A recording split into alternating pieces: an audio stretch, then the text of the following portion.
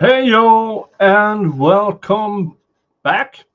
I had a bit of a hope that Viva Frey should at least tell us a bit more about the Dailymotion, but he went over to Rumble to do that.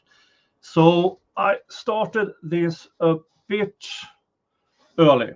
I hope you don't mind, because so we can get through a bit of what went on day 2 and stuff like that, and give you folks a bit of a run through what's been going on so far before today's trial starts in an hour, or just over an hour. Hi Troy, hi Soulsouffle, hi Thierry, hi David. David, if you're not busy, I can send you a link. I'll send David a link. It could be good to have a US attorney, not just a Swedish stuff. I need to get a tweeter up on. Let's see here. And David is invited. Let's see if he has time or if he is still in court. It's happening with Harper is here. Good to see you. Okay, YouTube stuff. And this goes for Rumble as well. Like, subscribe, everything stuffy. And yeah. This is Arizona versus Michael Turney. And Alissa Turney disappeared 22 years ago. In 2001, she was 17. And according to what has been told in court so far by both the prosecution and the defense, is that there is no body. There is no crime scene. There's no blood evidence. There's no DNA evidence. There's no murder weapon. But 22 years later, they charged him with second-degree murder, Mr. Michael Turney. In my opinion, the state's opening statement it could have been much better. But then again, they don't have much to go on. I believe that the defense opening statement was much better, but I was distracted. because for you who doesn't know, the lead defense attorney has half an arm. We can speculate if he was born with half an arm, or if it is an injury, or if it is a war injury, but I found that a bit distracting, just saying. First witness was a friend of the family, who in the first, in indirect, was informative. She was very emotional. Nothing really incriminating, but generally a witness who is a friend to the family. Then it was a cross-examination of her. And it was interesting to see how the emotions and a bit of waterwork stopped directly. And it was a good cross. And in that cross, we found out that through her, the witness, that Michael Turney called the cops already in the afternoon or evening of the disappearance. He went out looking for her. He called all the friends. He called around. He called the cops, begging them to, please, my daughter is missing. But the cops treated it as a runaway and did not care. They didn't show up to the house until a week later. On redirect, nothing much happened. Then it was time for the star witness, Alissa's sister, Sarah. Sarah Turney was 12 when Alissa disappeared. And for the first 15 years or something of that sort, she believed her sister was missing. She ran away. But then sometime between 2000 and her interviews in 2008, 7 years after the disappearance, and her podcast started in 2019, she changed her mind and believed that her father was responsible for the disappearance. And through that public outcry that generated, they arrested Mr. Turney. So he has been in jail since 2021, and now he's 75 years old, in a wheelchair, standing trial for second-degree murder. And during testimony, again, I expected more during direct. It was very informative. We got a lot of information. Now, we do know that there has been a motion request from the defense that no allegations of SA should be mentioned at all. I haven't seen that motion, but apparently it was successful for the defense. Now, during the direct, and then also on during the cross-examination, which I felt started off good, I've had the notion she wasn't telling the entirety of the truth. Now, that might be because of court motions hindering her, or because she was trying to adjust her story to what fit the indictment.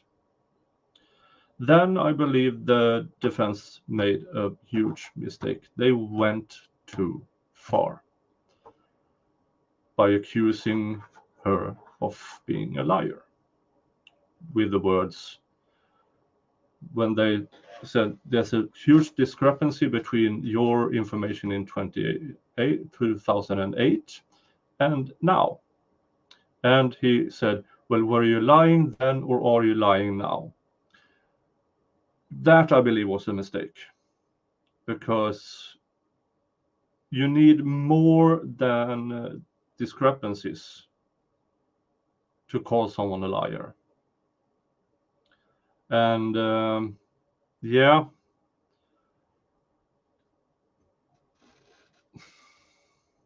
And then came the jury questions. And I remember one of them vividly, that not quote, but verbatim, that at least one jury member asked, when you're talking about your sister being this, and this, and brave, what do you mean by brave? Which allowed Sarah to elaborate on that.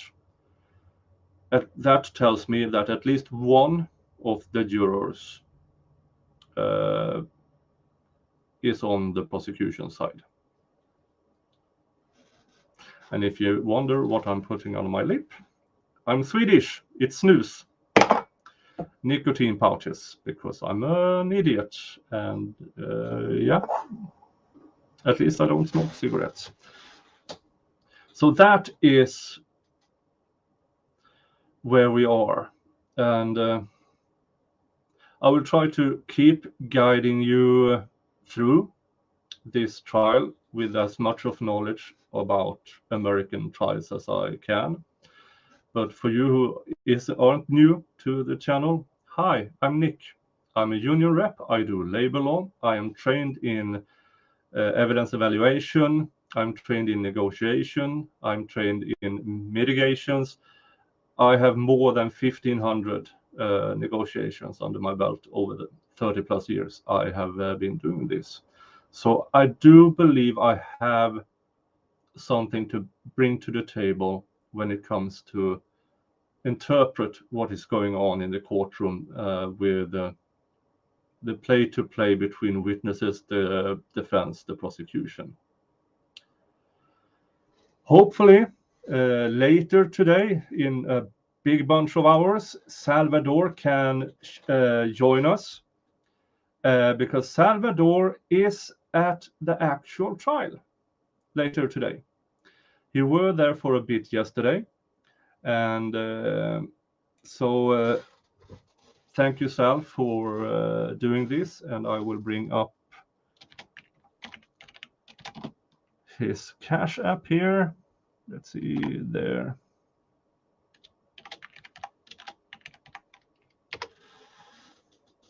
Dun, dun, dun. Here it is. If you have the possibility, send me a few bucks for gas money and a cup of coffee for doing this service to us. And yeah. So, oh, Christy Lynn Borges and Sal. Hi, Christy. This is Sal. Sal, this is Christy. Yeah, the more the merrier. And now that Sal knows exactly which courtroom it is, he can help you. He can find his way there again. And he can give you the tips and everything to how to act in the courtroom and stuff like that. Me and David have been instructing him on how to act in a courtroom to get respect, stuff like that, which sadly depends a lot on how you're dressed. For instance, I'm home. I have my hair out. I have my nicotine in. I have my coffee. And this is not how you would see me in court. It would be back in a ponytail and suit and tie and everything. And yeah, this show is I'm streaming this to Rumble as well. And I have no idea how many there are. Oh, there are 7 watching right now on Rumble. You on Rumble, just make yourself noticed in the chat by just writing something so I know that you are paying attention. That would be very, very sweet. So this was brief what's happened the 2 first days. And housekeeping, do become a member. It's $3 a month. You get access to members only content on my channel, and you get access to Discord. Yes, I have a Discord channel. And I don't mind super chats, but it's your money. You do what you choose with it. I'm bad at grifting. Ask anybody on LawTube. I'm horrible at grifting. Yeah, other than that, like and subscribe. Now, we missed the last hour of day 2 because I was too tired. It was almost 1 a.m. And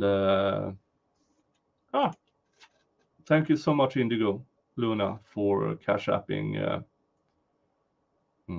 to Sal. And if you want, again, if you want to donate to Zachariah Anderson's legal fund, there's your link. GD will post it now and then during this.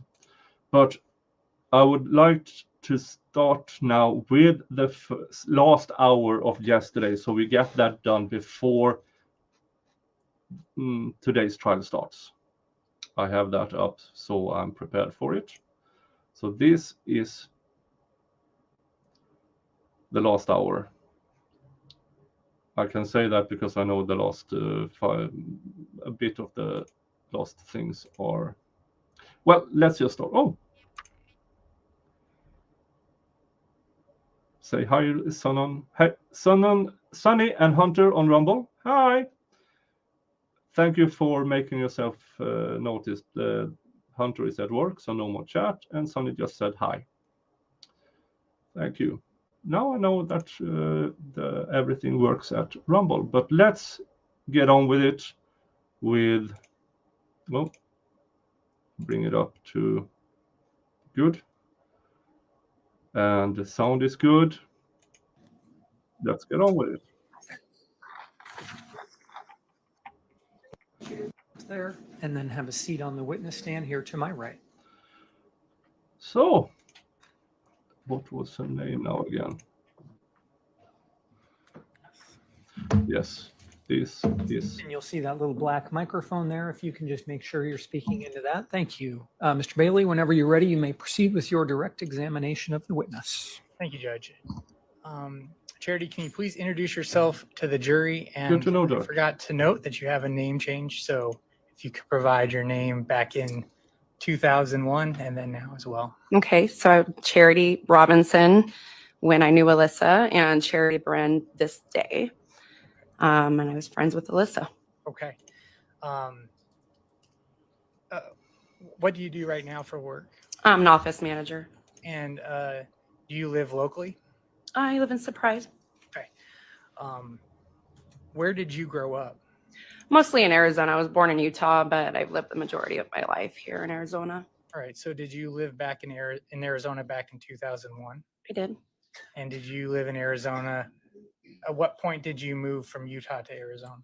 At the age of about 2 years old. Right.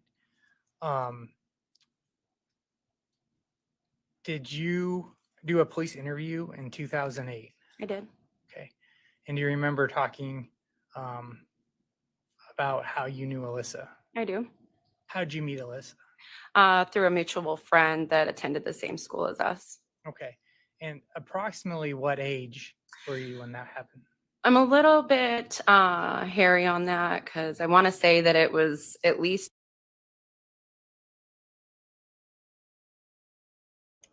They started early in Arizona. Or I'm bad at Arizona time. So I will put this up. We will catch up with them, but I will play this in 1.25. For my sophomore and junior year, but it may have only been just before my junior year and then throughout my junior year. But it would have been her freshman, sophomore time frame. Okay, so can we take that to mean that you are a little bit older than Alissa? Yes, a couple of years older. And we'll have to be careful. I do it Hi, David. often. Hello. Because this young lady in front of us has to take down everything we say. So we'll just be careful about not doing that. Okay. All right. Now, do you know what schools Alissa went to as far as high school? The only two that I'm aware of are Barry Goldwater and Paradise Valley. All right. And did she go to Barry Goldwater before she went to Paradise Valley? As far as I understand. Arizona time. What high schools did you go to? It was 9:30 Just in Barry Arizona. Goldwater. that is So you said you're not entirely sure reservation time. when you met is Alissa, but it working. was when you were in high school? I apologize. I remember when I met her. Okay. I just don't remember Is this the the timing. friend? A mutual friend of ours had brought her over to my house. I think it was my birthday party, and that's why I believe it could have been my 16th birthday party, 17th birthday party. But I met her through a mutual friend that had brought her along to the party, and we just hit it off from there. Okay. Well, I guess when you say hit it off, what does that mean? How well of friends were you? Well, we just had a really good time together that evening and started to make plans to hang out with each other. She started to spend a lot of time at my house, and she just became very close with not only myself, but my family. And I guess the rest is history because, as teenage girls, what do you do to make friends? You hang out, you try to do things together, you discuss mutual interests. We just really got along really well and became very close. What sorts of things did you and Alissa like to do together? Well, we were young, as long as and neither one of us drove. Stumped. At the time, neither one of us was really working. Like I had a job, but it was paying for things that I needed and that kind of thing. But we weren't driving, so we were pretty limited in what we could do. The majority of the time was spent just hanging out at my house. Anything from reading magazines to doodling to we like to write letters to friends, so there'd be a bit of that. We just hung out, with my family and around the neighborhood, and every once in a while we'd, get the privilege of going to the mall or to a movie. But the most that we did was just hang around each other, listen to music, and just do your typical. She might have lip piercing. What was Alissa like as a friend? Alissa was kind. She was loyal. She was caring. She was protective. She was funny. She was just a really kind and sweet person. One of the things that stick out to me to this day is how if she loved you, she would tell anybody she could about you. She would just brag you up to, all of her other friends. I heard all about everybody. I heard all about, Stacy, all about everybody. Just she would talk about everybody. She would talk about her brothers and how much she loved them, and she would talk about Sarah and how much she loved her. And she just really always kind of, I guess, went out of her way to speak well and speak love to the people that she cared about. So you talked a little bit about some of her family members. Did you ever see Alissa and Sarah interacting? I don't know why. Yeah. But that's my fault. How did they interact? Like a typical sister relationship would be. I'm the oldest of 5 with 3 sisters. So, I think along with that comes the territory of a little bit of spatting back and forth, a little bit of, hey, don't take my hairbrush, a little bit of, hey, get out of my room, but a lot of love at the same time. She was very protective over Sarah. She loved her a lot. She spoke kindly about her despite, the probably arguments that they got in with each other. But she had a lot of kind things, like I said, to say about everyone she cared about. And did you know any of her brothers? Yeah, a little. I had met each of them maybe a couple of times. There was one time that sticks out for me pretty good that we went down to Salt River, and we went down the river with, I believe, John and Mike that day. It was a really good day.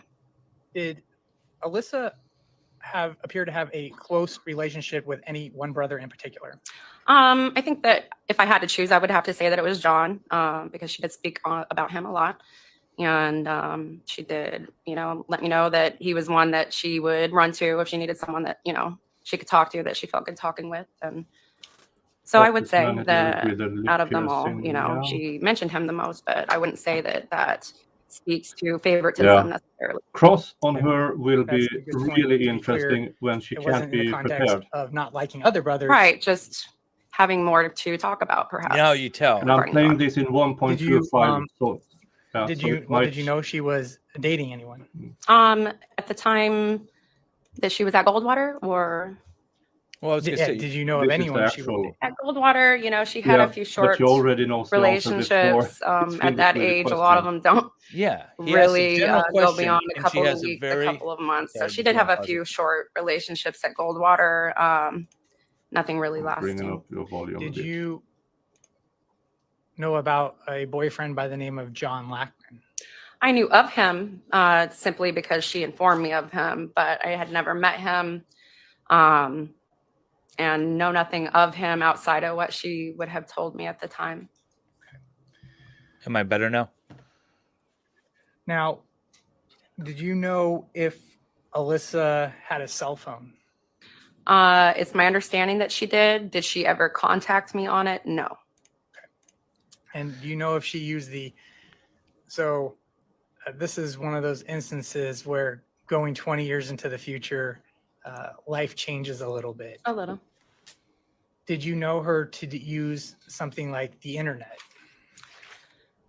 No, I mean, no, because there was nothing that I would have been doing on the internet with her. So, and it's not something that she talked about or that I recall her ever mentioning having a particular interest in. These women Back in are this past time, 30 and they were talk there like things like, teenagers. I don't get it. Social media that you were aware Why is of? she chewing You gum? know, we had, I think, and I Yeah. I was gonna say so. And So the first gum. of all, she's very coached. Not well coached, prepared. When you ask a very general question and she gives you a general answer, but then she's like, and on this particular occasion, it goes into great detail. That means that she's been asked that question several times. So she's Yeah. very prepared. And why is she chewing gum? Yeah. maybe a little bit off on time frame, but AOL was a thing and there was online chat communities for that. But one thing that sticks out for me in that time frame and being able to use even a platform like that is the fact that, in my particular household, there was 7 of us. So, someone always needed the phone or, the computer and so on. So I didn't personally use it a lot. And I don't recall any instances where she explains or describes using it in any way to. And that's a good point. The questions that we're asking you are just based on what you know. Yeah, I don't recall that ever being an interest that she and I shared at all. All right. Did you know Alyssa's stepfather? Did I know him? Correct. Yes, I did know him. How did you know him? Just in the times that he would be bringing her over to my house or picking her up. And there was a couple of times that I visited their home. Okay. Well, do you see him in the courtroom today? I do. Can you please state where he is seated and what he is wearing? He's to my left here in a beige gray suit. May the record reflect the witness identified the defendant. The record will so reflect. Did you see Alissa and the defendant interact with each other? Yes. What was that interaction like? Most of the time it was short because, as I said, it would be in the case of being dropped off or picked up. In a few cases, maybe for a ride to the mall. And in most cases, she and I would spend that time chatting with each other. But every now and again, it would be them discussing, whatever his expectations of her were normally. But yeah, I did witness them interact from time to time. All right. In short bursts. Were you over? Did you ever visit Alissa at her house? Once or twice. One time that sticks out for me is a time that I had joined her and Sarah to trick or treat, and I think I was 15, or no, I would have been older. I would have been 16 or 17, and that would have made Alissa about 16. And of course, that's a little old, but we still had a lot of fun. She has very specific memories. I wonder if that will translate to cross-examination. Sorry, I was muted. I was gonna say I doubt it. No, that was gonna be my response because they usually are very coached and then don't know what to do on cross. Yeah, and also, I keep having this with the podcast and everything. If pure speculation, if every witness was in the same chat group or something like that, because their stories are all lined. Well, there's the same attorney that's talking to all of them. They might not be talking in the same room, but he's phrasing questions and asking about specific details. They're all in line with his theory. And so that's Yeah. what you do as an attorney. You're like, I'm going to ask you these sort of questions. I'm going to ask you about this. What's your answer going to be? And then you sort of tailor everything and you put a whole cohesive narrative together. So it's the prosecutor that's presenting the case in that way. Yeah, but if it's too coached, then during the cross, it can be too apparent, can't it? Well, but just like I said, I can tell that this witness has been prepared. The way she answered that one question, is a jury gonna pick up on that? Is someone in the audience or in the chat gonna pick up on that? I doubt it. So then we're stuck with coached witnesses that it's obvious to every attorney and judge. Yeah. Were you aware of any video surveillance or recording that were going on in that household? I am aware to the extent that she informed me. So you did not have any personal knowledge of recordings occurring in that house? Outside of seeing the phone recorder, no. So you actually saw the phone You recording? can see that pretty easily, but I did not go inspecting for the other ones that she revealed. So potential video surveillance cameras was something that you were unaware of? Only for the fact that she described them to me. I had never witnessed them personally. All right. You said you only went over there a couple times, but it sounded like you were very good friends? Yeah. Why was that? Why did I not go over there very often? Yes. Alissa preferred to spend time at my home. Okay. And can we take that to mean that Alissa visited you at your house often? That's right. And it probably will loop back around to a little bit of what we've talked about, but what would you do with Alissa at your house? A lot of like we described earlier. I had described earlier. We would most of the time just hang out in my room, watch movies, read magazines, pick on my brother and sisters. She had a bit of a ornery sense of humor, so she liked to play small pranks. So we'd do stuff like that to my my siblings, and every once in a while go to the mall. Every once in a while, catch an actual movie at the theater. But for the most part, it was literally just hanging around with each other, laughing about ridiculous things. Most is Jello wrestling. Just doing your typical teenage stuff, makeup, painting our nails. I want to know more about bracelets, most friendship childhood bracelets, like just living a normal teenage life. And definitely Christie's. Did you know of any source of conflict that was in Alissa's life? Yeah, she described often and frequently the type of conflict that she had with her father. Did she complain about any other people with regularity? No. Now, I want to know more about these video cameras. Your friendship with Alissa? So far, we have only heard about 2 cameras. One facing outwards for they used their carport door as entrance. Okay. So there was a camera there checking who went in and out. Also, there was a camera towards the living room, I think. Okay. Those are the only 2 cameras. So I have a camera in my living room, and it's faces the one entry door, but it also has you can talk through it. So sometimes I can yell at the kids if they don't answer their phones. But I don't use it for that. I'm using it for other reasons. But I have security cameras around my house on the outside. And but it's not like they're in the bedroom or upstairs or downstairs or anywhere else. They're just trained on the doors. So I don't know. I don't see the big deal. Hidden in the vent, pointed at the couch. I don't know. It's not like it's in a bedroom or a bathroom or anything. I mean, I don't know. Just curious. I haven't heard anything about cameras inside the kids' rooms or the dad's bedroom. I do know that there was monitors to the cameras in dad's bedroom, so he could check the cameras, I guess. But the kids, at least according to one witness, said that. But not said, but were asked, but you could go in and out anytime you wanted. Yeah.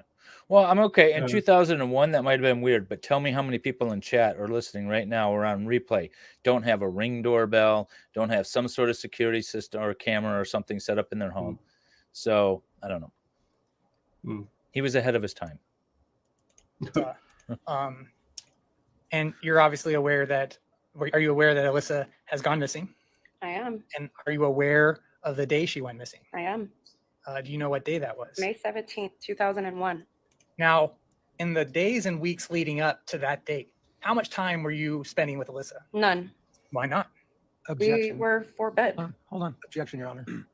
What is the objection? May we approach, Your Honor? It's a hearsay, but may we approach? You may. Okay. I just pinned a link top of the chat. Merch store. I have one item. This one. You can't unfub a clusterfuck. I saw that. I saw that. Yeah. Yeah, I'm very excited to order one. Okay. Let's see here. Now we can skip ahead a bit. What's that? Oh, that's the defendant. I was like, what's going on here? Yeah, I mean, okay, so he's a little odd. He was a little ahead of his time, but still, the cameras don't. You can leave everything in the courtroom. The jury's now excused. Okay. The kids are probably not happy because I know my kids aren't necessarily happy when, I tell them to do something and I can plainly see on the security videos that they didn't, whatever, clean up the driveway or whatever, and I yell at them about it. Okay, they are removing the jury after that bench, so this might be interesting to hear.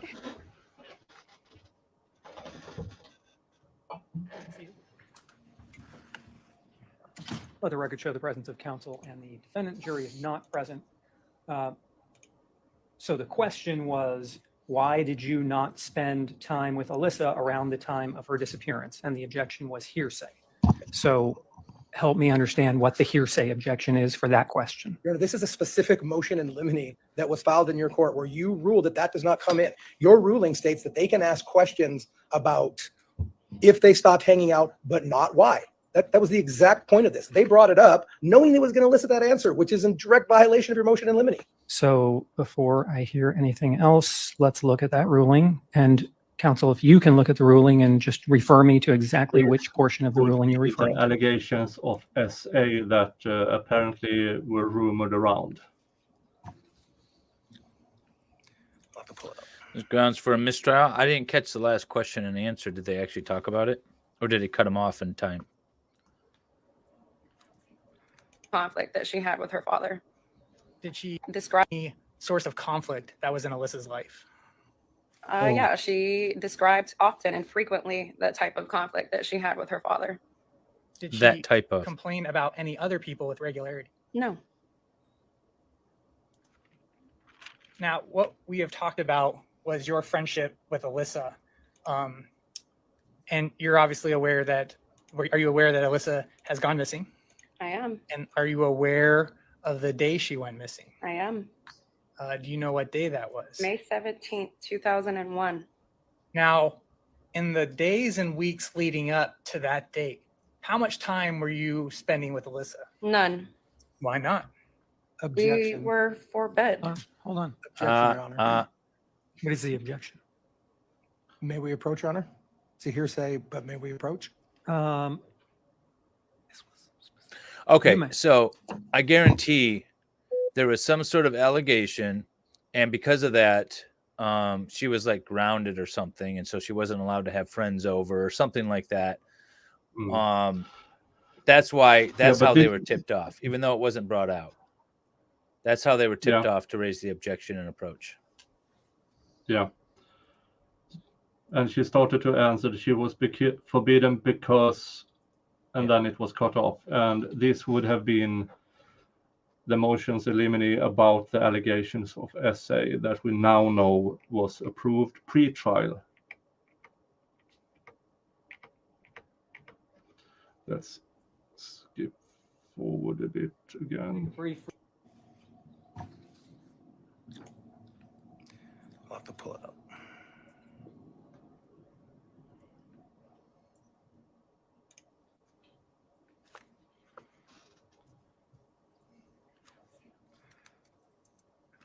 It is not on the docket yet, but your ruling was in open court.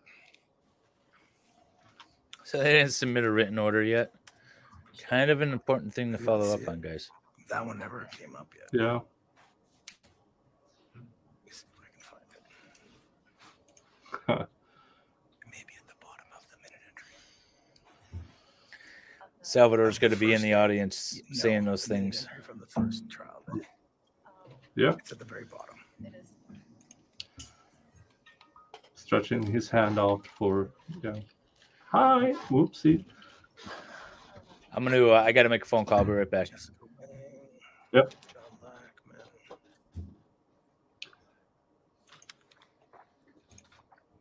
Good morning, Grammy. Welcome here. Welcome to the stream.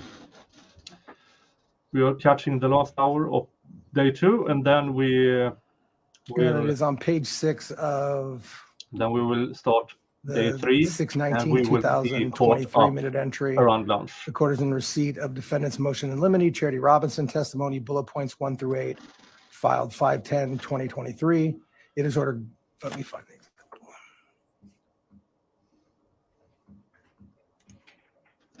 To preclude the witness from testifying about any reference to or testimony regarding Alissa's alleged statement that the defendant forbade her from being friends with Charity. However, Charity may testify about any incidents that she witnessed. This question was directly at why, and she was about to say that, and she did actually say at the beginning of the interview that it was that he forbade, the defendant forbade us. That is in direct violation of the minute entry. But since Question, the state knew that question was going to draw out that answer and chose to do it anyway in violation of the court order. Any response from the state? If you can talk into the microphone. Thank you, Judge. State's position is showing that trying to clarify why she did not spend time with Alissa, that she had not had prior contact with her into the weeks and months leading up. That was the point of the question, not to elicit that the father forbade her. So when you ask why they had not been spending time together around the time of her disappearance, what did you anticipate the answer to be? I anticipated the answer being our relationship had stopped and we were not spending time with each other. Okay. That was my response. Okay. My belief. Okay.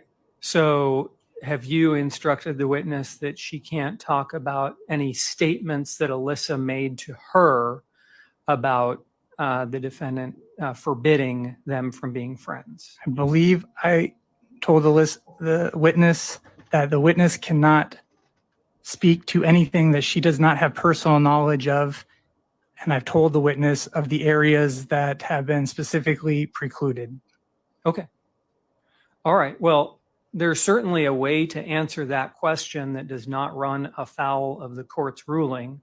So I'll allow the But her answer already said out of her mouth that the defendant forbade. I That was didn't what she said. I didn't hear what her answer was because I was trying to clarify the objection. So to the extent that the jury heard that, you can make a motion to strike. I'll grant it. And then Mr. Bailey may ask his next question. I think we're all on the same page at this point. Will the defense and the court allow me to lead through that area so we can be sure that the witness does not go into that area? Yes, Yeah. we talked about that on previous you ones. I have will no objection bring it to out that, but anyway. I'm that's- sure I haven't seen it, but I think the cat's already out of the bag. I mean, to sit here and say, oh, that's not what I wanted when it was the exact question, it is kind of, it's running afoul of the rules, Your Honor. And it seems that everything that's going on in this case is they're trying to circumvent the court's orders. Well, again, I think there is a way to answer that question that runs afoul of the court's rule. I'm still speaking.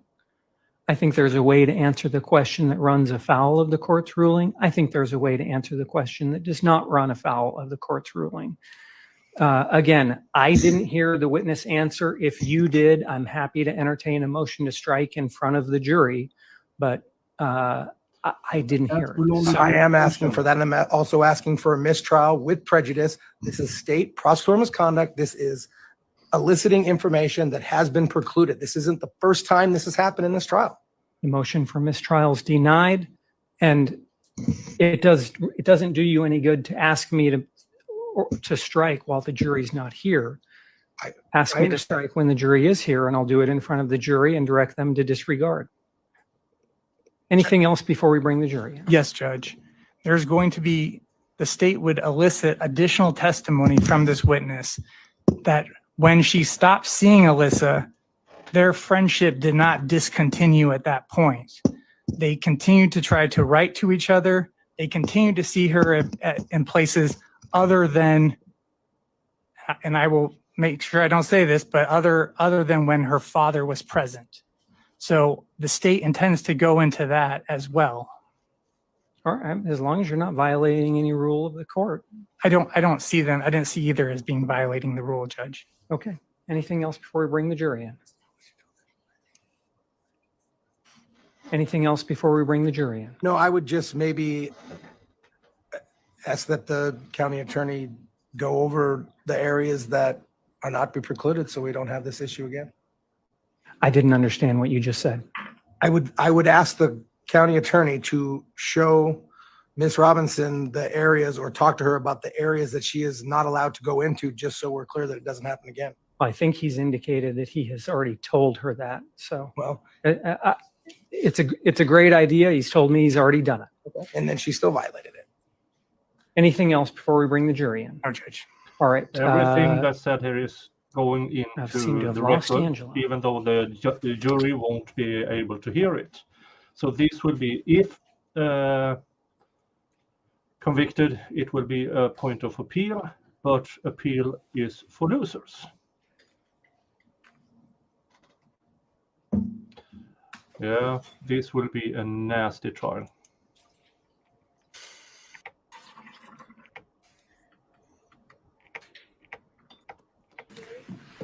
Jury's back.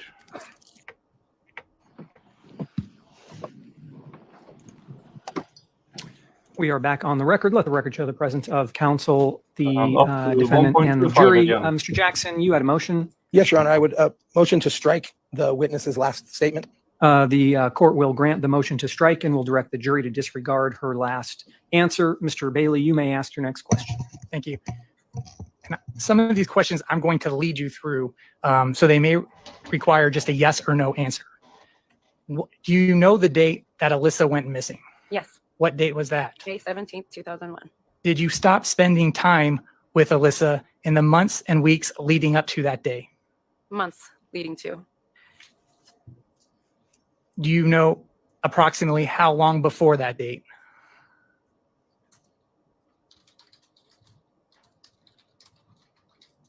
Maybe 10 months. Anything particular 10 in months? this? Did you still want to spend time with Alissa? I did. And this is based on your interaction. Did you have interactions with Alissa? She wrote me through the U.S. Postal Service. And every now and again, when she would make it on my side of town, she'd try to pop into my house and say hi. And then there was one time that she showed up at my work and visited with me. So one of the things you still did was write letters back and forth to each other. I didn't write her. She wrote me.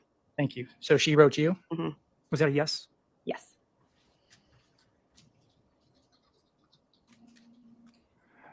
Now you said you're aware of the last day, the day that Alissa went missing. How are you aware of that date? I first heard about it because someone had noticed her flyer. And then not too long after that, Michael Turney called my home to speak to my mother and informed us at that point that she was missing. Okay.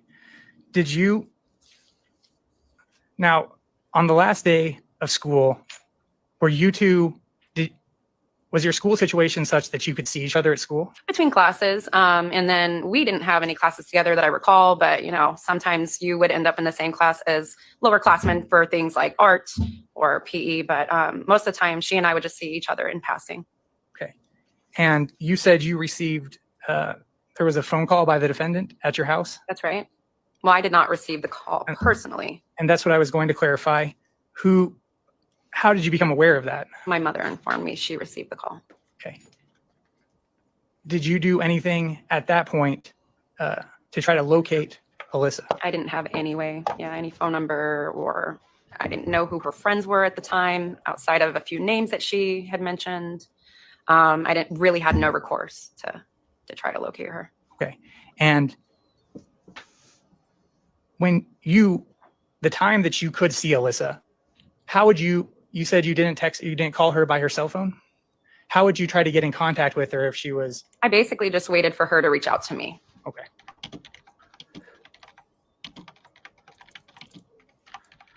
And have you done anything since that time in an attempt to locate or hear from Alissa? When Google became a thing, I started to look for her name and search her name and see what I could find out. And that's actually how I found John eventually on MySpace, I think. Yes, over the years, I've made attempts to see what I can find out. Okay. And since May 17, 2001, have you ever heard from Alissa? No, And have you ever seen Alissa again? no.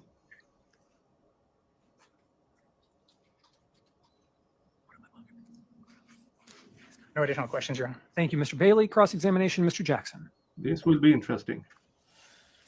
I mean, her testimony is not terribly compelling to me as it is right now. I don't know what information she had to offer other than suspicion and conspiracy. Good afternoon. Good afternoon. My understanding is that you met Alissa when she was a freshman at Barry Goldwell, I believe so. and you would have been a junior that year. I would have been a sophomore. I was a sophomore when I met her. She was I think we're a year apart. 1 year apart. Okay. Would you have graduated from Barry Goldwater the year she disappeared? Yes, And you would regularly see her till the end of her sophomore year. that's right. And that would have been the end of your junior year. That's right. But the last time you saw Alissa was about 6 months before she ran away, correct? Roughly, yeah. It was when I was employed at Susie Mama Bear. And the time period for that is a little hairy for me, but it would have had to have been prior to February of that year. Is that when you quit that place? That's right. So at some point, she came to visit you, and this was a short, brief 5-minute encounter. Yeah, And you never saw her, spoke with her again after that. that's right. You described Alissa as a loving person. Yes. You also told Detective Anderson she could be mischievous. Not in a harmful way. Sure. You told her she was mischievous. That's what you told the detective. Yeah, correct? that's the word I chose. That's right. You told him she was boy crazy. I said that. No. Detective Anderson. I think that every 16, 17-year-old girl's a little boy crazy, but I wouldn't say that it was anything out of the norm. You said she was a party girl and loved to go out. I said that she was a party girl and loved to go out. Well, I don't recall saying that, but I don't see why I would, because we didn't really have any means to go out. Did you ever describe her as a space cadet? I don't remember. I don't recall referring to her as a space cadet. Could she be a space cadet? I mean, those were your words. Maybe after we smoked a joint. She's not condescending at all. She didn't. No. Oh, that was a good freeze frame. Yeah. That face She had tells it all perfect right there. memory. Yeah. Why is she had everyone so perfect hostile? memory up until now. Again. Yeah. I understand why, if everybody on the state's team believe he is guilty of this. Yeah, I But guess. there's a way to answer as a witness that isn't this. But she was even sort of, I don't know, a little not condescending with the prosecutor, but she had a bit of an attitude towards the defendant, or even the fact that she had to be here because he should just admit to his crimes kind of tone. I don't know. Weird. Yeah, I kind of agree that. But is the jury picking up on any of this or thinking this at all? Yeah, that's the issue. And if she says boy crazy to a police officer, but now she says at the time it's normal. If it's normal, you don't say it to a police officer, do you? Well, don't she know. probably phrased it that way because they said, does she have could she have run off with somebody? There's somebody new in her life. Apparently there was somebody new in her life, an ex-boyfriend. And the police say, well, did she have a lot of guys? And her response could have been, well, she's a little boy crazy. Yeah, and now maybe when we smoke the joint, okay, that opens up everything for the defense. talk about future plans with you? She kind of lived in the moment, I think is what you told the detective? She did discuss future plans with me. You told the detective that she didn't talk about future plans and she lived in the moment.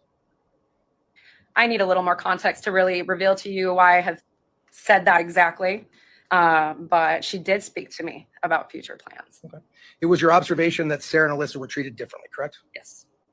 Sarah got positive attention. Correct. Alissa got negative attention. Not always, but for the majority of the time, yeah. But that's what you told the detective. They were treated differently. Alissa got negative attention, correct? She got, yes, negative attention. But Alissa did get some positive attention Yes, when she was behaving and doing good. that's an opinion. Well, when she was, at times she was allowed to go out with her friends, correct? Yeah. She went over to your house. Yeah, she was allowed at my house. She was allowed to go to school dances.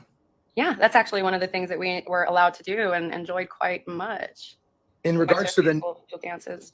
sorry, in regards to the negative attention, is it possible the negative attention was because she was misbehaving, I do not believe so. doing drugs, I do not believe so. drinking? I do not believe so. She was sneaking out. I don't know about that. She was doing poorly in school. I don't know about that either. You were at the Turney home several times, correct? A couple. You even spent the night once. Once, yeah. Were you aware of contracts that Mr. Turney had Alissa sign? Because she had I'm asking, informed me, yes. are you aware? I am aware. Are you aware of a contract that he had your parents sign? He attempted to, but they did not oblige. Were you present when that took place? I was not. Okay, so you don't have any knowledge of what went on with that conversation except for what your mom may have told you. What my mom did tell me. But I'm not going to ask you. You're not allowed to say what other people say. So you don't have any personal knowledge of those contracts. No. Did you ever see them? I did not see them. No further questions. Thank you. Thank you, Mr. Jackson. Mr. Bailey, any redirect? One more, Your Honor. She thinks she did good. I'm not so sure. But then again, yeah, misbehaving. That was a weird kind of answers to. She got rules when she drank, snuck out, did drugs, but she doesn't believe so. And but then again, I have no idea how the jury will react. But it's like, I don't believe so. I don't think so. I don't believe so. I don't think so. Not saying for certain, right? Mm.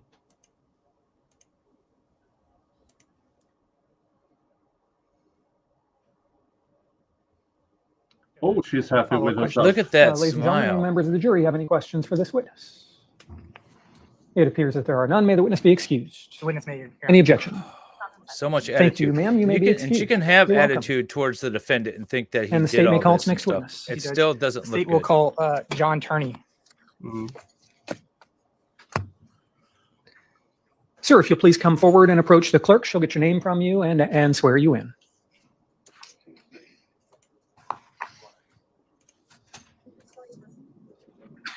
Yeah, we just looked at the happening with Harper. Or it's Okay, happening this with Harper. is the Sir, if you'll please take a walk up the ramp and have a seat on the witness stand here to my right. brother. I guess his last name is Turney, but what is his first name? Will we briefly approach? On or off? Off the record. Yes. Why don't you come up behind the witness? Okay.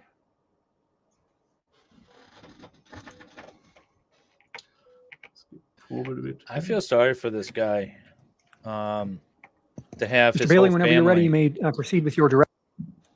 to have his whole family brought up against him and testify against him.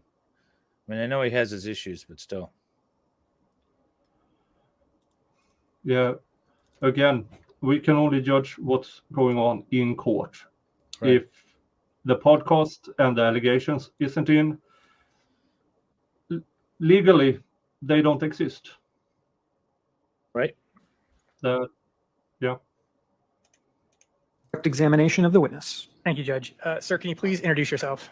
I'm John Turney And where do you currently live? in California. All right. How long have you lived in California? 5.5 years now. All right. She'll be out And back what do you raising. do for work?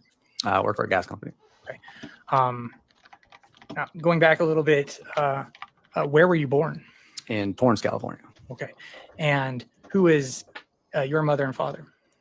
My mother is Barbara, and my father is also named John and lives in California. Okay.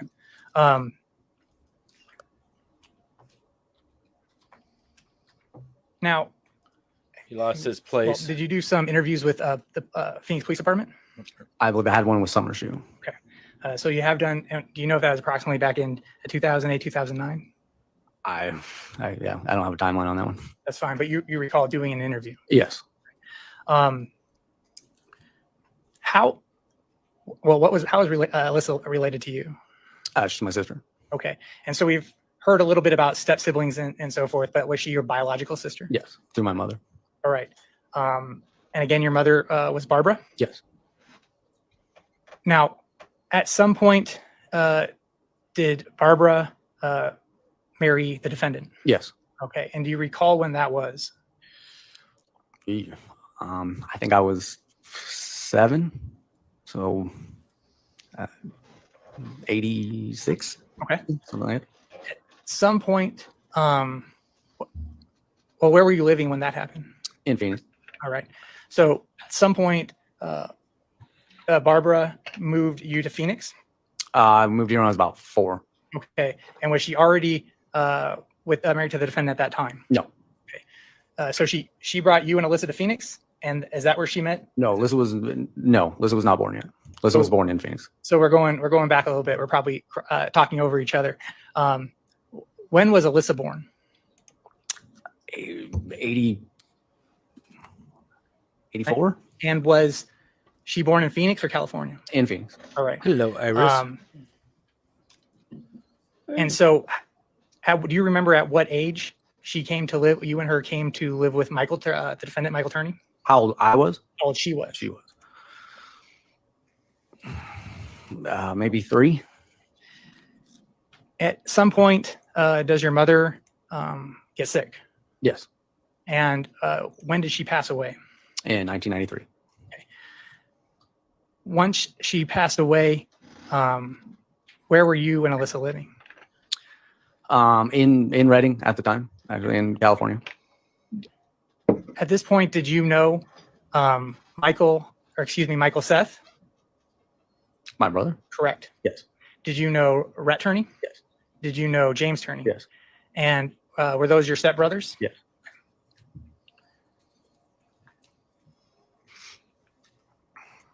Do you recall why you moved to Phoenix? Originally? Correct. No. And also, Sarah Turney, is that your stepsister?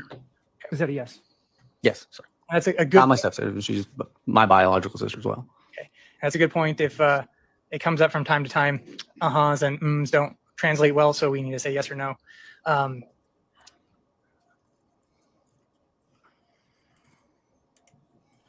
So it goes a little without saying, but is the defendant your stepfather? Yes, my adopted father.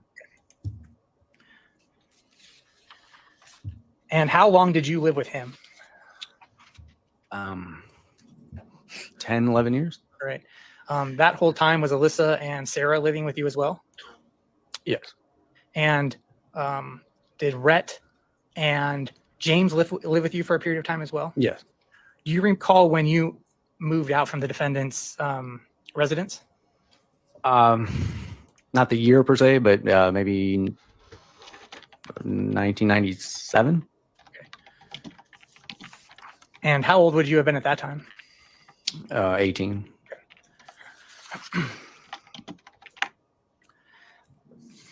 Now, can you describe a little bit what your relationship was like with Alissa? We were close as we had grown up together, and she's, I was her big brother. So the fact that you had the same mother, Barbara, did you feel that created some kind of special The way relationship he between said you and this that. family dynamic? I'm sure it was. I mean, it was her. Same mother by another brother. I miss. That was awesome. We were close as we had grown up together, and she's, I was her big brother. So the fact that you had the same mother, Barbara, did you feel that created some kind of special relationship between you and this family I thought you dynamic? said by another I'm mother. sure it was. I mean, it was her and I brought into this new family, so we were close. I don't know what he said. Now, did you still get along with your stepbrothers? Was the Yes. mother named And did you get along Barbara with Sarah or Turney? something? Yes. Did you get along with the defendant? Yes. I don't know. It just sounded really funny.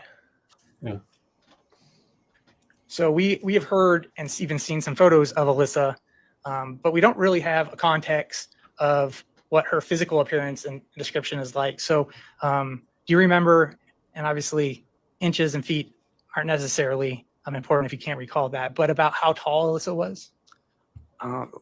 Maybe 5'6", Okay. 5'6", 5'7". Was, let me put it this way, did she appear to be a taller than average maybe girl? Yes. Was she taller than Starow at the time? Yes. And was her weight normal, what you would expect for a teenager? Yeah. What does that has to do with anything? How much time did you spend with Alissa before you moved out? Before I moved out of the house, Correct. just as much as any two teenagers would. I was just a little younger than that, but I mean, we spent quite a bit of time together as children. And would she talk to you? Mhm. And would she, Yes. What's that? would she confide in you? Yes. Did you know about her friends? Yes, most of them. Can you remember any of their names? Katie, Charity, Stacy, Shay, quite a few. Okay.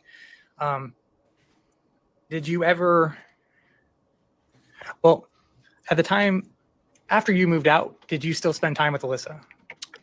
From time to time. Did the frequency of your visits or interactions decrease because you moved out? Yes. How about leading? However, These would are she still horrible talk to you and questions. confide in Yeah. to you and things about things? Yeah, for the most part, whatever was going on in her life.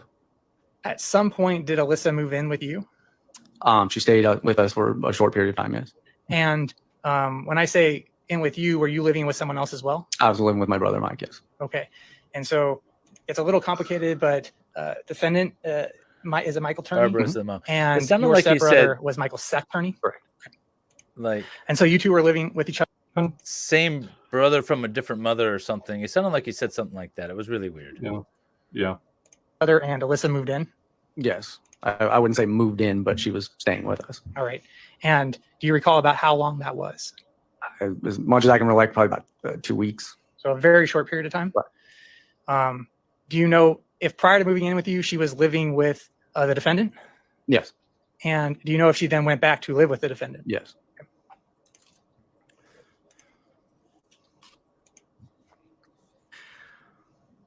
All right. So obviously this is coming from the perspective of someone who was around 18 or younger at the time. But what was Alissa like as you knew her? Just my little sister. I mean, she was fun loving. She was a lot like me as a teenager. Okay. So outgoing. Was she would you characterize her as a problem child? No, she had her struggles, but I don't think she was a problem child. All right. Fair enough. And so you may have not been a perfect angel either. No. A typical teenager. Yes. Sorry. Yes. Did you know if she had a job? At Jack in the Box, yes. Did you ever visit her when she was at Jack in the Box? I did not. Don't like Jack in the Box food. I don't eat fast food. And did you know where she went to school? Yes. Where did she go to school? Paradise Valley at that time. Okay. And before that, as far as high school, where was she going? I barely remember going to Barry Goldwater because I went there, but I do remember going there for a year. All right. Did you graduate from Barry Goldwater or did you graduate? I did. Now, were you aware if Alissa had anything like a fake ID? I am not aware of a fake ID if she had one. Were you aware if she used any drugs? I do know about marijuana use. Okay. And that was something you saw? Yes. Do you know about any other type of drugs? No. Okay.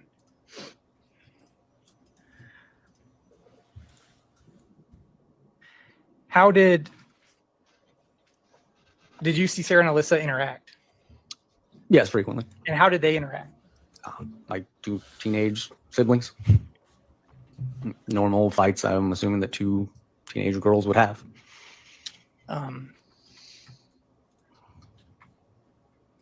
From your personal observations and what you could see, did you believe that Alissa cared for her sister? Yes, indeed.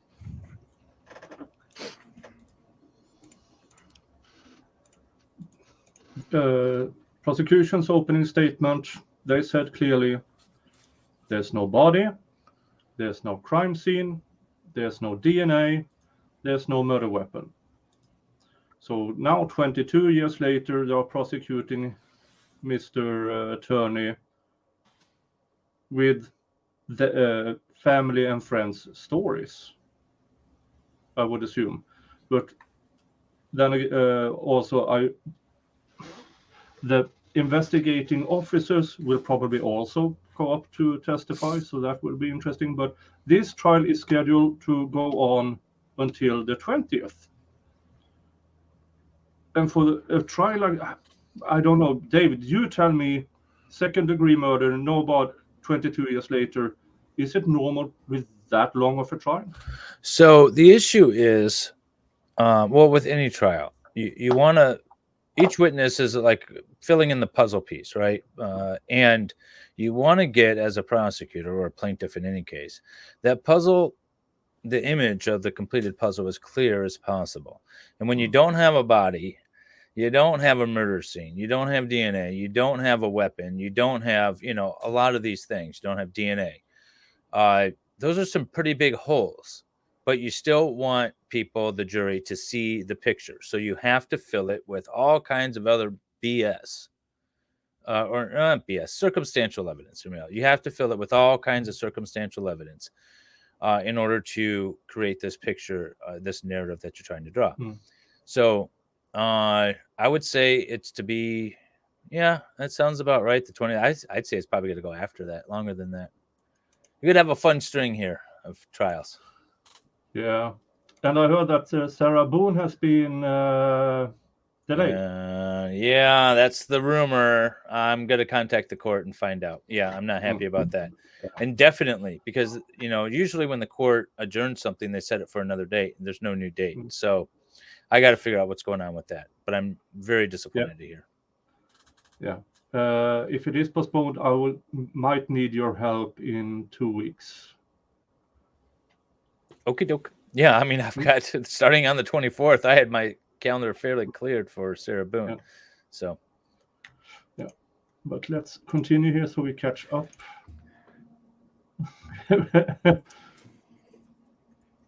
Were you aware if Alissa had dated a man by the name of John Lackman? Yes, Okay. Did you ever see Alissa and John Lackman interacting with each other? I have. What were your observations of John Lackman? Just a typical teenager. I didn't think much of him, but it's not for me to decide. And I don't think he's here, so nothing concerning about him. Is that what you would say? It was a long time ago too. I could be a bit critical as an older brother. Did Alissa have a cell phone? I don't really remember whether she had a cell phone or not. And if you needed to get in touch with Alissa, how'd you do that? It would just be by either calling our father or going over there. Okay. And from the time that you knew her, did you know her to use the internet? No. And it can be difficult to even think about a time when there was an internet, but that wasn't something that you saw. No, I didn't even use the internet until well after I was an adult. Were you aware if she had any pets? I think she had a ferret. And did she have a ferret at the time she went missing? If you know. I don't remember. Nobody else has testified to it. So, no. Her sister didn't testify to it. Are you aware of Alissa ever breaking her nose when you were with her? I don't remember that.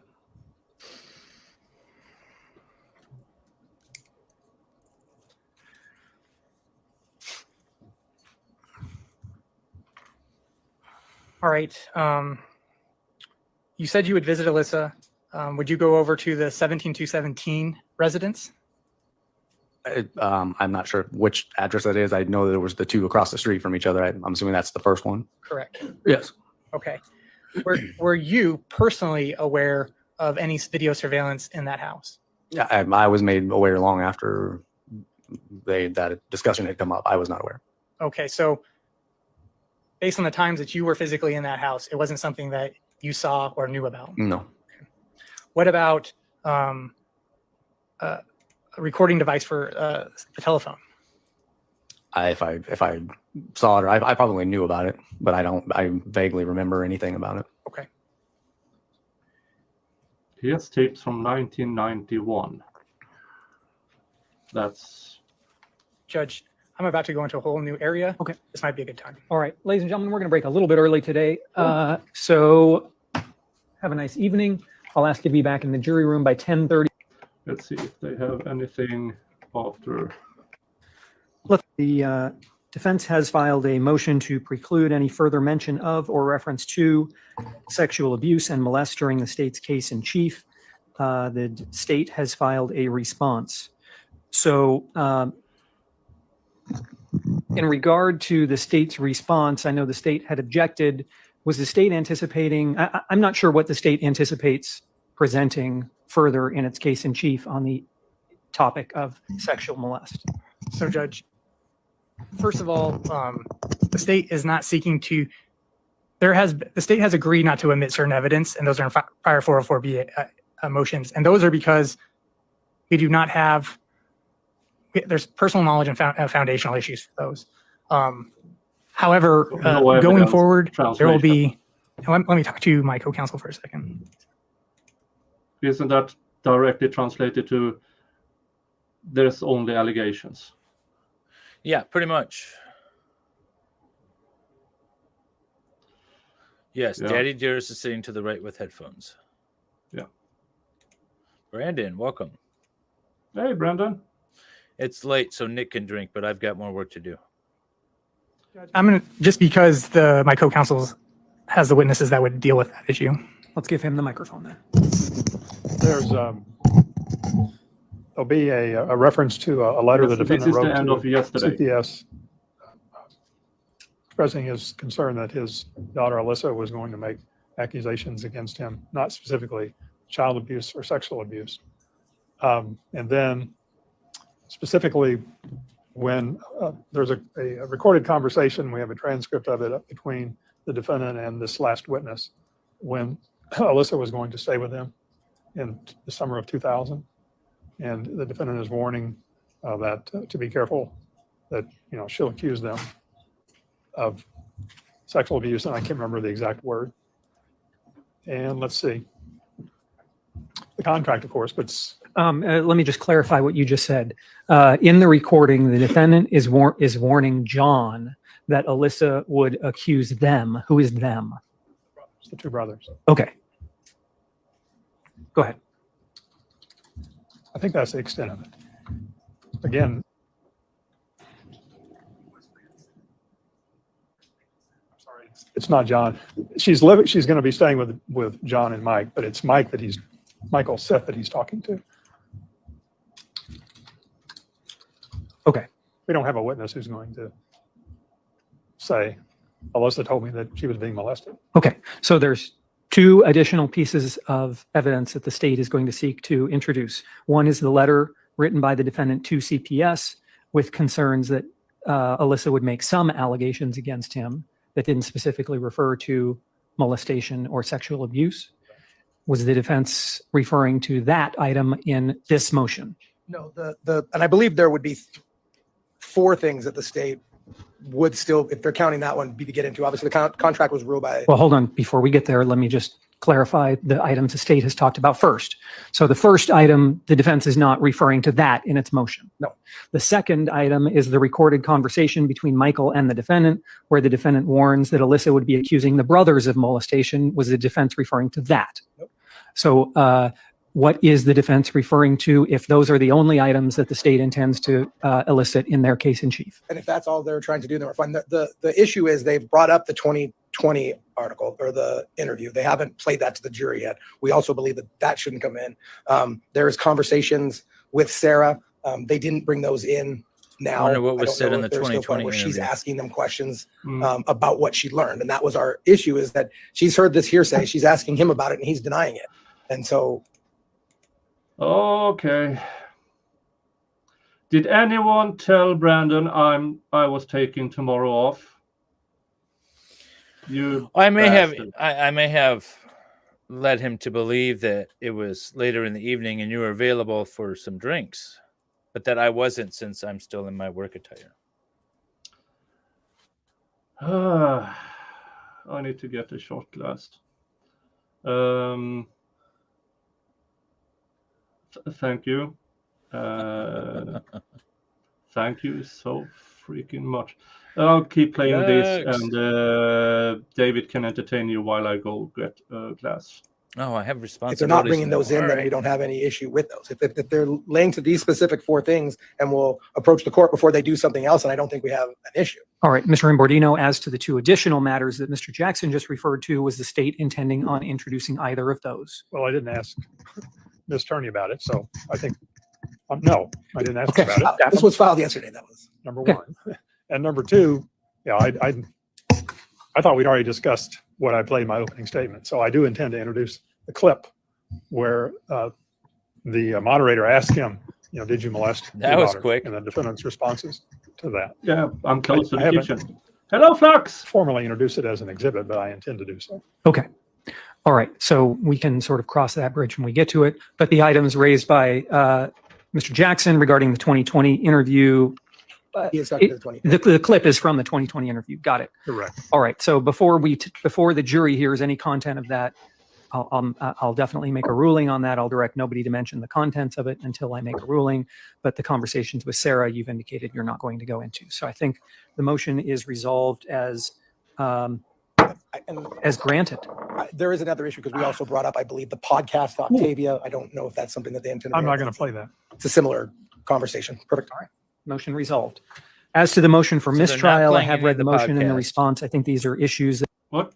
They're not playing any of the podcasts. They're not allowed to discuss the contents of a 2020 interview of sorts until the judge has made a final ruling on it, because he doesn't know if he's going to allow it. So no witness can discuss a 2020 interview or something that took place. So it sounds like a lot of this media post 2007 or media stuff or any interviews post 2007 are for right now excluded. So that's good. Everybody go and subscribe to Salvador. Just click on his name and it should pop up or something. So he can bear some of my burden. Oh God, we have a lot of hours left of stream. Of we've sorts is a taken good up phrase. separately. The defense has put them together in a motion for mistrial. I've read the motion and the response. The motion for mistrial is denied. Counsel, anything else we can talk about before we break for today? Not from the state. Mr. Jackson. Not at this time, Your Honor. No. All right, counsel, have a nice evening. We'll see you at 10:15 tomorrow. I'm trying to get everybody on tomorrow's calendar to get here early so we don't do this again. So I'll do my best. We'll see. Okay. We just go straight in No. tomorrow. All right. Yeah, we are going straight into tomorrow. Nice. Yeah. 2020-001818-001, State of Arizona versus Michael Turney. Let the record show the presence of counsel. I've never looked at this judge up close. Does he look like a Disney animatronic? Talk about a couple of brief things before the jury comes out here. The state let us know last night that they're going to be calling a couple of witnesses today that we weren't expecting, and so we weren't able to file motions in limine in advance. So we like to discuss a couple of things on the record to make sure we're on the same page. Surprise In the state, witnesses. we spoke with Mr. Bailey. He's on the same page, but I just This wanna make is sure that the record's shenanigans. Clear. Okay. No. Calling He didn't know he was calling him Let's today. not do it Okay, now. today. But I She did. appreciate you letting me know, and I'll find a time soon for us to do that. And then I think we might want to do either break for lunch early or come back early because there's another witness who the state is intending to call in defense's position is that he may need an attorney appointed. Okay. Ooh. All right. We'll break for lunch a couple minutes early. And then one more thing, Your Honor. Mr. Turney, Mr. Turney's Oh, indicated that he crap. has some, he has a medical condition. He has a vein issue in his leg. This is the first day of trial that they've put on ankle. I might like, need to a hand knee you the restraint. control He's over having the a really stream difficult today, time David. sitting. He still has the belt on, but I'm in the mood it's for very Highland uncomfortable Park. for him. He doesn't think that he can Is the get up to defendant in a journey. Is wheelchair? there any way, Yes. anything that we can do about removing the? He's 75 years old and has spent Is more than is 2 it years only a in problem jail. when he stands up? Why do they have waist and ankle cuffs on him? Leg as well because the blood flow, it's cutting off circulation. Might be standard Okay. So we'll take that up before lunch as because well. he might In stand the up and meantime, when run. the jury comes in, he I doesn't have don't to know. stand up. Thank you, Brandon. All right. Anything else before we bring the jury in? Yes, sir. I thought you did this in the jury instructions preliminary, but maybe I'm wrong, but it's the appropriate time. Could you please advise the jurors of a victim's right to decline an interview? There is a final jury instruction that exists in the Rajis, so I didn't do it in the preliminaries. It's not a standard preliminary, but it is a standard final. Apparently, Uh, the and Dirks, so, yes, I was they planning are on talking afraid of a to you about 70-year-old final jury man. Instructions within a couple of days anyways, so you'll let me know that that's going to be a state's requested. Yes, Hi, sir. Wendy. Anything else? Hey, Wendy. All right, then let's get Mr. Turner, Hi, Wendy. Mr. Turney back on the witness stand, and Angela, you can bring. Interesting that the state has a witness they're calling, and the state's witness might want a court-appointed attorney, which means they're trying to implicate him as some sort of co-conspirator or something. What would you ask about that the person would be implicating potentially their criminal culpability? One of those they might. I don't really need them. Yeah, that is weird. Yes. Drinking buddy? I don't know. Drinking buddy, but you have to allege somehow that he's potentially involved with this, right? Or Yeah. involved. I mean, well, maybe he He sold. doesn't. Maybe no, but the state wouldn't bring like the drug dealer for the girls in, right? I don't know who this witness is. It'll be interesting to see who this person is and why they think they need an Yeah, attorney. this is 22 years later. If he was a drug dealer at the time, then Yeah. That's true. Statute of limitations. statute of limitations, unless he's in prison. I mean, Maybe. yeah. Or have maybe he's no got a idea. deal for testifying, but then you would think you would already have an attorney. It's just weird. I don't know. We'll see when it comes to it. Yeah, and more chewing gum. I see that, Indigo. Yeah. So it's either some. Yeah, I don't know. It can't be a minor, can it? No, because a minor, if anything, would get a guardian ad litem, not an attorney. Yeah. So it's yeah. This trial is much more interesting than anything else going on at the time. It's more At this interesting than time. my trial for sure. I'm going 1.25 again. I'm gonna need to jump off soon, just so you know. Okay. No worries. And up to better quality, I hope. Don't forget to like and subscribe if you're not already subscribed. Yep. Like, subscribe. Oh,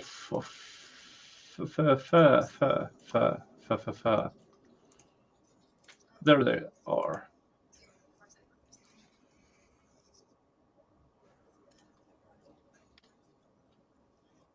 Okay, I can't. I'm going back to 480 so I can run this in 1.25. Let's see. Do they have not? Sorry, no subtitles. Thank you, David. Gifting 5 memberships to HT, Lupoy, Will Call Magic, Brad, Bamagirl. That's a few new ones. Yeah, Yeah, they're all new. There's members only content for you in on my channel. There should be a link to the Discord. The Discord is run by 2 people who are may or may not be. We are It's back on the record. amateur Instead, hour Mrs. Turney, on my let the record Discord. show the Let's presence just of say that. counsel, the defendant, and the jury. Morning, It's the ladies and best way to gentlemen. Great do be back this Discord. morning. Thank you so much for Yeah. making it back on time. I really appreciate that. Let the record show that witness John Turney is back on the witness stand. Sir, I'll remind you that you are still under oath. And Mr. Bailey, you may resume your direct examination of the witness whenever you're ready. Thank you, Judge. we left off talking about one of the areas we left off talking about was where you were living at various points. And we spoke about Alissa coming to live with you for a short period of time, approximately 2 weeks, I think is what you said. Do you know why she came to live with you? Just from what I know, it was just there was some turmoil in the house, and I believe they needed a break from each other. All right. And when you say they, are you referring to the defendant, your stepfather, and Alissa Turney? Correct.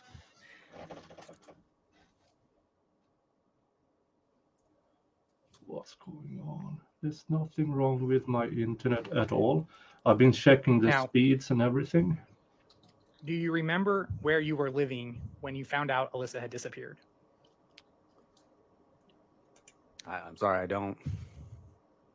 How did you find out that Alissa had disappeared?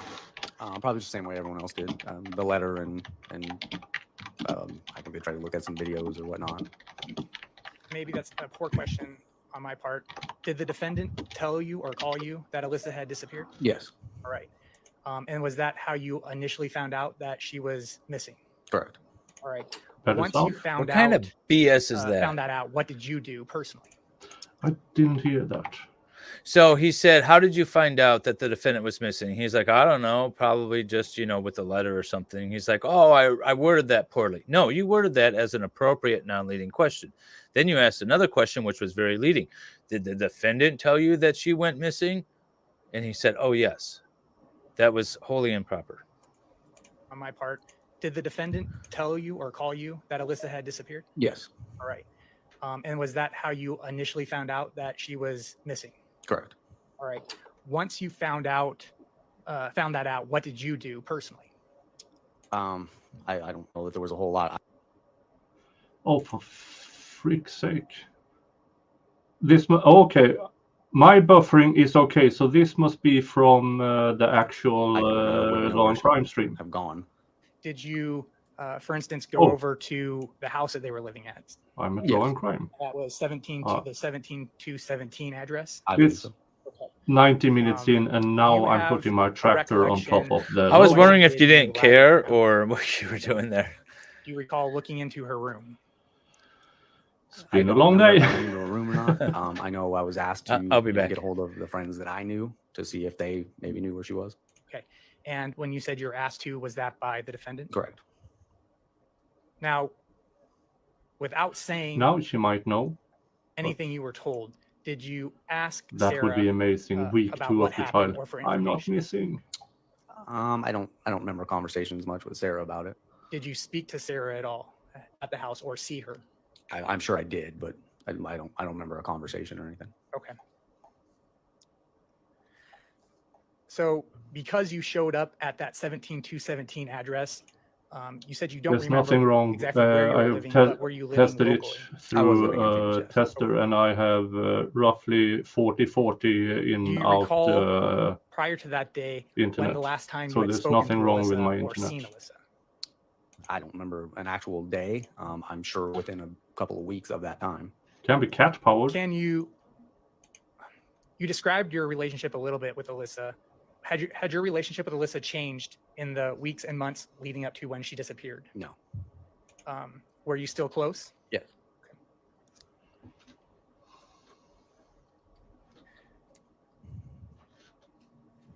Before I forget, we talked about some family. Does Alissa also have some aunts? Yes.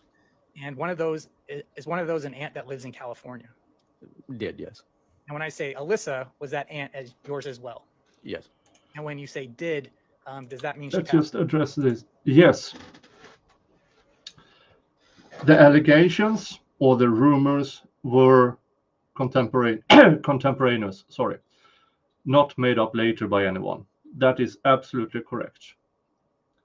And we found that out through the motions of Elimini, and I've seen in the chat that Michael Turney knew that the allegations were out there. And apparently he made her sign a contract. We don't know yet if that will ever enter into evidence.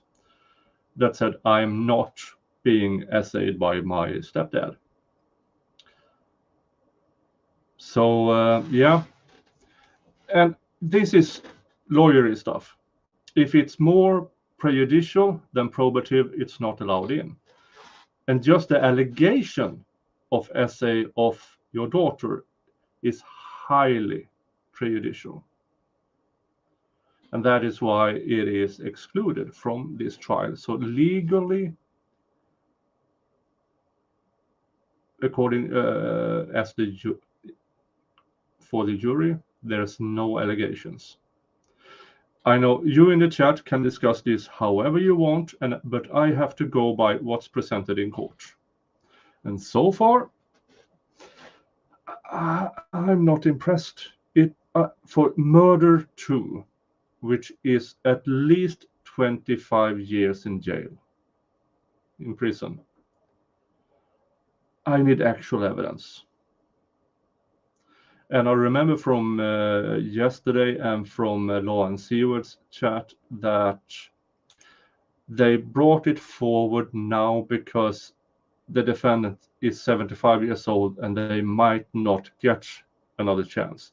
And for me, that is the absolute wrong reason to prosecute. The accused is getting old. We have to prosecute him now and hope for a jury. For me, that's the absolute wrong way to go. For me, the evidence has to lead to the prosecution, not age, sex, whatever. The evidence must get you there, nothing else. Just saying. But I could be completely wrong. You in the chat, keep going. I love the discussion in the chat.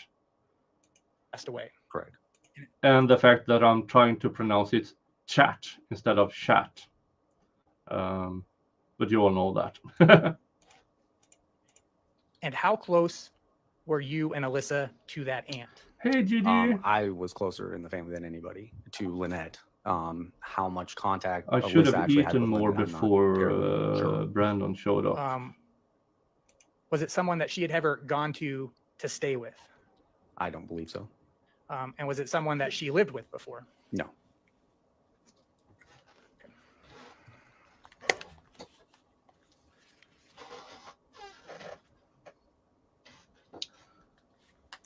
Lefty arrived. Hey. Yay. You said you went over to the house. You had a conversation with the defendant. You believed you looked around the house, possibly in her room. Did the defendant tell you anything about attempting to see if video surveillance had captured Alissa? I vaguely remember going maybe over some videos to see if she had left or if there was any evidence of her leaving the house. Did the defendant tell you? I don't eat bread not because I'm particularly allergic to it, but I do fart a lot. So yeah. That wonderful note. I gotta jump off. Thank you, David. No problem. You have fun with your stream. I'm gonna try to catch it in chat. I'll be in chat. See you guys. Yeah, you'll be in chat. I've sent a link to. Thank you, David. Go subscribe to him. I sent to Flux if she wants to join, because in this trial I kind of you have enough of two lawyery Sophie interpreting for you. I kind of need a non-lawyer person who might identify as a juror to help me. So I might send a link to Mo and to I don't know if I can send it to Jody. Oh yeah, sorry, Jamie. Yeah, David, you send a link to Jamie and I send a link to Mo, and we'll take it from there. You that the video surveillance did not show Alissa. Seriously, I'm so far ahead. My buffering is 3 minutes ahead. I believe that's correct. So it's not me.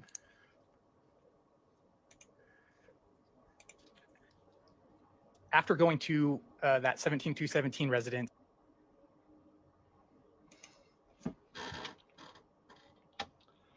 Jesus Christ. Okay. Normal speed? No, nothing. This has to be.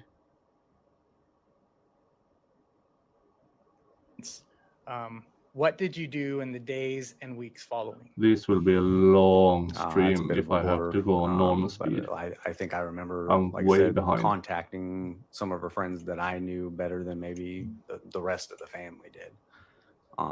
But the response was always the same. No one had seen her. Okay.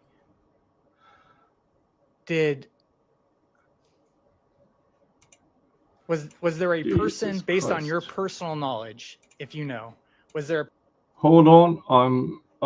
Damn it! I need person in the someone. family who everyone left to do the bulk of the searching? I believe our father. Okay.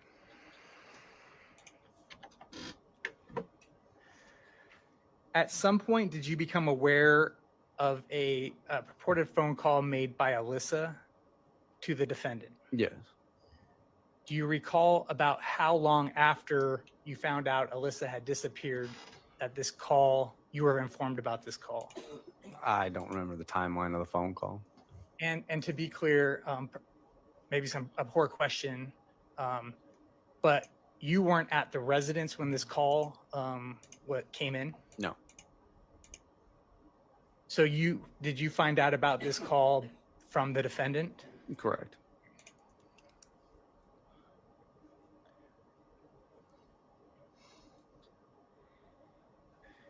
And excuse me if I asked this question already, but did the defendant tell you anything about what was said, or if anything was said during that call? I don't remember if there Jesus was an Christ. actual conversation or that she left a message, other than he was trying to get the actual phone number from that particular payphone. Okay.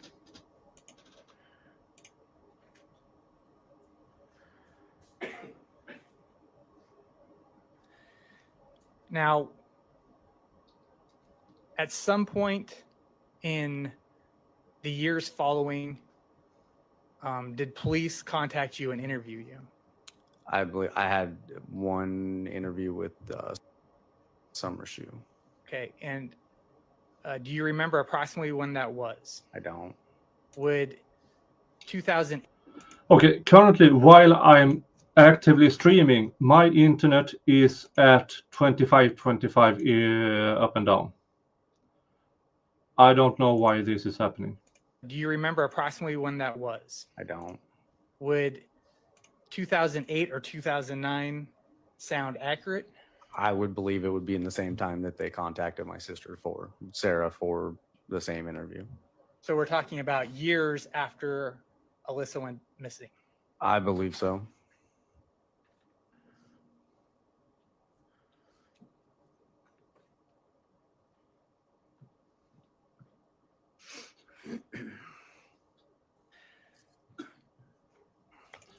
And no, the people walking up and down are not jurors. They are court staff.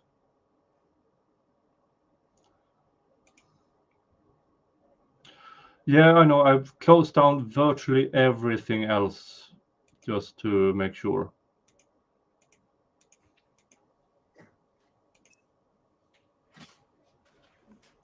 One more minute.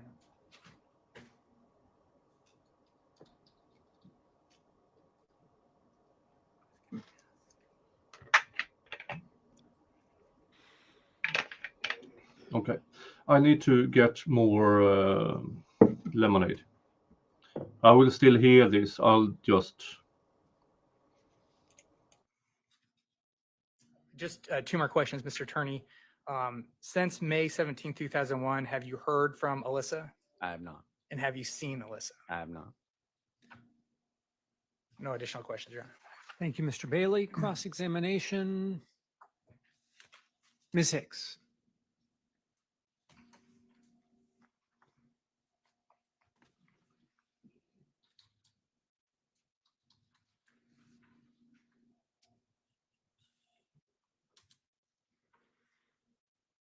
police report? Oh, you put up there. Thank you. Good morning, sir. I want to start with some background questions about your relationship with Alissa. These might seem like I'm asking a lot of details about it, but it's because there's a jury here that doesn't really know very much about you or your family. Sure. Okay. You're Alissa's older half brother, Correct. and your mother is Barbara Turney. Correct. Alissa's mother is also Barbara Turney. Correct. You share the same father, but not the same mother. Hey, Mo. Hello. Same mother. clar- Yeah. I not should the same father. clarify. Say the same mother, not the same biological. Okay. Everybody say hi to Mo, and you've Hi, seen guys. her in chat, and go subscribe to her. My Brandon cat is being licking mean his to up. me. He forces me to drink. Oh, Yeah. this is the right stream then. I knew I was coming from somewhere. How much have So- you listened to so far? Listen, the woman with the vocal fry that was 48 and talking like a 15-year-old killed me. I couldn't. Yeah. I mean, she was the same age as Alissa, 17 at 2001. This She is was the same 22 age years as later. me.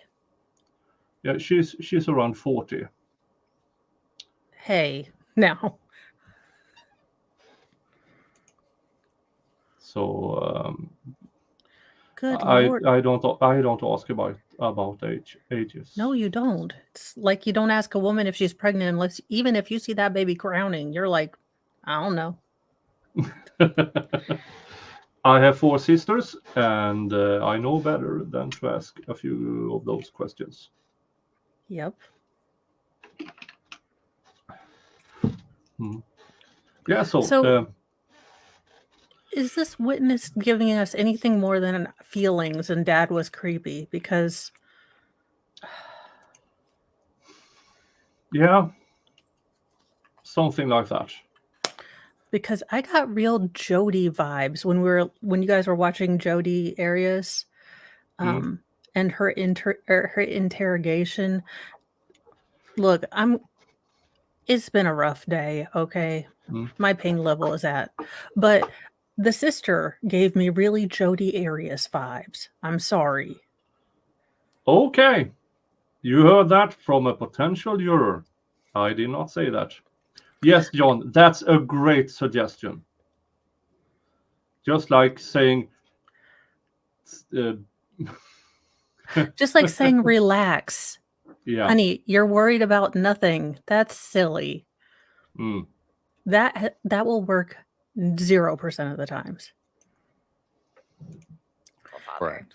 Okay. Now, your mother, Barbara, married Mike when you were a child. Yes. And That's a nice later, jawline, though. Mike adopted both you and Alissa. Correct. You were raised by Mike. Pretty much, yes. So was Alissa. Mhm. That, I guess. Yes, sorry. And there was a total of 6 children in the family. Yes. So your 3 stepbrothers, Correct. Rhett, James, Mike Jr., Correct. Why Sarah. wouldn't Mike Jr. be first? Mike and Barbara's daughter. yeah. Yes. So Alissa. far, I mean, I it's like the name Rhett, so I'm cool Yes. with it, but I just yeah. figure you know. So far, it's only the stepchildren or adoptive children that has. Maybe his own kids will go up there biologically. Yeah. Well, yeah. But Sarah looks a little fake. Sarah is his biological. Biological. Yeah. Look, y'all, it's not popular, and I am not saying that it is, it is just my feeling, but at the bottom line, her entire livelihood depends upon this narrative. Now, she can deeply believe it, and I believe she does, but there is an underlying, not motive, but maybe filter that she sees everything through. And that's what That's what concerns me with her answers. Yeah. I had issues with her testimony, but I do believe the defense did a mistake by going too hard with the questions. Were you lying then or are you lying now? Yeah. I didn't think they had the foundation for that. She What was they should have said, inconsistent, but yeah, they should have just said, this is what you said. You agree that it was closer to the time of the incident and your memory would have been fresher. That's all you. Yeah. Now, this attorney seems to just get ticked off, so or he's fiery. Are you clean enough, sir? Now, you and Alissa were trying not Mike's biological 1.25 children. again. I've been closing down Correct. everything But you and Alissa else. called him dad. Oh, Jesus. That was the wrong thing to close down. So I will say, I don't know if you guys do Prime. They have a buttony thing that works on stream. My husband will know the name of it. It's like it automatically does things when you press a button. Yes, I boomered. But it's on Prime today. Let's see here where we are. I believe we were there. I'm telling you, if I have a miraculous and possibly Antichrist seventh child, I'm naming it Mo Jr. 7 Mo Jr., my last name. So these I have to keep having up. Yep. Moved out. Your father raised your two sisters. Correct. It was his first time raising daughters. Yes. Oh, for fuck's sake. You know, I think it's something in that area, though you're not related and or you are not Baker, but I think the internet. But I'm already buffered up 2 minutes. I don't get it. And prior to Alissa and Sarah, he only had boys to raise. Yes. Now, after your mother's death, and after you and your brothers moved out, Mike was left to raise the girls on his own. Correct. He was a single dad. Yes. And you said during your police interview that Mike wasn't sure how to raise two girls after the rest of us left. Yes, it was difficult. And you're referring to the rest of us as you and your brothers. Right. And you were in your 20s at the time that Alissa was a teenager? Yeah. Okay. And you noticed that there were some differences between how your father raised Sarah and Alissa than how he raised you and your brothers. Hey, Jamie. Yes. Hey. Well, Your I mean, father that's was stricter in normal. some ways. Yes, I can imagine, again, boys and girls are different. Right. So dating, he was stricter with dating. Average, just daily, I guess the daily run in the house would be different, yes, with girls. Yeah. The girls had a stricter curfew. As far as I know, yes. He needed to know who they were spending time with. Yes. And again, I mean, you said this just a minute ago. This is because boys and girls sometimes need to be parented differently.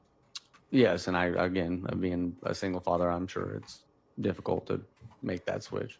Sure. I mean, is it fair to say that sometimes a teenage girl might be more vulnerable in certain situations than a teenage boy? I can imagine, yes. Teen pregnancy, Sure.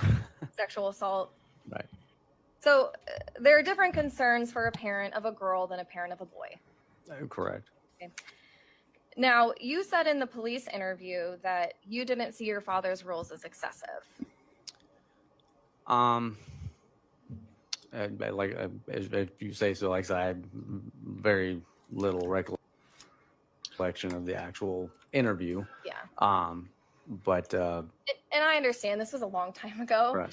I'm trying to hold you know, it on was 15 while years I'm ago, changing in 2008. So I my understand that there internet might be from some things my that you don't recall, and that's router to okay. my But if it's phone, something that you so I said in a might police be interview, was it cut something off. that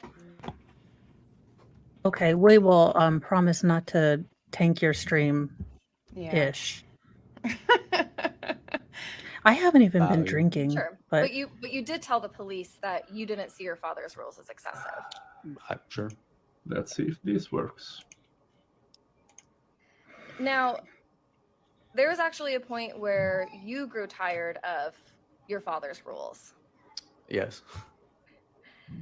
You couldn't live at home anymore because you didn't like how strict your father was. Yeah, and just teenage angst, and I was ready to leave. Yeah. And you said in your police interview, it was easier to find another place to live and make my own rules. Correct. So you left home at 17 years old? Yes, to start college. Okay. Same age as Alissa when she disappeared? Yeah. Now, Alissa would have been 11 or 12 years old when you left home. That sounds about right. So she was still living at home. Yes. She knew you left. Yes. And you ended up making it on your own. Correct. And when you moved out, you got to make your own rules, I'm assuming. Yes. Here's that inspirational stuff again. I mean, you said in your police interview that you didn't take the rules at home very well. No. No, you didn't say that, or no, you didn't take No, them? I didn't. No, I think I didn't take rule very well. There, you can see me And again. you said neither did Alissa. ooh, No, she was a lot For like better or worse. Now, sir, I want to move to, and you talked about a little bit about this on Direct about a time where Alissa lived with you. Yes. Okay.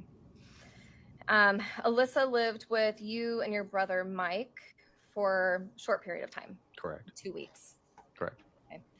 You were in your 20s? Yes, at that time I would have been 21, 22. Okay. And Alissa was 15 or 16? That sounds about right. And this was about a year before her disappearance?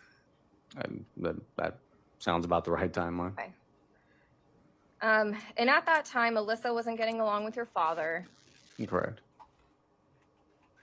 Alissa wasn't getting along with Sarah.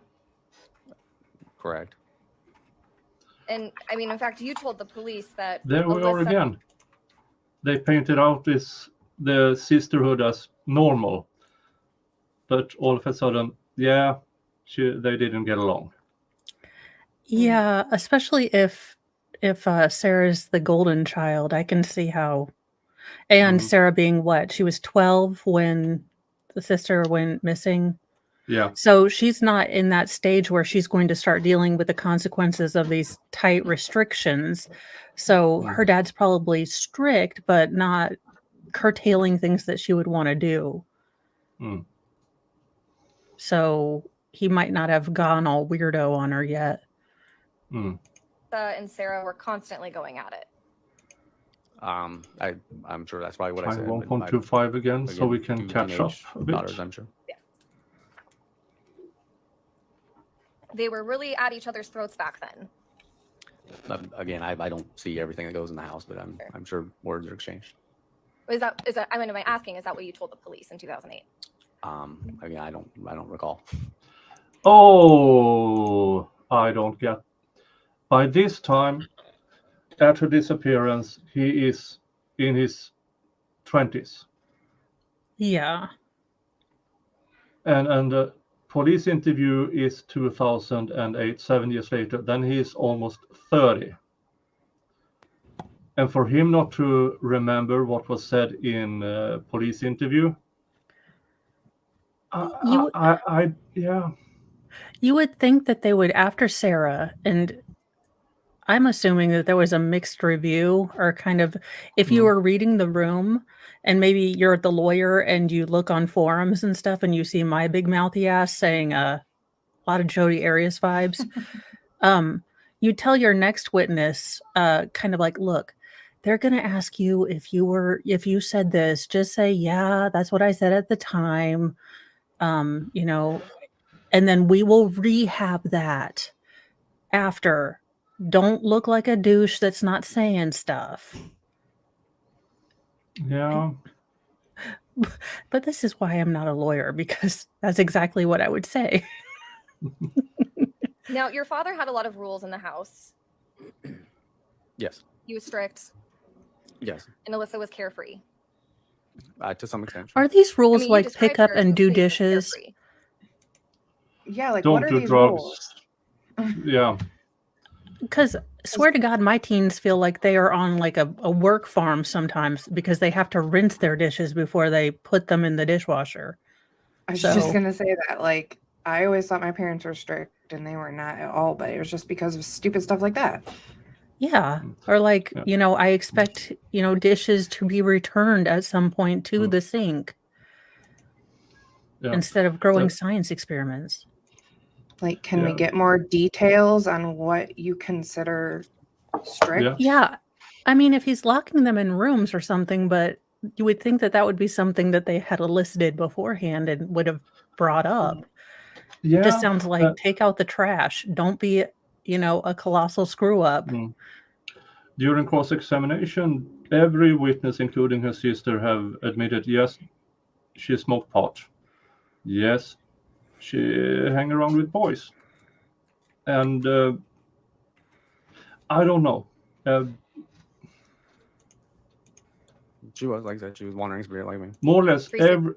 everything behind the allegations, behind the prosecution, is the thing they can't bring in, the allegations of SA. Yeah, and this judge seems incredibly, because I think that that was a incredibly sneaky move when they tried to get her to talk about it accidentally and then pretended they didn't remember the order.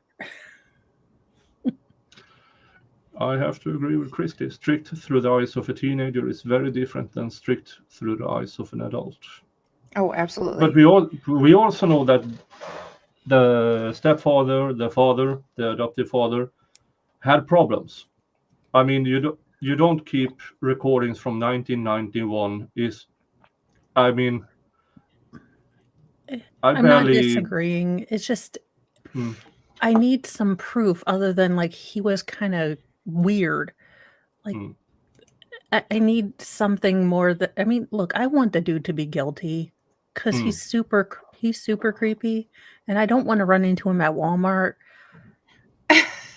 But I need some proof. Yeah. Before I put him in for the last 5 years of his life. Yeah, this is just day 3. They will go on until at least the 20th with the trial. So there's lots of this to come. Spirit. She wanted to live her life the way she wanted to. I believe so. She smoked marijuana every day. The frequency, I'm not sure. Well, you at least knew that she smoked marijuana. Yes, I did. And she didn't try to hide it from anyone. No. It was an open, you know, out in the open. Correct. She was going to parties. The parting I'm not aware of. You told the police in 2008 that she was. That might just be the case. I mean, if that's what I said, I don't remember much of Sure, the sure. parting part. Yeah, and that's understandable. But I'm asking, you know, if that's something that you said in a police interview, is that something that you believed at the time? That sounds correct. Drinking. I'm sure. Now, your father wouldn't let Alissa drink underage. Probably not. Wouldn't let her smoke weed. Yeah, probably not. She had a curfew. Yes, I'm not sure what the curfew was, but yes. She had to tell her father where she was going when she left the house. Yes, I do remember that she had to give details where she was going and where she'd be and when she'd be back. And Alissa wanted freedom. I would assume so. You said Alissa just kind of went out and did what she wanted. That probably sounds correct. You said she was open sexually. Yes, it's hard. You said she wasn't quiet about it, that's for sure. Okay.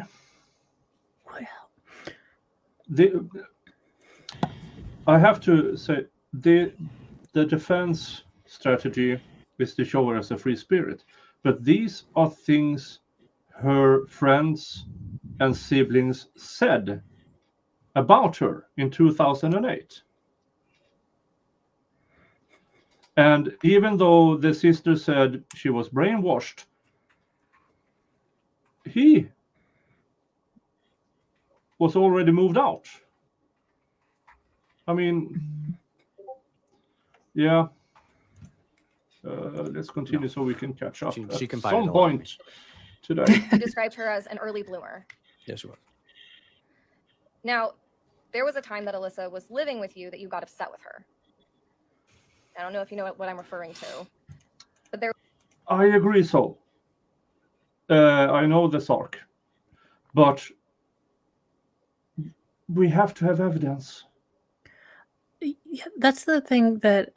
So, I was thinking about this last night, and I was assaulting Mr. Mo with this case because that's what I do.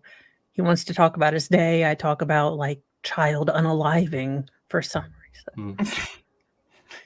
But I said, here's my problem, and here's what I've learned since watching Rittenhouse, even being a layperson.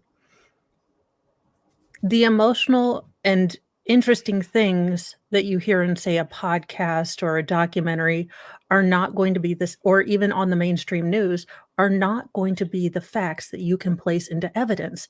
There is a different standard. And holy crap, how special needs is everyone that they can't figure this out. Well, on Cuck Chat, I'm talking to you. So, please don't clip. I mean, Fed, Slept with your neighbor. Okay. Farrell, please clip that because Alyssa I'm sure was a bunch of 15, subscribers 16. leaving. The neighbor was in his I 20s. wonder if I can do this. I would Yes. assume so. I didn't really know him much. Now And tractor is you up said your again. father was aware of this. Yeah, I don't remember the circumstances of how that was made apparent, but I do believe so, yes. It's obviously concerning for a parent. Right. Alissa was a minor. Yes. Neighbor wasn't. No. I mean, Wait, that's how statutory close rape. were they? Right. Oh, hold on. What just happened? So I didn't really know him much. And you said your father was aware of this. Yeah, I don't remember the circumstances of how that was made apparent, but I do believe so, yes. It's obviously concerning for a parent. Right. Alissa was a minor. Yes. Neighbor wasn't. No. I mean, that's statutory rape. All right. Oh, okay. Okay. The Yeah, neighbor? neighbor's kid. Of some Well, sort. you know, I mean, if she doesn't have a car, Yeah. I mean, unless the No. neighbor's like 47, that's just. Now, I do know that the U.S. rules of statutory rape is if a girl is 17 and the boy just turned, I don't know, 18. But if this boy was in his 20s, now we are getting a bit weird at that age, at least. How Yeah. close are this brother and Alissa in age? He is 6 years older, Okay. I believe. Sal, how do you know that so quickly?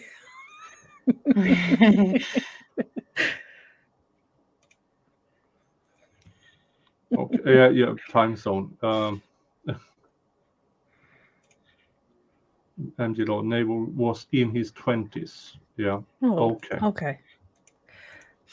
Well, what age was she? Like, 17 Was when she she like- disappeared. Now, So I this wanna was ask you some prior to questions that. Oh. about Alyssa's boyfriend at the Okay. time. Yeah, And I'd be I know big hot yesterday, mad. Mr. Bailey had asked you some questions, briefly about him.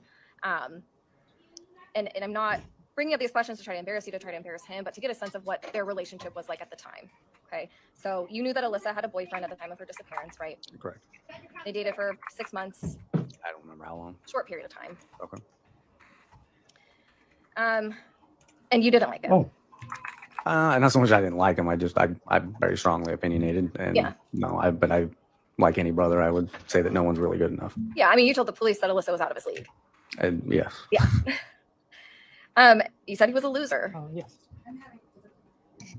Okay. Thank you. I'll talk closer to the mic. Is that better? Okay. Counsel, if you bend it so that it's directly there, you go. Phrasing. Thank you. Y'all, do we need to have a microphone class said her in boyfriend was a lawyerly loser. school? Do I need to go in and sounds probably explain about with my cleavage Dumpy. area like a lapel mic?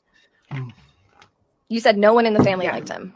I think that's a good idea. I don't think us brothers probably liked anyone she would have dated. but, Okay. So none of the brothers liked him. not to my knowledge. You were surprised Alissa was dating him. Sure. Yeah. I mean, because again, she was out of his league. Correct. Now, I want to turn now to how you found out about Alissa's disappearance. And I know we got into some of this on direct, but your father called you the night that Alissa went missing. Sounds about right. He was concerned. Of course. He thought maybe you had heard from Alissa, Yes. but you hadn't. Correct. Now, your father asked you to come to the house to see if anything was off. But I vaguely remember that time, but that would make sense. Yes. Now, He's asking your father everybody had to come to surveillance the cameras house. around the house, Yes. one outside. I don't remember them all, but I'm sure there was one in the driveway and whatnot. So one inside, one outside. Object at this point, Judge, to personal knowledge. I believe the witness testified that he was not aware of those. Counsel, can I hear the question again? There was a camera inside and outside. The witness may answer if he knows. I was not aware of the cameras inside until Damn it, everyone Brandon. else knew at that point. Here we go. Now, when you were asked about any surveillance on the day that Alissa went missing, this was about 7 years after her disappearance, right? Correct. It's during that police interview. I don't remember that part of the interview, but sure. So, Detective Summershoe asked you whether or not your father showed you any surveillance footage of the day that Alissa went missing. Okay. I guess you're referring to the report, correct? And you told him that your father probably showed you the surveillance tape because that's something he would have done. You missed But you me didn't trying remember to seeing be Alissa in the video. bit I sober. don't remember, no. That's But if cool. you I had seen Alissa, only have that's probably 3 something or you would have 4 remembered. more hours of streaming. If I had seen her in the tape, It would have been significant. correct. Now, you told the police that Alissa knew where the cameras were in the house. Yeah, I don't remember who told me that they were there, but like I said, by that time I would have known. And I remember Had some she run discussions away on before chat? the videos. I in mean, the other house. than going to live with her brothers. And I understand, but the question is whether you told the police that Alissa knew the cameras were in the house. I'm sure she probably did when she found out. And you told the police that she knew how to get out of the house without being seen. I'm sure she probably figured that out. Object to personal knowledge for that. How did you know? Well, I think the question was, did he say that to the police? So the objection's overruled. The answer may stand.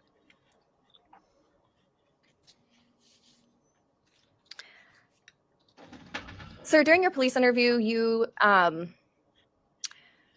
talked with the detective about some of Alissa's personal belongings, things that she cherished, right?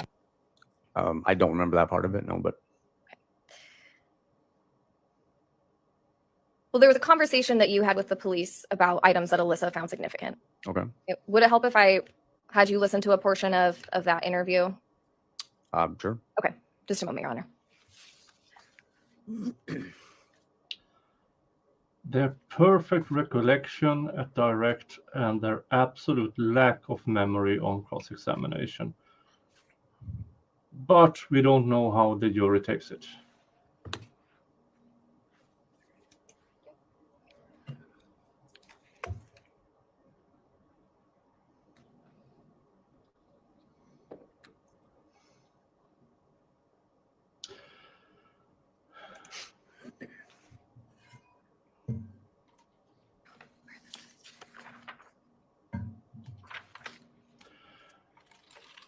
Yeah.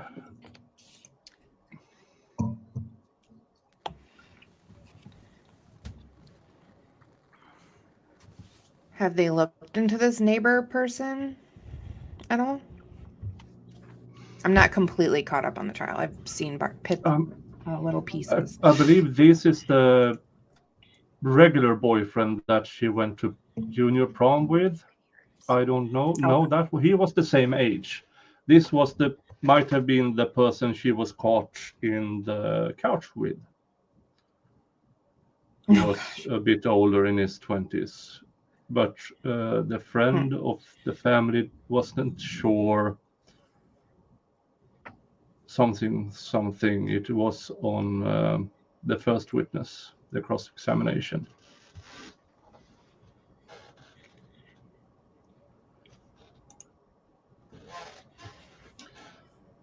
Yeah.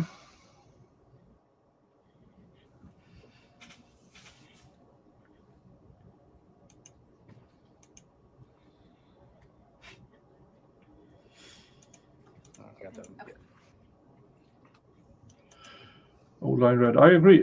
But 15 years ago, at least he was a grown man.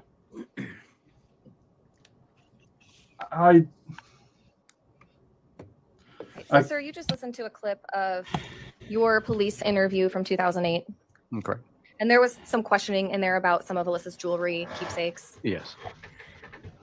So you knew that Alissa had some of your mother's jewelry. Yes. And there was a necklace of your mother's that she wore occasionally. Correct. But it wasn't something she wore all the time. To my knowledge, no.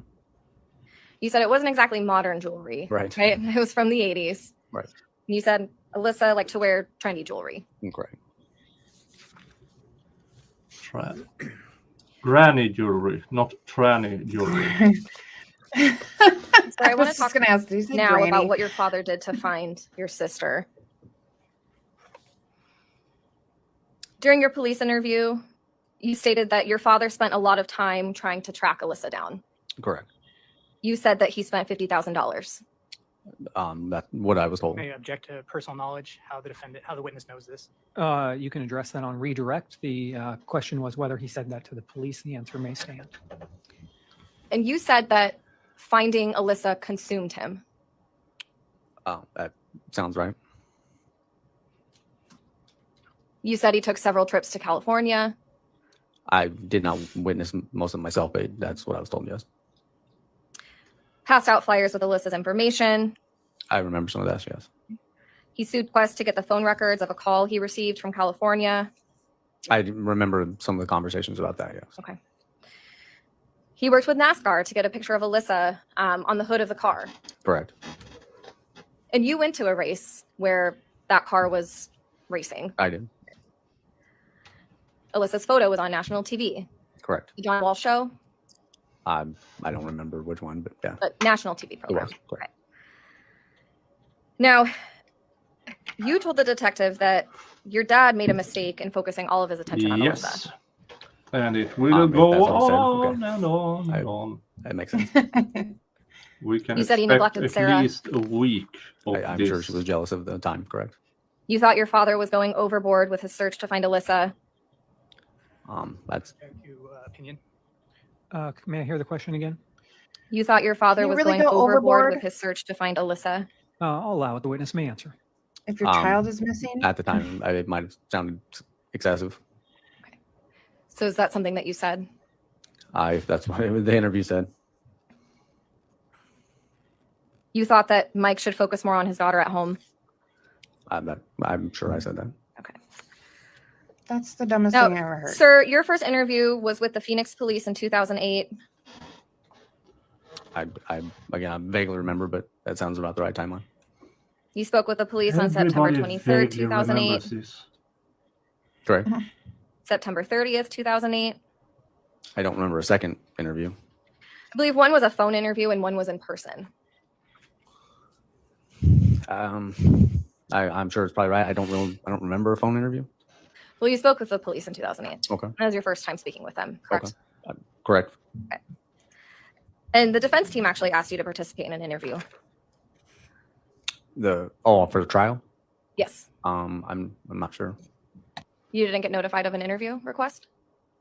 Not to my unless the advocate had said something about it, but I don't remember a direct question. The only one I talked to was the prosecution, and I didn't talk to them before the trial. Were you aware that defense had requested an interview? Like I said, I don't know if she made it clear that you guys were requesting. They just asked if I wanted to talk to the defense. Just a moment, Your Honor.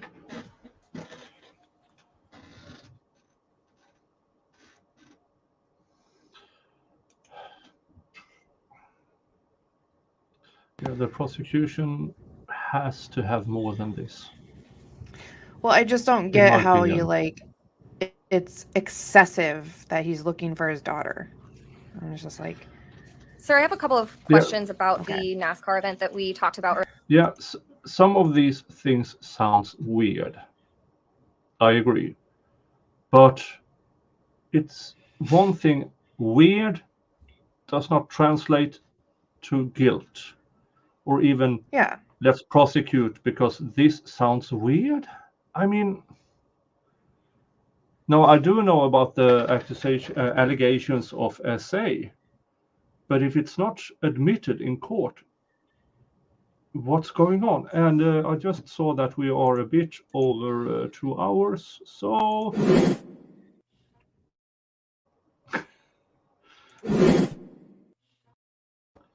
my Norwegian firefighting dragon swoop just to make sure I know this past 2 hours so we can be a bit more free speechy stuffy. Because you had stated that you were at that event. Correct. Was your father at the event as well? Yes. Did you pass out flyers or anything?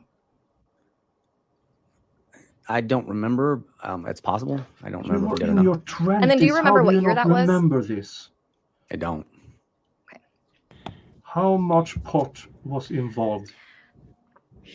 He Sir, remembers my last how section excessive is about Alyssa. he was about looking for describing her, but Alyssa. can't remember details. I don't know. Out of Yeah. all of the siblings, you were the closest to Alyssa. Incorrect. Unlike the other siblings, you knew her since she was born. Incorrect. And even after you moved out, you stayed in contact with Alyssa. Oh, I did. Jesus Christ. You would talk on the phone Brandon is sometimes, going to Correct. kill me. sometimes visit in person at the house. Yes. He's gonna. She lived with you at try. some point. Correct. You had a relationship with her. Thank you, entire life, Brandon. I did. Jesus which Christ. the other family members can't say. Correct. Now, you remember Alyssa as a hyper kid. She was. Yes. You told the Like police that she flexing was prescribed in the Ritalin at some party point. dragon. I Yeah. believe so. Yes. She had a hard time in school, Yes. had a hard time sitting still, Yes. concentrating. Yes. She didn't particularly like school. I don't really know if she liked or disliked school. She had no plans to go to college. Not that, to my knowledge. Now, you described her No. as someone with a quick temper, Oh, She had temper. Yes. someone who did what she wanted. that's what you do At when your times, cat yes. goes missing. You described her as not very Exactly. smart. Yeah, she would tell you she's not. She Cheers. wasn't terribly Thank you, smart. Brandon. You said Alyssa didn't make great choices. Yeah, I mean, she didn't make terrible choices, but I think she made quick decisions. You said she didn't have very many inhibitions. I don't have too many knowledge of said inhibitions. Well, and I'm not asking you for a specific example. That's a good point, John Gary.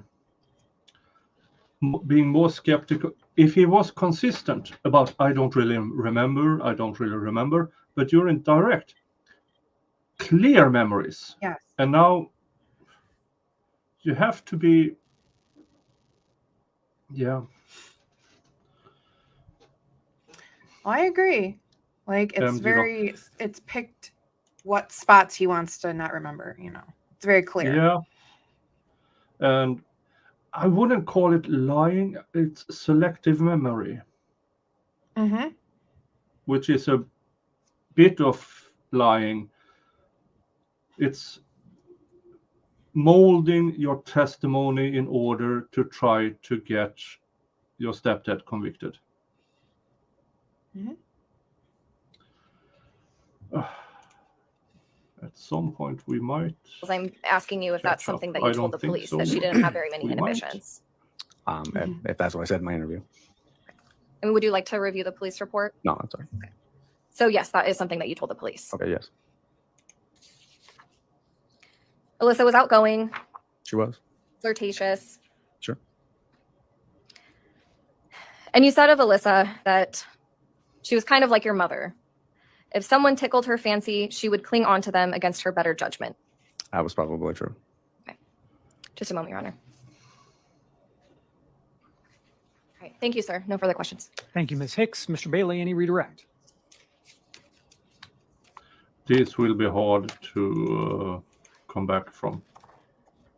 All right. So you were asked a number of questions about Mr. John Lackman and your personal observations of him. Correct. Do you believe, was he someone that was concerning to you in the sense of Alyssa's safety? No, I did not see him as any concern. Okay, that was the end of that redirect.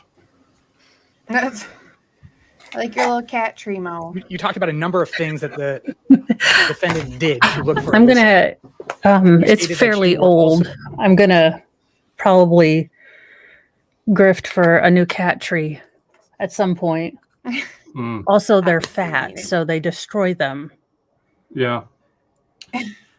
My issue with my cat is that he doesn't care about his climbing trees and his scratch holes and stuff like that. he attacks my legs and stuff like that. He scratches the stairway, what do you call And- it? Banner? No? These are the lovely. They're a couple, but they're kind of mad at each other right now. So that's Thor and Loki. They're both so fat. They're going to try to get on the top one. This is going to end well. Well, I hope we get to see you topple over. Okay. I'm not gonna lie. Sal I'll laugh. just got there I'll and he's laugh my heading into tits court. off, but So maybe in a couple of hours we can get a report from him. Why are you buffering? I have 3.5 minutes already buffered. I'm minus 130. I'm just going to do this. Have fun, Sal. Minus 130. There are. She was. I would describe her very much the way I was. I was very outgoing and I don't have any issues with my internet. What's going on? Oh, Nick. Is it the wrong? Okay, I'm bringing it back to normal for a bit. I didn't like rules, but at the same time, I wasn't terrible either. Jesus Christ. I don't know if he can help with the internet, but I will check with Church Lady. Yeah, check with Church Lady and see. But I stayed out of trouble as much as I could. I didn't get into too much trouble. That we know of. You didn't get caught. Judge, I apologize, but may we approach? Which I may or may not have experience in. Over here, too. Sorry. Thank God that our childhoods happened before Toto phones, because we had the brick phones that you could drop and like break the And floor. internet, but yeah. Yeah, cameras I when I just so was a glad kid it's was before. yeah. You had a 24 roll of film and a box Mhm. of flashes. That was when I was a kid and teenager, and yeah. Disposable cameras that- were like my favorite thing to have.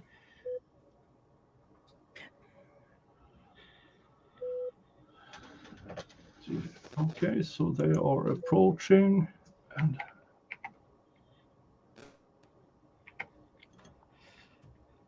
why are you buffering when I have plenty of buffering done? And I just did a test on my internet. It's 2525 megabits, whatever that stands for.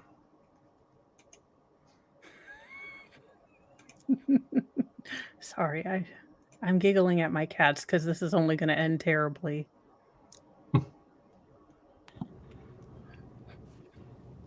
Are they like trying to get on top of one another? There you have it.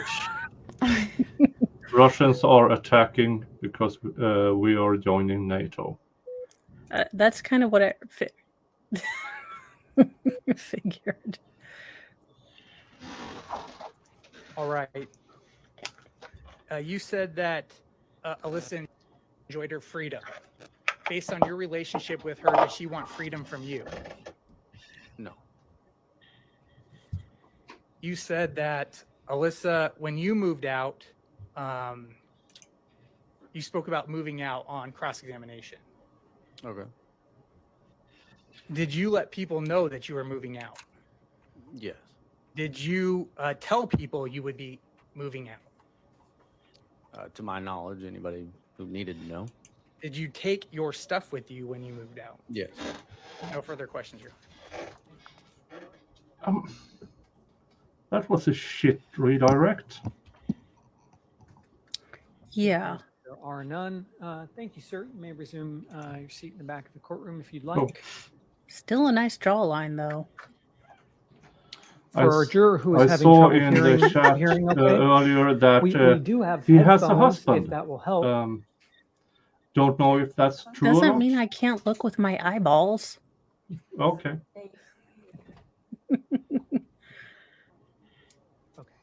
All right. Thank you. Thank you for letting us seems be fine. aware of that. Appreciate that. State may call its next witness. Good. If I may have one moment just to check Sure. on a witness. Sure. Mo fixes no one. Mo just looks at eye candy and then walks away. Because Mo can't even fix Mo. Or my cats. Do you see my cats? I mean, Thor and Loki are in a loving, dominant, submissive relationship, and it is what One it on- is. Sir, if you'll please Are come they both forward and male? approach the clerk. She'll get your name from you They're and both swear you male. in. Yes. Oh, See, and they say flyover states don't condone, love is love with the cats. I can see the moon from here. Oh my gosh, my Have a youngest. seat Say, on I the haven't been witness stand telling here to my Mr. right. Mo about his area because I just figured he couldn't see it. So my youngest is like, Dad, you're bald. Mr.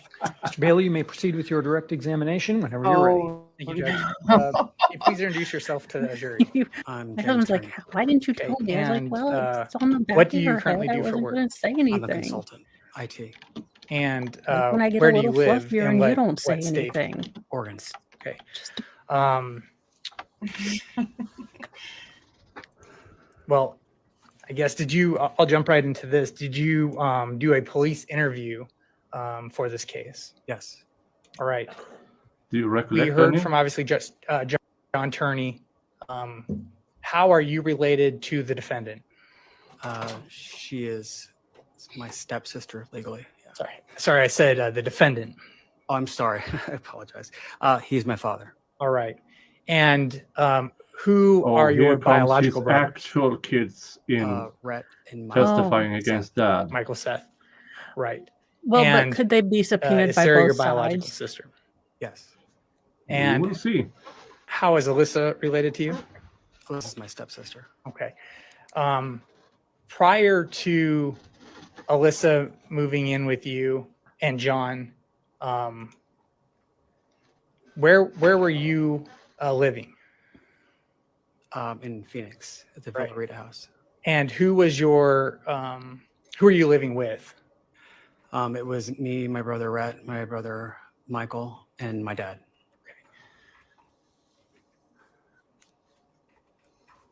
At what point did your father marry Barbara? Barbridge? Sometime in the 80s. And is that when and when did Alissa excuse me? And you said in the 1980s, was your father at that time working?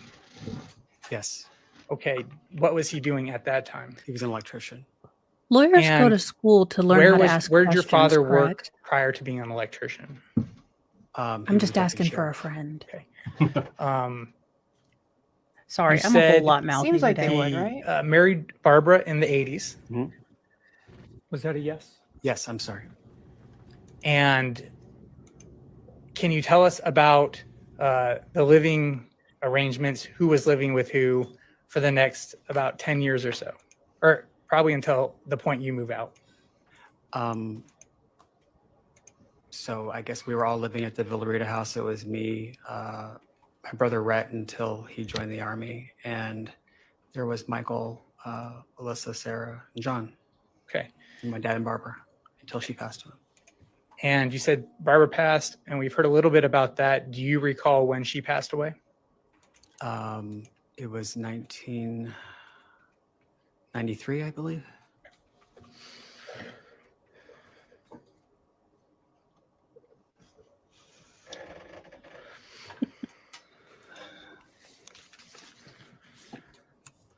This will be exactly the same Are you? testimony. I have an inkling Did your of. family move a lot? No.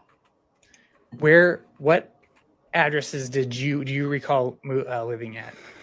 2954 West Villarita. Okay. Primarily, when I was very young, I lived in Maryville, and then we did live 1 year in Redding, or technically Anderson, California. Okay. I guess a good question to ask would be at what point did you move out of that household? About 2 years after Barbara's passing. So would this have been approximately in 1995 or 1996? Roughly, yes. Who was living with the defendant at that time? At that time, it was me, my sister Alissa, and sister Sarah. I think Michael and John had moved out by that time. I think. I'm not 100% sure. And when you moved out, did you move somewhere local at that time? When I moved out, yes, I went to live with my mother for a year when I was going to ASU, and then I moved in to an apartment in Tempe. Did you maintain contact with the family after you moved out? Up to a point when I was no longer allowed to. And what was your relationship with I don't get it. Alissa like prior to moving out? I Like have a two lot of my tabs siblings, I'm open. kind of like There's the nothing wrong sub-parent. with my internet. So it was seen as kind of I like open a little tab bit to more than a check my bigger internet. brother. It's good. So it was the one who, when they were younger, if my dad or my stepmom weren't around, I was the one making sure that they were up and Okay, moving. David had was food, too drunk, did their homework, so cleaned their rooms, got to school. that's Later, the actual after son Barbara of the passed, defendant. my dad was very ill when we got back into Phoenix, and I even did like school conferences and stuff like that with teachers. All right.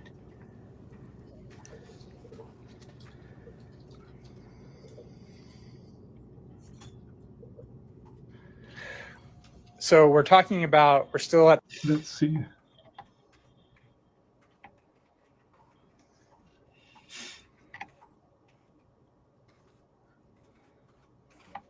What he said there.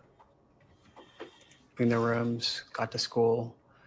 Later, after Barbara passed, my dad was very ill when we got back into Phoenix, and I even did like school conferences and stuff like that with teachers. All right.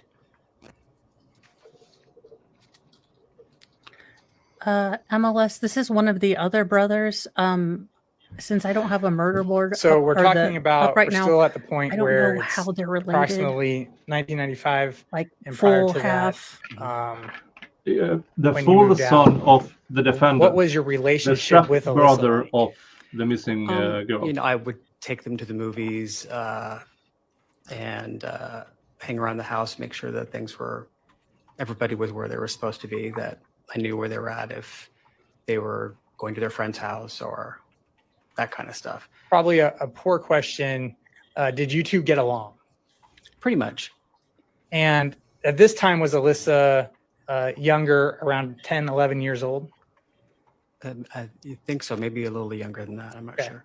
Up until the point when you moved Oh, in. yeah. Okay. And was Sarah was your biological sister, correct? Yes. And was your relationship with Sarah and Alissa similar in the sense of what you felt you did with them and responsibilities wise?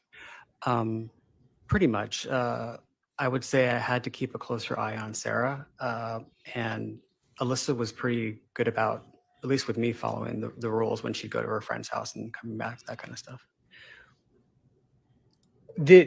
After you had moved out, so we're talking while you're still living locally, did you visit Alissa? Would you see Alissa? When I was allowed to. Okay. And at some point, do you move out of state? I moved out of state just after 9/11. So What does that in mean? October 2001. When he was allowed to. And so from when you moved out in Am I missing 1995 to something? 1996, up until My guess is he's October of alluding to the 2011, dad being very 2001, difficult to live with. You were So not as soon living as he was legally at the able, residence where your father was at, that's but how we took that. No, because he's like, or were you able to see Alissa? And he said, when I was allowed to. And Well- I've like I said, I've been. The Sure dad what that seems like means. a grade A weirdo. I don't contest that. I just can't convict him of anything else. And apparently it's illegal to, convict people for being weirdos.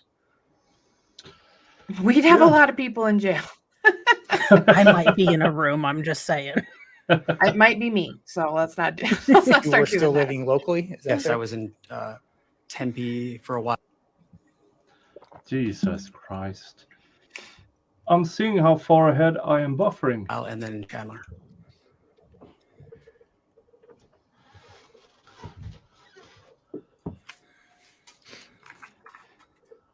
I believe Yeah, it's this is- Jodi Aries Ninjas who is attacking.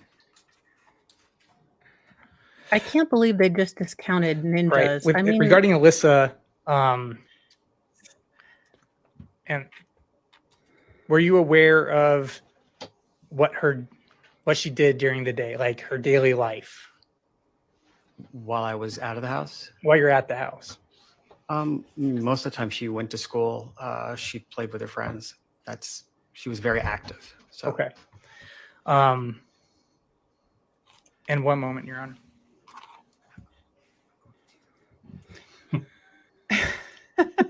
I had to look up how to spell that lemony because I kept doing it with my dictation software and it kept saying lemony. I was like, no. I like that better though. Motion and lemon. I know, that's what I You start calling it that. motion to change lemony to lemony just Right. for Without getting into the reason why, you said there was a period of time where you did not have contact with Alissa and Sarah. I did not have Absolutely. direct contact. Yes. Okay. However, were you able to reestablish your relationship with them in the months preceding when Alissa disappeared? Yes. And what was that? Well, how did you reestablish that relationship? What types of things did you do? We went to the movies a couple of times. We went to Big Surf. I was allowed to do outings like that, and then to come over. And so did you have conversations with Alissa? Yes. And did Alissa tell you things that were going on in her life? Yeah, she talked about her friends a lot. She talked about the problems at home. Are you What aware of some of Alyssa's friends? Most of the friends that I was aware of were Stacy and Katie when she was a little bit younger. I knew of Charity, and I can't remember all of their names. She had a lot of friends. She was very social.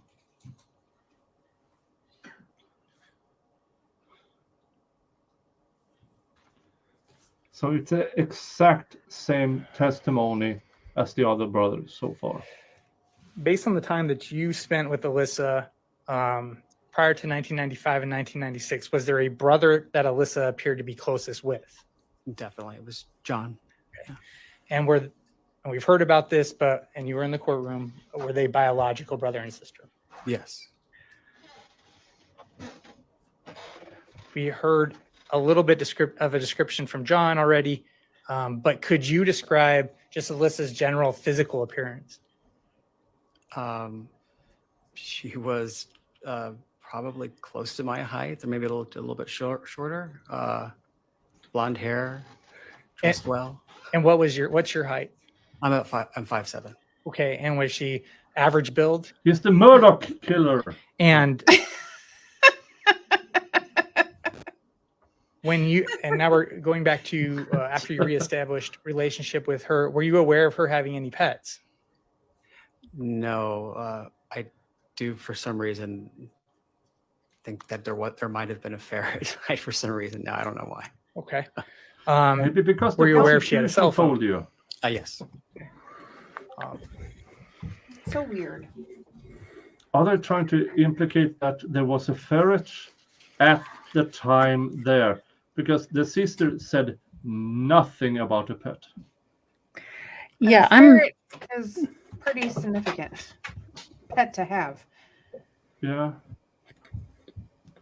That's really weird. Unless they claim in a later testimony, oh, I know that daddy killed it. Or I don't know. This is weird.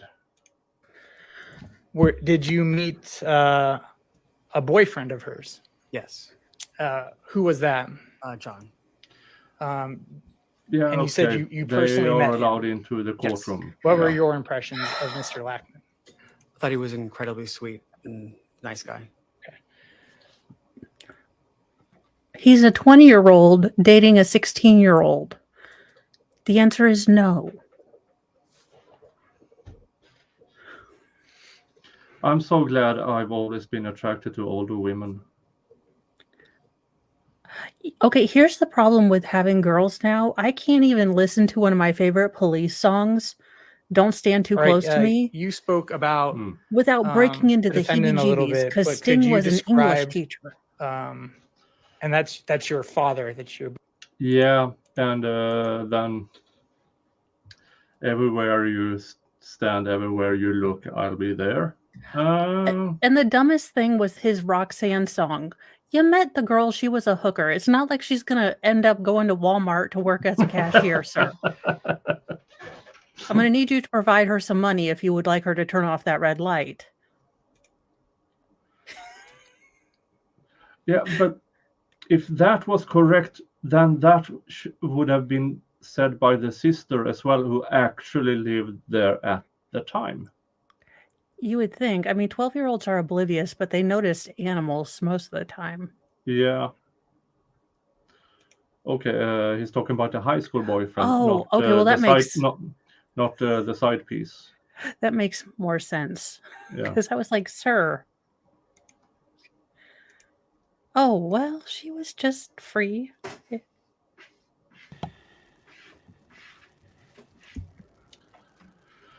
Biological father, correct? Yes. And you see him in the courtroom today? There's nothing wrong with my internet. What the F is going on? Yeah, I do. Okay, and if you could identify him and state where he's seated. He's to the left, Ms. Hicks. Okay, may the record reflect that the witness identified the defendant. I recognize my dad. Thank you. Jesus. Back in 2001, was the defendant? Did the defendant need assistance of like a wheelchair? No. Okay, Was we're he into cross. physically are we? capable individual. Incredibly so. Okay.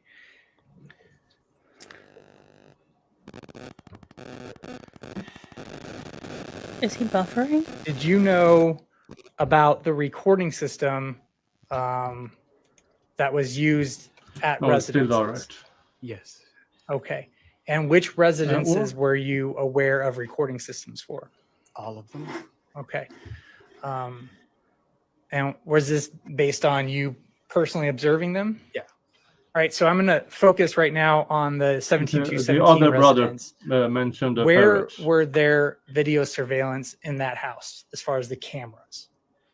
The only one I know of this was with the carport area. All right. Yeah. That's the only one you had personal knowledge of? That's the only one I ever saw. Do you know of where the recording system for that was located? It was in the kitchen on like the counter. All right. Are you aware of whether there was a recording system for the telephones? I assume since I was as young as I can remember, there always being one on a phone. Okay. And when you, well, do you know how those systems operated? I knew how I never used or played with the one that was at that particular residences, but the other ones I knew quite well because we learned at a young age how to turn them off so we could talk to our mother and whoever we wanted to without my father recording it. And when you say you were aware of that That was system, weird. where was that system located? So That was It interesting. Well, that makes it not So this so was a so 2954. sus if You could the easily turn them daughter- off. One was in Yeah. the house. Yeah. So if there wasn't a until, recording, it my could have been father one of the built kids a talking to very someone they don't large, like. I mean, huge. Yeah, but also this talking to the mother without him noticing. That's kind of weird. But I mean, like he again, sounds like what is they had to explain themselves more because like I don't get that dynamic because I don't know. Maybe I'm late to the game, but like what I is mean, the maybe problem? they're going to What expand is the on problem? it. I don't know. It just And then like cameras, who cares? You know how many cameras I have at my house right now? Like I don't know. Nowadays it's just so common, but I guess back then maybe not. Thor, I brought the cat tree so you wouldn't do that. Good luck. It's He's a like, cat. I'm a cat. Have you forgotten? Mm. Wooden shed, and then it was located in.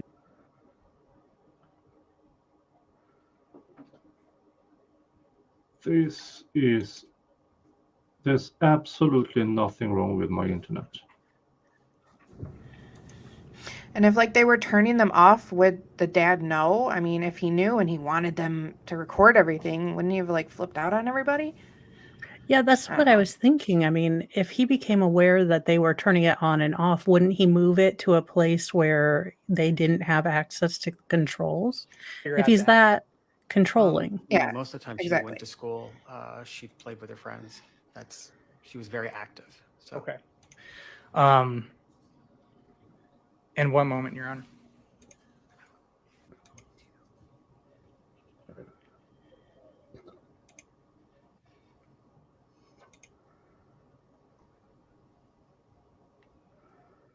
But like outside the house or inside the house? There was one camera pointing towards the entrance of the house that was in the carport, and one camera in All right. the van. Without getting into the pointing reason at why, you said there was a period of couch time in the where living room. you did not have contact with Alissa and Sarah. I did not have direct contact. Yes. Okay. However, I mean, I guess inside. were ones you would be- able to reestablish your relationship with them Thor, it's her turn. in the months Stop. preceding when Alissa disappeared? Yes. Okay. And what was that? Well, how did you reestablish that a relationship? What types of things did you do? We went to the movies a couple of times. We went to Big Surf. I was allowed to do outings like that, and then to come over. And so, did you have conversations with Alissa? Yes. And did Alissa tell you things that were going on in her life? Yeah, she talked about her friends a lot. I do know that the Maca blah blah blah county has a horrible website, and I don't know if that has anything to do with it. That the internet generally is bitchy. She talked about the problems at home. Are you aware of some of Alyssa's friends? Most of the friends that I was aware of were Stacy and Katie when she was a little bit younger. No, we already been there. I knew of Charity, and there was, I can't remember all of their names. She had a lot. I will let Ms. Hicks address that because I think there is an issue where I believe it is that. Told me initially was there was nothing on the other end except static or garbled or something like that. There was no coherent thing coming on the other side, and he was yelling into the phone, "Alissa, is that you? Alissa, is that you?" It's that kind of stuff. All right. And then did you assist in trying to locate Alissa? I think the extent that I did is me and one of my boyfriends, we went around and hung up flyers in the local neighborhood, but that's about as far as we went. Both of them All right, have so boyfriends? We've heard from John. We've heard from you. I guess, why didn't you do more to locate Alissa? I assume my father would be the absolute best person to do it. He seemed to be consumed by it. Okay. And Okay, but why is this such a big deal? He's looking for her. and we'll get to it a little Yeah. bit, but the things that your father told you or That's things your father bothering me. did, how did you find out about those things? Yeah, it's not like he pulled a Letitia like, Did look, you I actually can't go with him on look any for trips people. to I have like a California? dog or something. You're 5 minutes early, Brandon. Yeah, it's Did your father tell you that he received well, a that's the call thing. from Everybody's like, Alissa he's excessively looking for her. God, shortly after she Like, went come disappeared? on. Yes. You know You how don't long want to that see the was. amount of excessive I And would if he be in front of my wasn't- kids went meeting. What did your father Yeah, and then defendant think tell about it you on the about other the hand. call? Then they'd be complaining if she wasn't, told if they me weren't. You know, like Initially, It's was damned there if you was do, nothing damned on if the you other don't. Why end didn't you except look static for or her? garbled or That's something like that. suspicious. There Yeah, was I no mean- coherent You are Regardless looking of- way and too people much yelling for into the her. phone, That's Alyssa, is that you? suspicious. Alyssa, is that you? Yeah. Until the phone hung up. Thank So you. did he tell you he Brandon, actually spoke to Alyssa? You, No. There was I no will set conversation. some between bits the two. aside for my And when liver he transplant. told you this statement about the call, how shortly did he say that the call had occurred? Did he within a day? I mean, time frame. I think it was that day or the next. I'm not sure. I think it was that day though, because it was early. I think when the call came in. Brandon knows that at a certain point, I don't care about super chats. I just drink. Seems reasonable. yeah, sounds I'll about right. allow it. Judge, we have an issue to Mo address, Hart has spoken. and we were going to stop a few minutes early. I also have one other Oh. issue I'd like to bring up. So can we break now for lunch? Yes. Can everybody be back at 1:15 rather than 1:30? Oh my God, I know who he reminds me of. Yes. The boss Okay. from All right, so Office ladies and gentlemen, Space. we'll break for lunch now. I'll ask you to be back in the jury room at 1:15. Please remember the Yep. admonition. You can leave everything in the Yep. courtroom if you'd like. Jury's now excused. Any concerns with what I've just asked? To be on the issue. Okay, let's see what the pre-lunch. Counsel, on the issue of restraints, I have to start really early tomorrow because I'm not catching up at all. on the issue of restraints, the sheriff's office does have a right to be present. So I'm going to ask Mr. Imberdino or Mr. Bailey to contact the person in your office who represents the sheriff's office and They're ask bringing them in to a be here at witness who has to be 10:15 tomorrow restrained? to address the issue of restraints. Any concerns with what I've just asked? No, sir. Okay, Or is it the defendant's restraints? go ahead. I think we worked around it, Judge. There's a testimony I want to elicit. Microphone. Sorry, Judge. No, you weren't. There's For the testimony I love want to of all that is Cheetos. elicit from the witness right now. It goes into an area that I believe is inadmissible. Is the So I'm other going to lead the lawyer witness through praying? that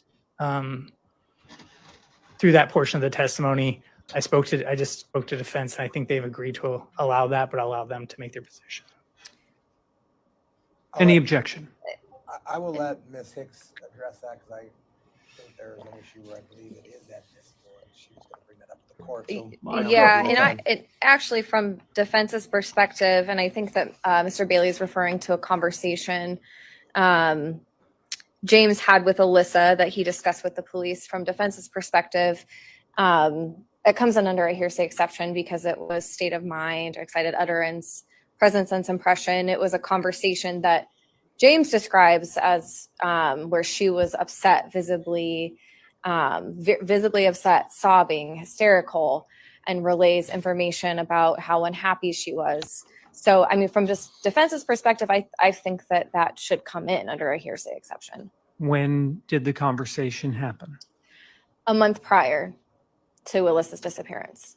And the extent of his testimony would be that she had a conversation with him in which she was visibly upset? Of my testimony or the state's? Of my... So the state is saying they're trying to avoid some testimony. What is the testimony that you're trying to get into beyond what I just recapped? Sure. Well, I mean, my testimony is questions about her explaining that she was exhausted, unhappy, what was going on in her life at the time, that she wanted to be independent, that she didn't want to live with her brothers. It's not in evidence. And if it's just her And statements when to you say someone that else, she was unhappy, what do you expect? I don't know. Were you going to ask what Probably she not was unhappy admit. about? Look, guys, I know it's really Well, I don't tempting think to that the bring in witness all this says- stuff, but think Mm. about if this standard was used for you. Have you not done something kind of odd? Have you not, maybe said the wrong thing to someone?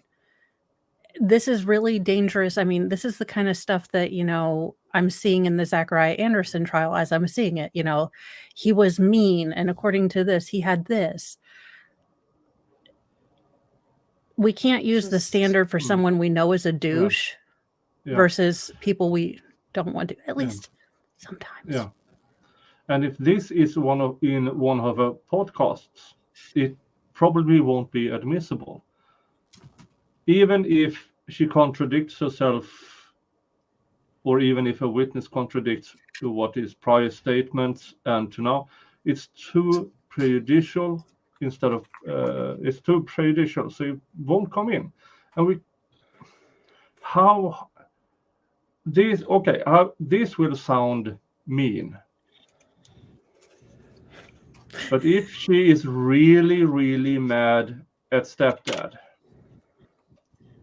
can she make stuff up? Yes. Yeah. So it's not just, We've all seen it happen before. Yeah, Mattress Girl. Amber Heard. And that's why we don't know how a jury, or the court or the defense don't know how a jury would react to it. It may not be salvageable, and that's why it's not admissible. It might not be fair. It might be so that dad is the grade A douchebag that is described in the podcasts. But we can't count it in if it's not admissible. That's the rough part. I really want this bag of dirt to be guilty, but I need actual evidence of it. Not just allegations, even direct allegations from the missing daughter. I mean, so if you guys know the red wine case, the Daniel red wine case with Dylan, so everyone from jump pretty much knew dad did it, but there was no evidence. It took nearly 10 years for them to find evidence of the body. Yeah. I mean, look up that case, but don't look up the pictures. I'm just saying, y'all, he was into some. Freud has some issues with this man.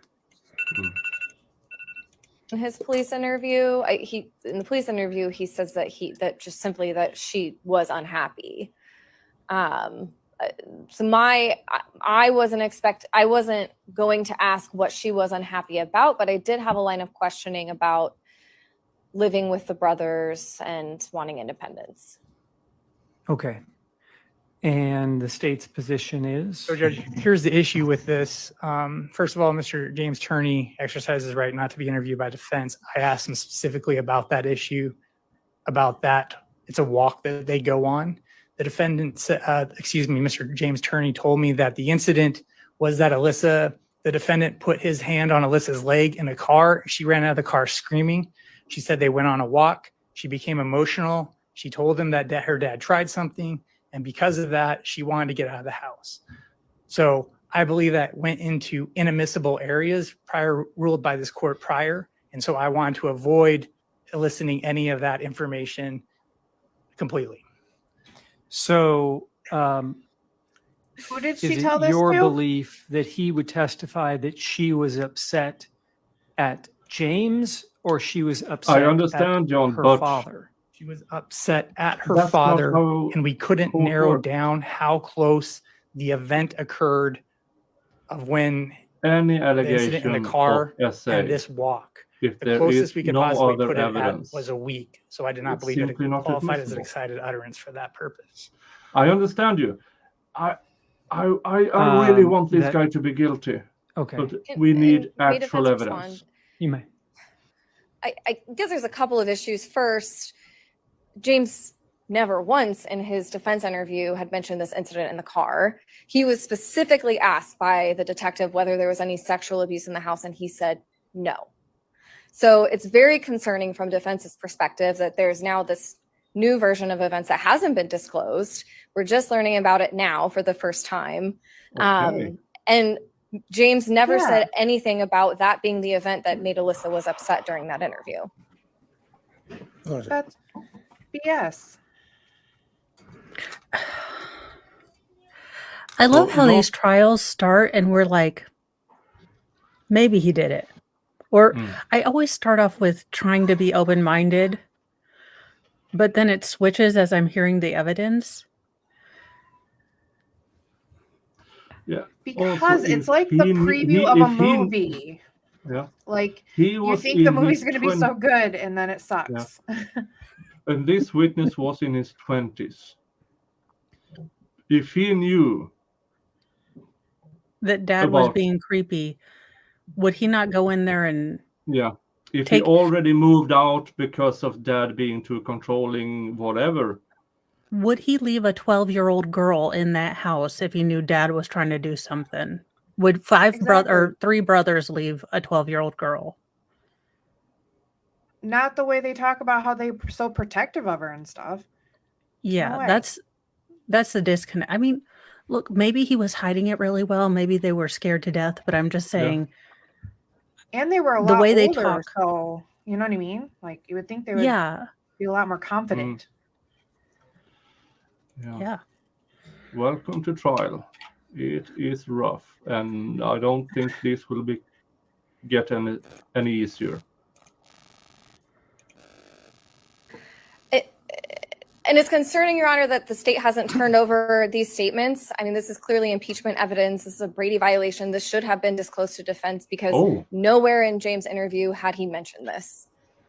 Well, if you're suggesting that a written or recorded statement of the witness exists that wasn't turned over to you, I haven't heard that. So it's not something we're going to resolve at this moment. So, counsel, what I'd like to do is have the state lead the witness, however the state was planning to. Certainly, if the purpose of the cross-examination is to establish that Alissa was unhappy shortly before she disappeared and was anxious for her freedom, we've heard that many times, and I think that that's permissible, but my expectation or my understanding is the defense does not seek to go beyond that.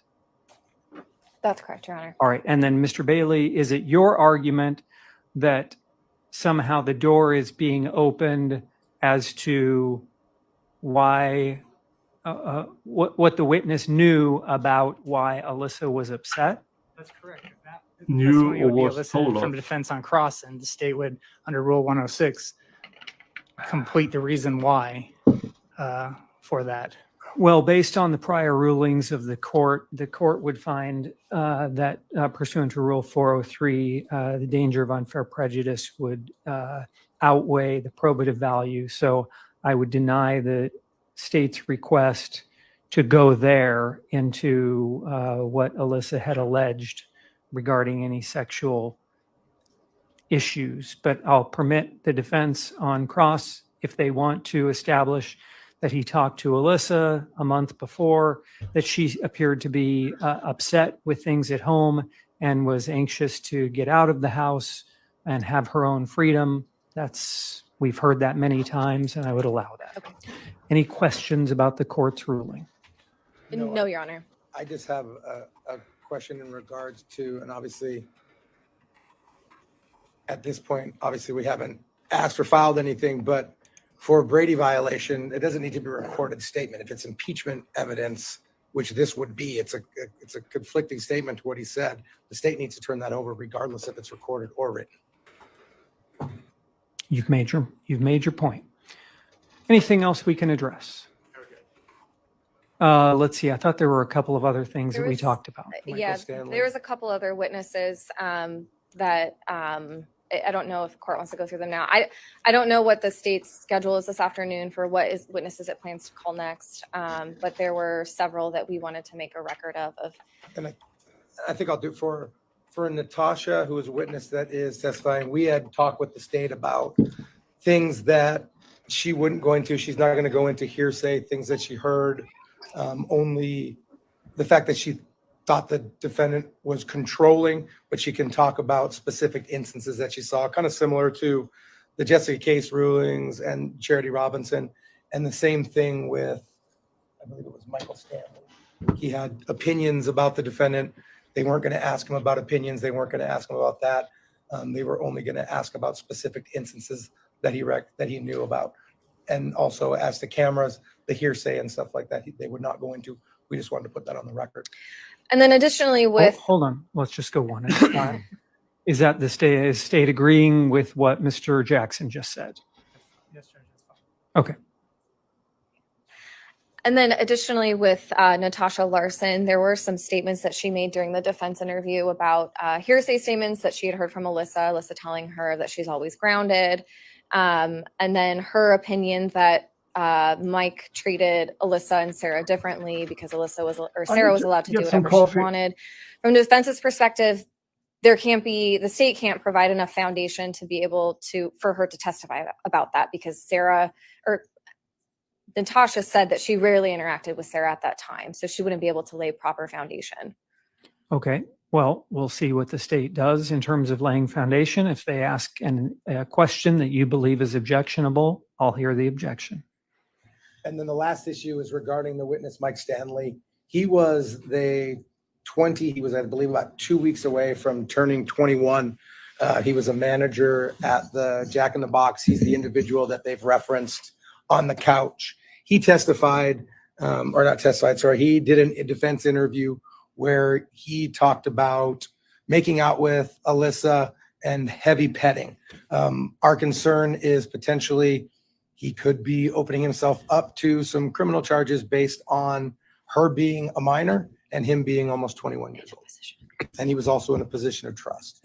So I believe he should have an attorney appointed so that they can go through that with him and he can make a decision on whether he feels that any potential charges could come from that. Did the state want to be heard? Well, this is not a legal term, but first of all, they were within 2 years of age when this happened, which means that it wasn't a crime because it was consensual, number one. Number two, even if a crime had occurred, the statute of limitations was 7 years from the date the police learned about it, which would have been in 2008 or 2009. So this young man does not have any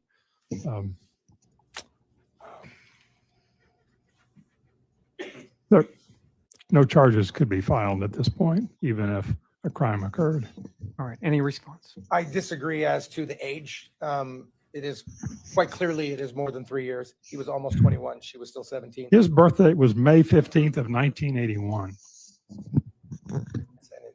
He was 1 week away from. So he's at least 20. He was 20 years old. I think Mr. Imbordino's point is where they're within 2 years of each other. No, 3 years because he would have been 20 in 2001 and Alissa was 17. Regardless of that, and also the first time that they learned about the heavy petting was during an interview in 2023. Heavy petting. I hate that term. The video, Your Honor, was in police possession after the search warrant in 2008. Nothing grosses me out well, more than I'm that going to term deny for some the reason. defense I know. request to Like appoint heavy petting. Like I'm not an attorney for not a Mr. Stanley. I don't find that there is oh Lord, lawyer mathing likelihood that he would incriminate Nicholas, himself. you're missing in a way it. that would Lawyer result in math is criminal charges. Oh, I'm Anything glad I else? missed it.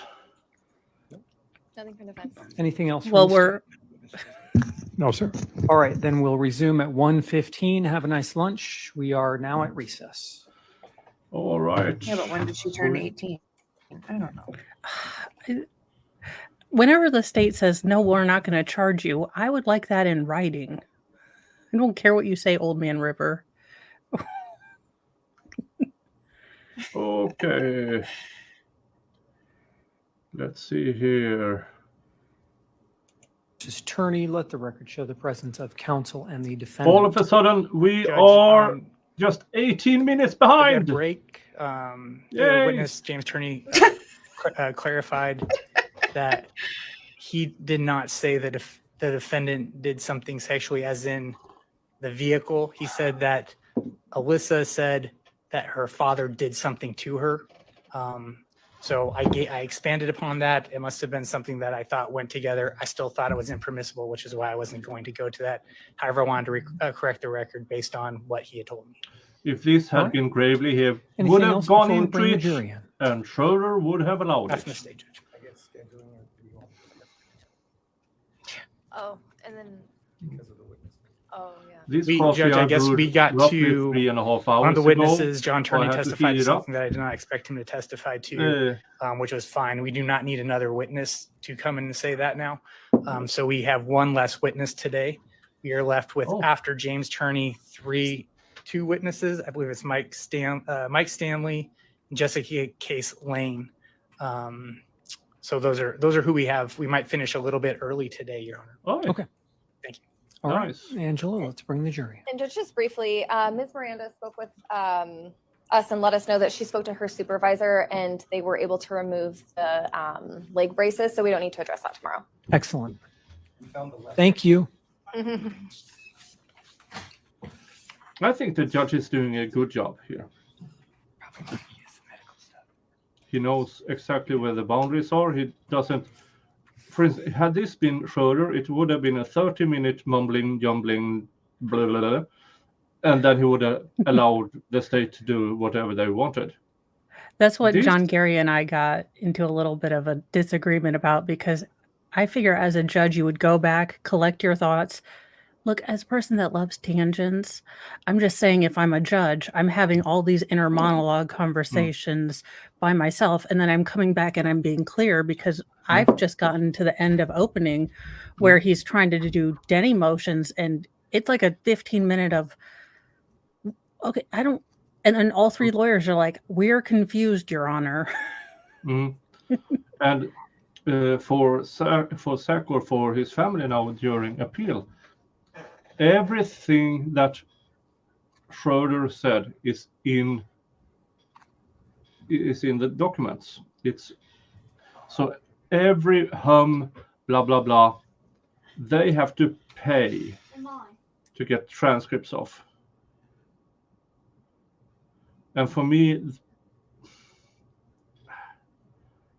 because out of that 2.5 week trial, 3 days was just Schroeder mumbling.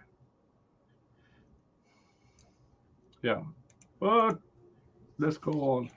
I'm giving up And the on witness may resume catching the up, witness stand if but he's we're in the not at courtroom. least There he is. far behind.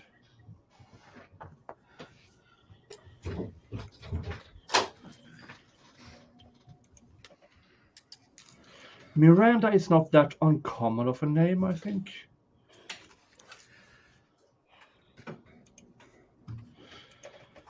And I'm hoping that Sal has been in court and been listening and been looking, so he can get. So he has the link. So at any time during a break, he can come on and tell us about his experiences in court. And let's just put. Oh, Leslie Van Houten was released from prison today. What? Oi. Yeah, I did an article video about it. The governor said that he can no longer keep her. Yeah. Sal's Cash App is Dali Talk. And so if you can, please send him some gas money and for a cup of coffee, so he can keep going to court and then relay his Thank you. Please be seated. opinions.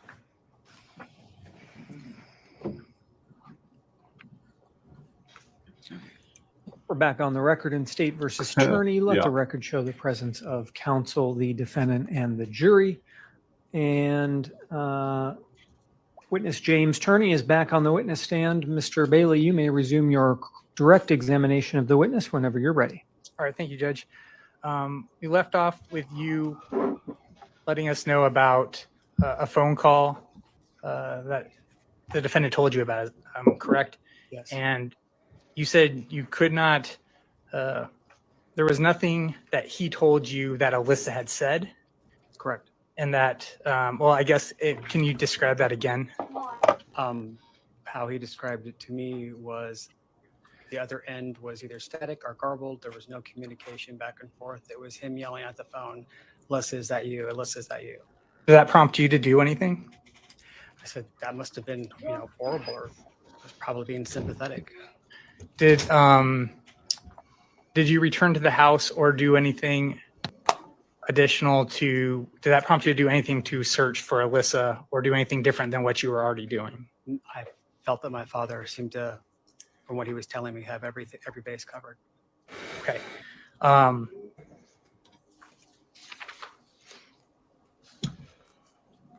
Sandra 44 says, I had a dad who was super strict with me, but not with my younger sister. Maybe because I was the first At what daughter point of the 3 sons. did you learn that your father had picked up would not have been Alissa easy. from school that day, or stated he I'm had glad picked up you're still Alissa here from and school that day? can talk about it. Many years later, I think it was around the time when the police went into the house. All right.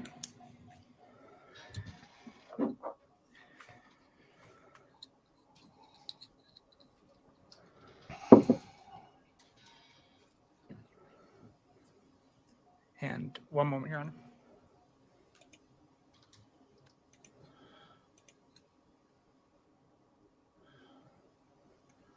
Let's try 1.25 again.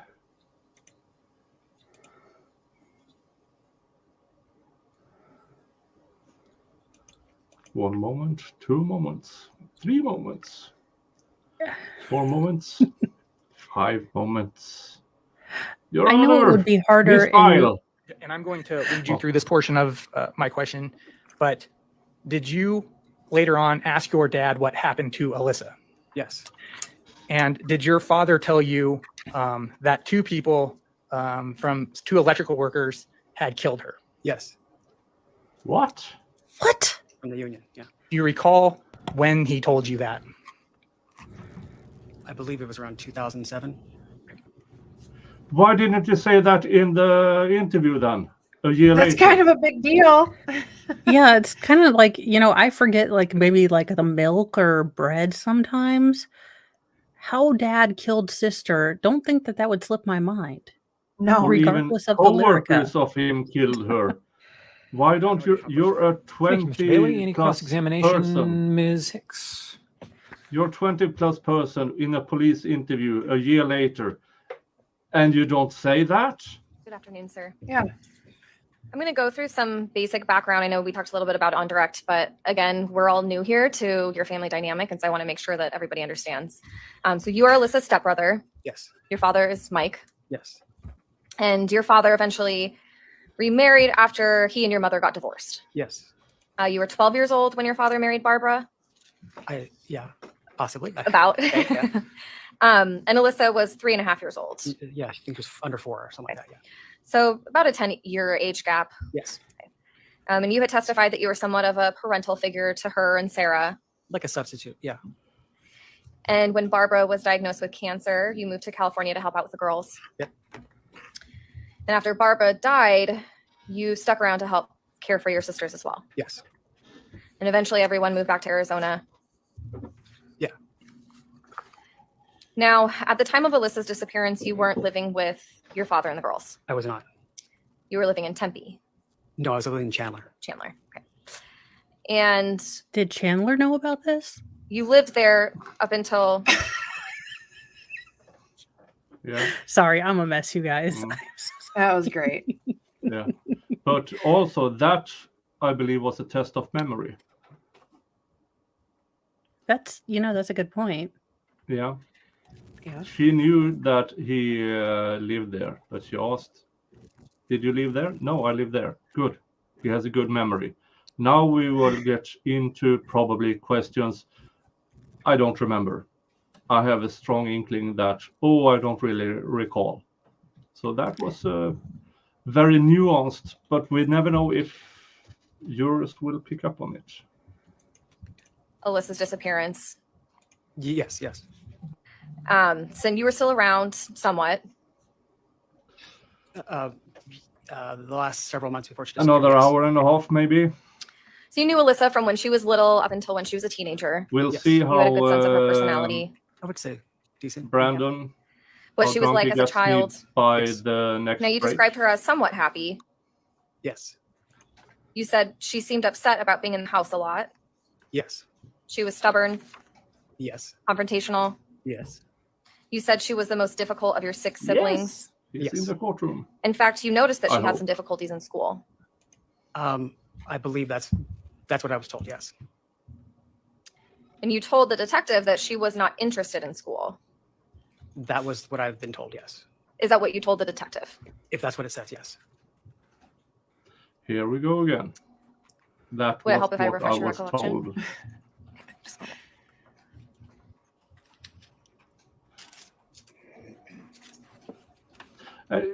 It might well be that they are telling the truth. 12 years later, 11 years later, Dad said this, so we relayed it to the officer. But knowing about him saying that in 2007 and not saying it to the cops, that's, I don't know. It doesn't matter how much I like my dad or love my dad. If he said that, I would have said it to the cops. That's really Yes. weird.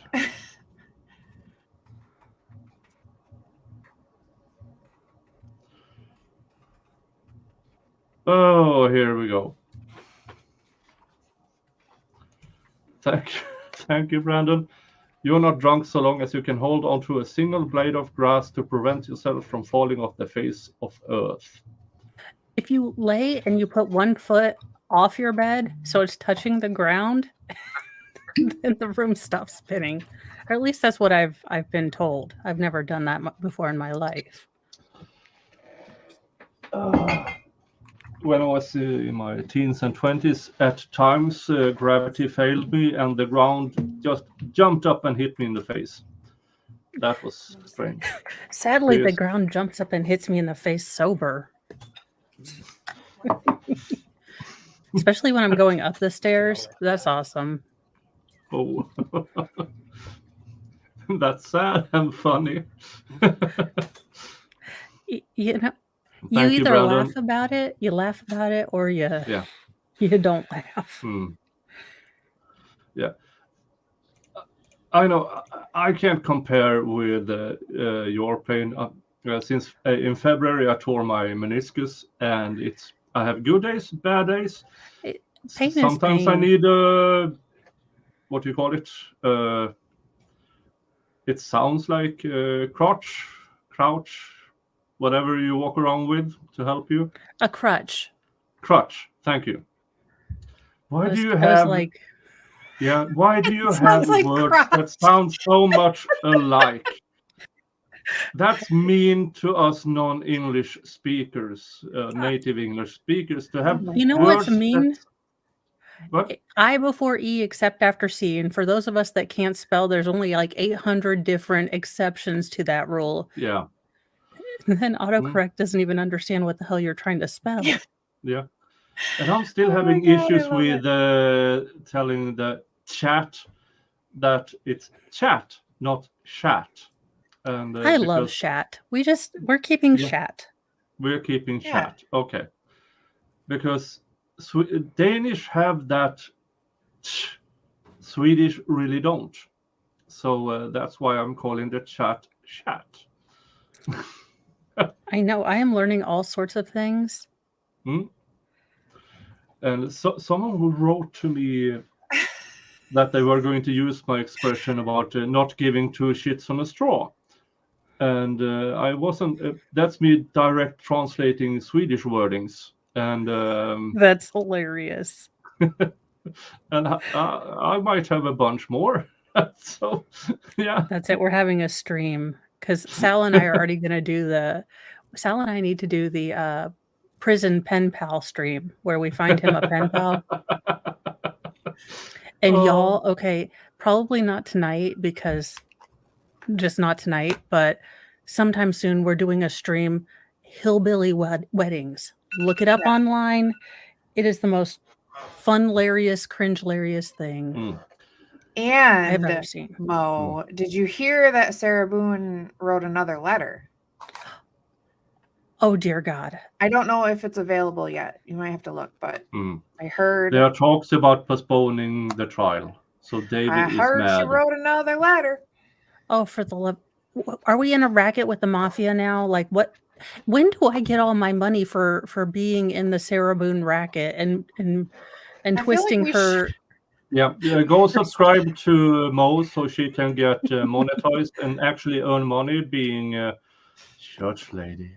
Yes. Yeah. I feel like we need to start writing her back, Mo. I know. Oh my God. Except I would write as Daryl Brooks and I'd probably get in trouble. She could be your new pen pal and it'll be part of your YouTube channel.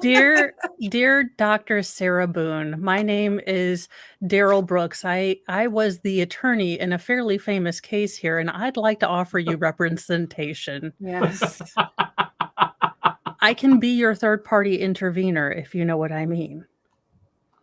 Samsonite Sarah. Oh. Oh. that's a really good one. I cannot see a suitcase now without thinking, I wonder who would fit in that. Which is why I shouldn't be allowed in public, but these are the thoughts that go through my head. Oh my God. Yeah, but audience wants to hear more here. Oh, sorry. What the trial? He's listening to his prior testimony. Maybe he will remember stuff. What is this that they listen to it by themselves, like on an old school tape set? I like that. It's their interview with the cops in 2007, 8, so something it's like cassette tape.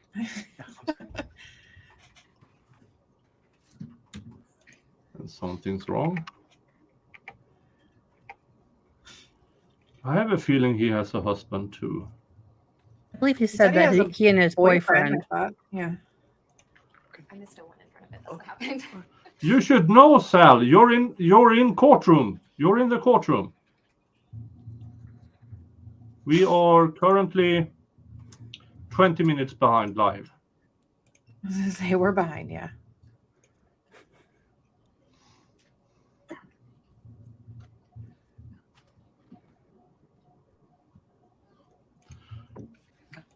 Oh, please, Sol. Write down the 3 Swedish words you know. So, sir, you just listened to a clip that I played you from your police interview and it's a phone interview in 2008, right? Yes. Okay. And in that interview, you said that Alissa was not interested in school. Yes, that's what I was told. She had no plans to go to college. Not to my knowledge. She had difficulty concentrating in school. That's what I was told, yes. Is that what you said in the police? That is what I said, yes. She was on Ritalin at some point? Not to my knowledge. Well, that's what you said in the police interview. That's what I was probably told. But is that what you said in the police interview? That I don't remember. Would it help? But if you remember that you were told to say it, how do you not remember that you actually said it? I mean,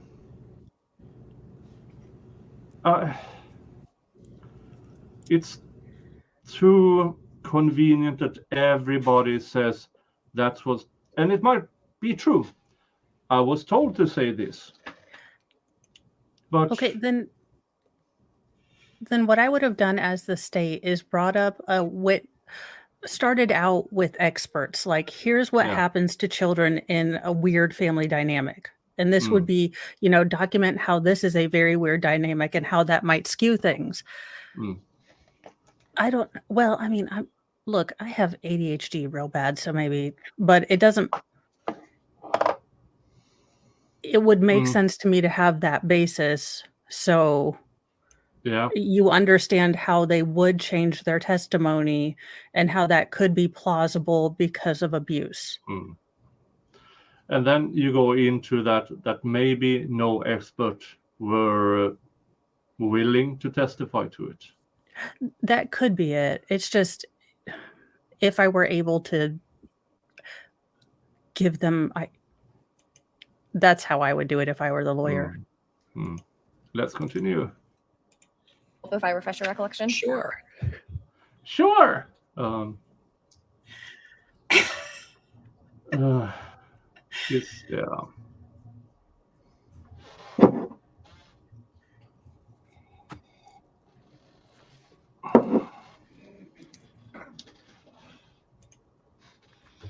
Sal left the courtroom. How? Okay. How do you know? You may. Sal has He said the he was link to this, leaving but I and can he was send gonna it come on. again. I will send it to him again.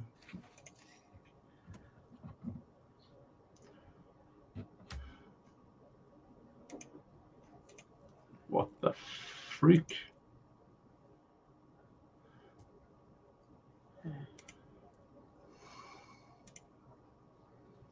You see, I am 2 minutes ahead of buffering. Why does it fork up so bad?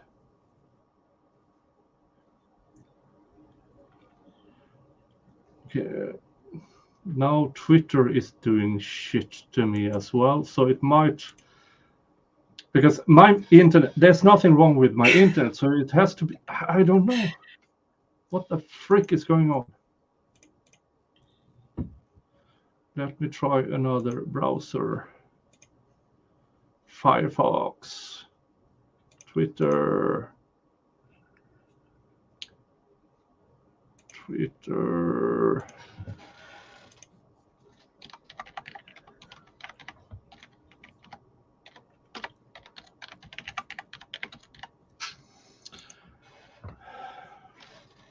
They are going to get him.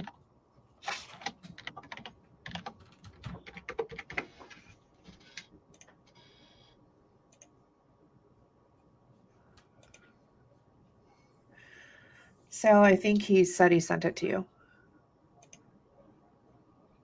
Okay, he said it a few hours ago in court now. Lunch ends soon. Okay. He's very resourceful with his stump, but I'm sending him the link again so he can come on. So, okay, so my Firefox, no issues at all. But Chrome forks up.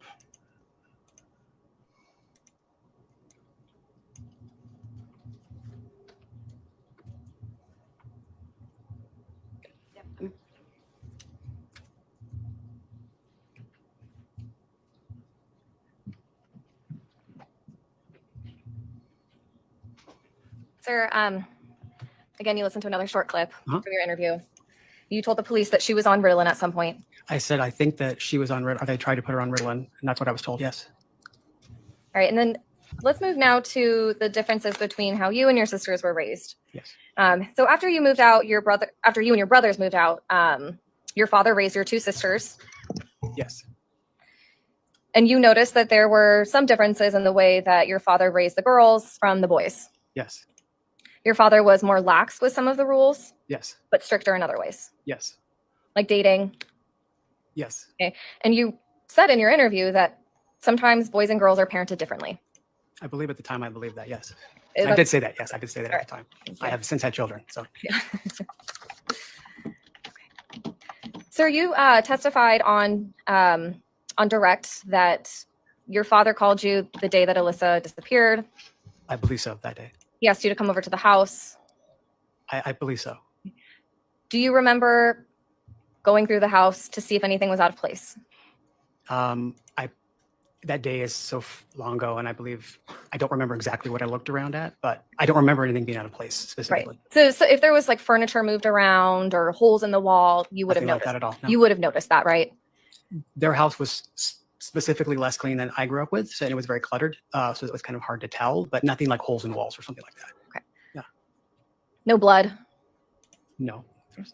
Okay, good to know. You saw your father that day as well. Tomorrow I will check. You didn't if notice I can any use another scratches on his browser. face? No. Bruising? Thank you, Not Chas. that I could see. No. Just a moment, Your Honor. Okay, so this might be an issue between StreamYard and Chrome. And Mo, walk us up. Sorry.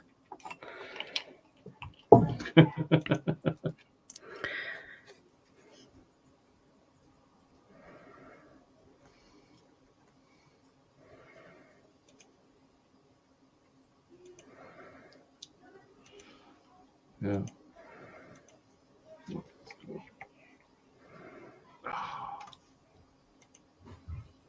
5 seconds ahead, and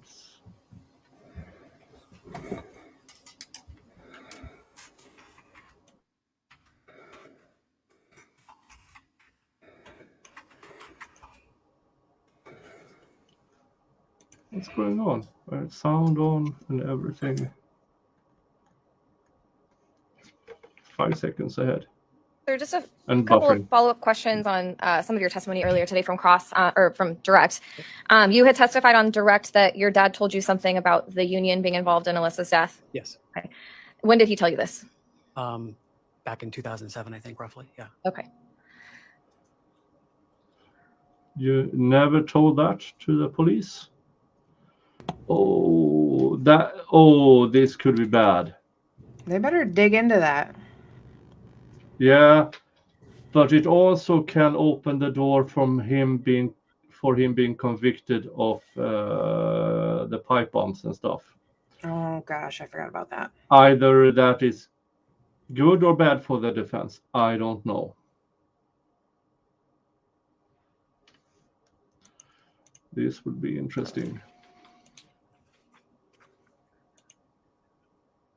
And Sirkin also says, legal advisor said Chrome doesn't work, it buffers constantly. Was that over the phone or was that in person? It was in person. Okay.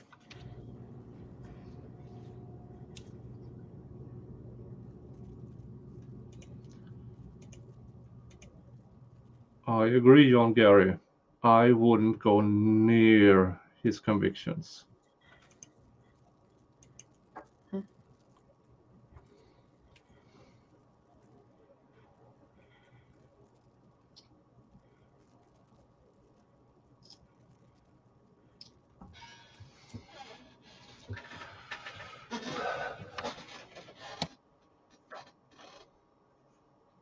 Oh, come on, defense. Ask questions. I think, yeah, I'm still on 1.25.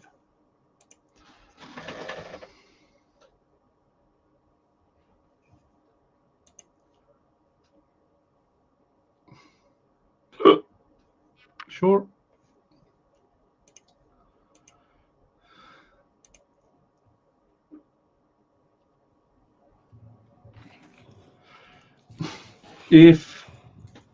Yeah, but it's still a So you dangerous testified room. on direct that your father told you about the night that Alissa called on, it would have been May 24th, 2001. I believe so, yes. Okay. And you testified on direct that your dad told you that there was just static on the line. Yes, that's what he told me initially, yes. Okay. And in September of 2008, you would have been 34 years of age. Okay, yes, yes. And in September and he doesn't remember of the 2008, police you spoke with interview. detectives, and you listened to a portion of that interview earlier. Yes. And you told the detective that you didn't know what Michael had claimed Alissa said. Yes, because she didn't say anything to him. But that's different from saying that there was just static on the other line. Well, that's something. He was yelling at the phone. He said it was garbled. But you told him you did not know what Michael claimed Alissa said. I did. Okay. And you never told detectives during that interview that your father only said there was static on the line. I don't think I went into a deep discussion of it, no. Okay.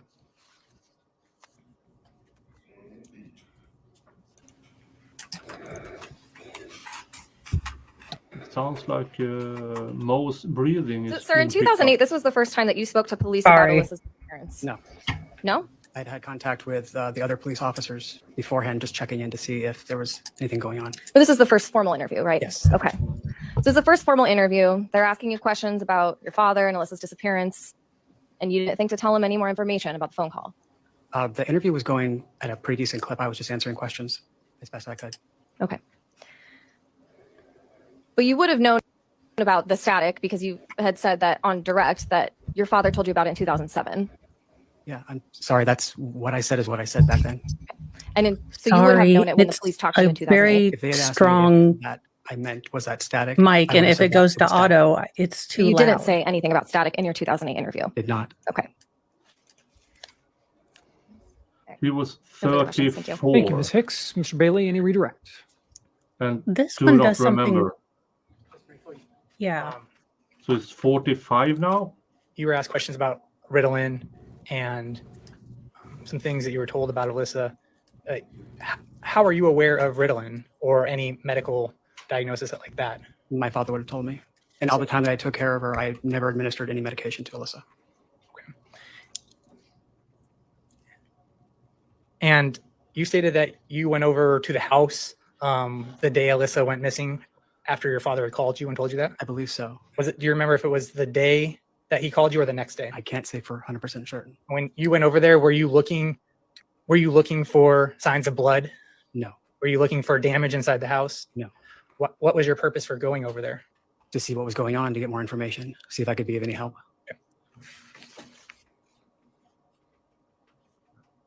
No additional questions, Your Honor. Thank you, Mr. Bailey. Ladies and gentlemen, any members of the Was jury have that any entitled of the redirect? questions for this witness? It appears that there are none. Thank you, sir. You may resume your seat And no back if you'd questions like. from And the state may So call its far- next witness. only You may. questions to the sister.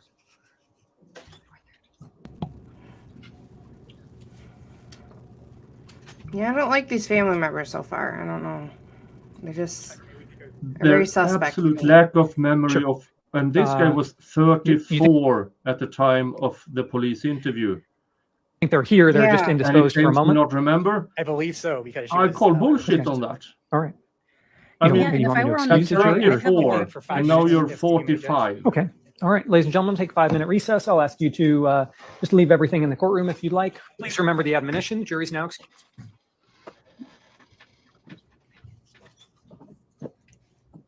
Recess again. These That was not a Southwestern long courts one. are like, okay, we're going to do some court around breaks. Mm-hmm. And I sent Sal the link again so he can come on at any time. Yeah, he said he was gonna go home and then get on. Okay, I don't know how long it takes but him. he's so. 30 minutes from court. Is he? I will see if I'm alive. That's a bit on Brandon. But I took tomorrow off, so I'm good. Maybe he can jump on it right at the end there when you're ready to go and just give you like a recap of what's going on in the courtroom. Please be seated. We are back on the record. Let the record reflect the presence of counsel, the defendant, and the jury. Mr. Bailey, the state may call its next witness. State calls Jessica Lang. Ma'am, if you'll please come forward. The clerk that's Jessica standing to my Lang? left is going to get your name, and she's What going to swear you in. actor has to do with it?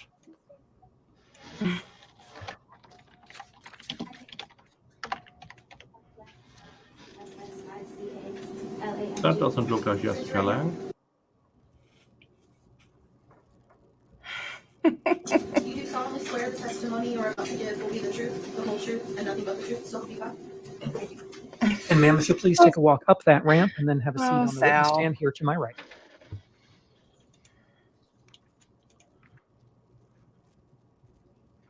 Yeah, And you'll see there's a I little could microphone imagine. there. If you can just make sure you're speaking into that. Mr. Bailey, whenever you're ready, you may proceed with your direct examination of the witness. Thank you, Judge. Would you please introduce yourself to the jury? My name is Jessica Lang. And did you formally call Jessica Chase? It was Jessica Case. Case, I'm yes, sorry. When I was in high school. Yes. And Do you currently of the live family. locally? I do. Right. And where did you grow up? 40th Street in Bell area. So locally as well? Local Phoenix, yes. Okay. Where'd you go to high school at? Paradise Valley High School. Right. And do you remember doing a police interview for this case back in approximately 2008? I do. When did you meet Alissa? Let me guess. You know exactly when the prosecution asks, and you have a strong recollection when the defense asks. Right. Let's see if I'm Bingo. correct. I can't wait. It was August, September of 2000. We had a ceramics class together. Okay. And did you become friends? We did. How close of friends were you? I would say we were pretty good friends. I apologize. Go ahead. We instantly clicked. We always wore the same shirts. So based on that, how often did you spend time together? We had a class together every day for a semester, and then there were a few times outside of school in that time that we hung out. Can you tell us what Alissa was like to you? Happy, friendly. She just wanted to have fun, like regular teenage girl stuff. Right. Did she talk to you about her family at all? She did. Did you ever see her and her sister interact? I did. Yeah. How did they interact when you observed them? Typical sister stuff. Sarah wanted to do whatever Alissa was doing, so that annoyed Alissa. Were you friends with a boyfriend that Alissa had by the name of John Lackman? I was friends with John's friend, Jesus. So And I say this I wasn't. sometimes lawyers will ask bad questions. I meant to ask, did you know John Lackman? I did know John. And was that through a mutual friend? Is that what you just said? Yes. Okay. Did you ever see Alissa and John interacting together? Yes. How did they interact with each other? Teenage couple doing. I'm not sure how to answer that. Sure. Just- Well, did you see them at school? I did. Right. And would they talk or have lunch together, things like that? Yes, Right. Did while they were together, did you also spend time with them? I did. Yes. Did you know any of Alissa's brothers? I met them, but I cannot say for sure which ones or if it was all of them. All right. And did you ever meet Alissa's father or stepfather? Yes. All right.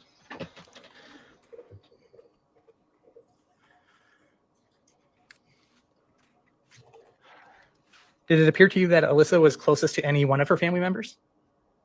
I do not recall.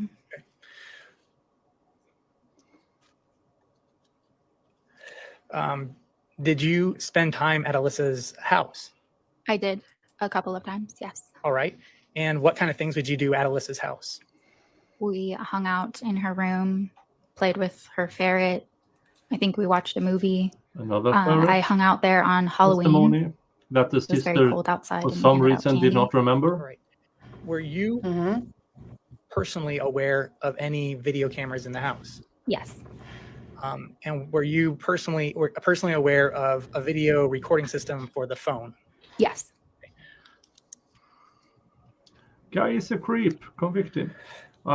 Now, do you know what day Alissa went missing? I do. Okay.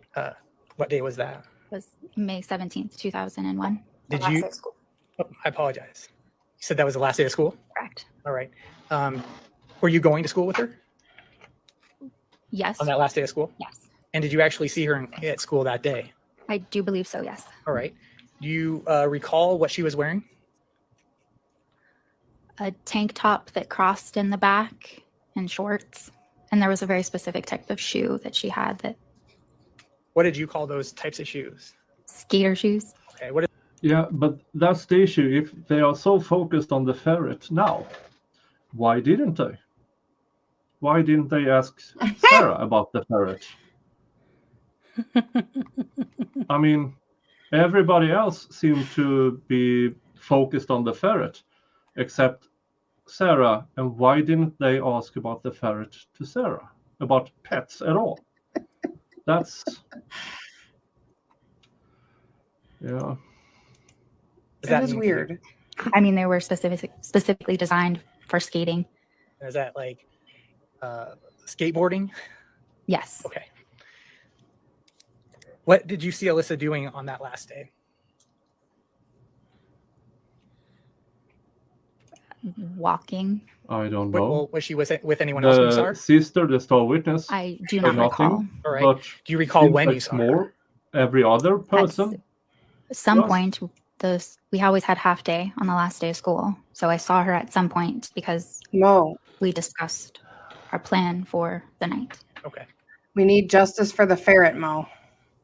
What happened I to will this write that ferret? down. Where'd it go? What was the Hashtag ferret's justice name? for ferret. When you saw The ferret Alissa did it. and Justice her for boyfriend, ferrets. Mr. Lackman, together, did you notice any conflict between the two? Not to my recollection. And Look, not that my hair after looks you saw awesome her today, but ma'am, your bangs. that day, did you ever see her again? I did not. How did you find out that Alissa was gone? I spoke with Michael Turney. All right. And when you say you spoke with Michael Turney, what do you mean by that? Either I called their house, or he called me. And do you remember when that was? It had to have been early afternoon. Okay. So would it have been the same day of school? That's interesting. So even early afternoon, he started calling to her friends. Did the defendant make any statements to you about Alissa in that phone call? Yes, he specifically said, "Where the fuck is she? I know she's with you. Where is my daughter?" Okay. And did you know where she was? I did And this not. is a state witness?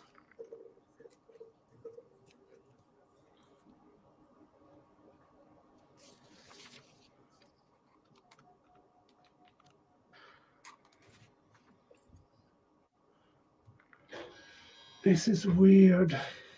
After you found that out, did you ever go to the Turney house? No, I did not. Did you do anything to look for Alissa? I called Michael Turney because he did tell me that he would be organizing a search party, and I had not heard from him. So I reached out, and he dismissed me and said that he would get to me when he had more information for me. Okay. Something to that effect.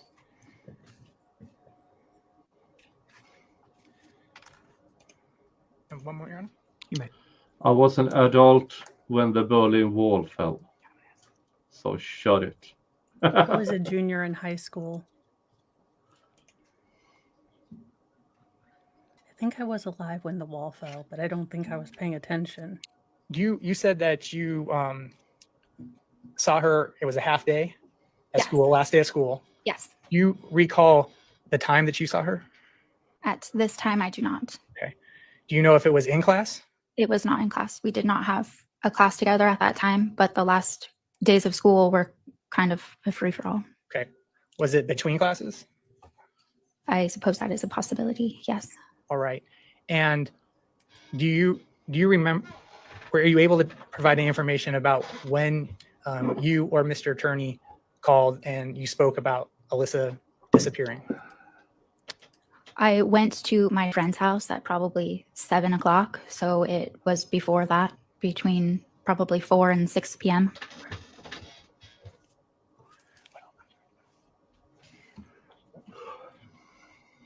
And when you spoke about you had plans for the night, what were your plans? Another friend of mine was having a party, and we were hopeful that her and John would be able to come hang out with us. All right. And have you ever heard from Alissa since May 17, 2001, after that time you saw her between classes? No, I have not. And have you ever seen her again since that time between classes? No, I have not. I have no further questions. Thank you, Mr. Bailey. Any cross-examination, Mr. What Jackson? the actual F? Hi, Jessica. How are you? The only thing that was interesting is that it was free for all that day. How is this important for the state? I mean, what did she actually say about, well, except the ferret? She wouldn't leave her ferret behind. Convict him. I mean, what's going on? I mean, the more important or the more logical thing to me would be to show that she didn't take her money and that the money Yeah. ended up in the sister's bank account. Yeah. I mean, not that I don't care about pets, but Mm. Yeah, and she didn't pick up her last paycheck and the $1,800 in her bank account. Yeah, that's important. The yeah, the ferret, fact I'm first the spider, then the ferret. Why are these? Do y'all need to hire me as a consultant? I'm going to come in. I'm going to look at your case. You're going to pitch it to me, and I'm going to tell you what animal bits need to go. I charge $300 an hour, and I'm awesome.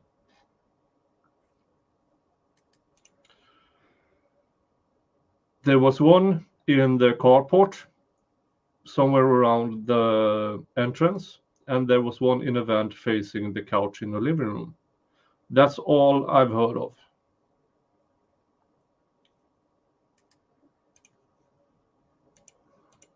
Hi. I just want to ask you a few questions. You testified a second ago that Not yet. you Nothing contacted in evidence so far Mr. Turney about her account. to try to help search for Alissa, and he kind of dismissed you. That's what you said, correct? Correct. Do you remember telling the detectives in your interview back in 2009 at the beginning that he called you asking if you wanted to help look for Alissa? That is what you told the detectives, correct? He said that he would be organizing a search party, and then I never heard from him. So I reached out after that because I hadn't heard from him. Now, you talked a little bit about the recording in the living room, the video camera, correct? How did you know that was there? I was told about it. Okay.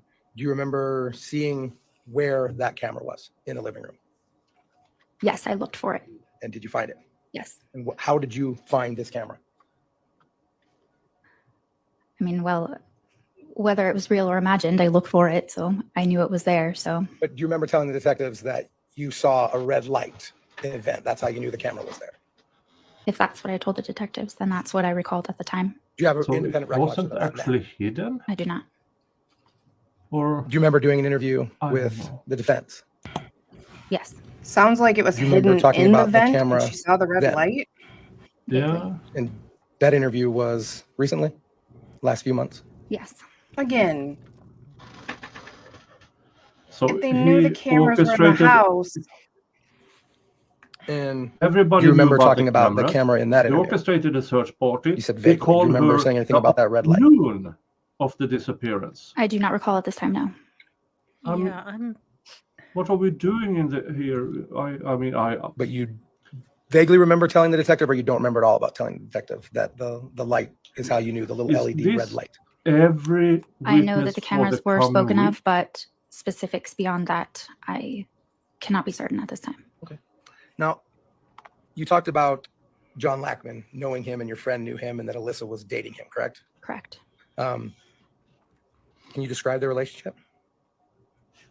I'm not sure how to. It just seemed like a regular relationship. They did things together. He drove a truck. Do you remember telling people are overhearing that, or do you remember saying that he made her cry a lot? No, but that's not surprising. Teenage girls cry a lot. Okay. I want to ask you a couple questions about What? her job at that time. Do you know where she worked? Jack in the saying Box. truth. Were you aware if she liked her job? I do not know. Do you remember discussions about her job saying that the people there were stupid and she hated it? I do not recall at this time. No. Oh, Say that about bullshit. my current job, and I'm a Oh. stay-at-home mom. Now she can't remember things. Oh, for the love of Cheetos. I'd like some Cheetos. I want some Cheetos. I'm not a body language expert, but how she answered that. Teenage girls cry a lot. Okay. I want to ask you a couple questions about her job at that time. Do you know where she worked?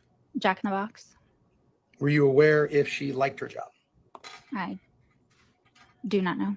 Do you remember discussions about her job saying that the people there were stupid and she hated it? I do not recall at this time. No. Bullshit. Now, I have wanna say ask you again- bullshit to the answer to that Ma'am, do question. not get this snarky, stupid face. You look, your face is all caps, ma'am. You need to work on that. And what are those? And those bangs. Sorry. Yeah, seriously, you have.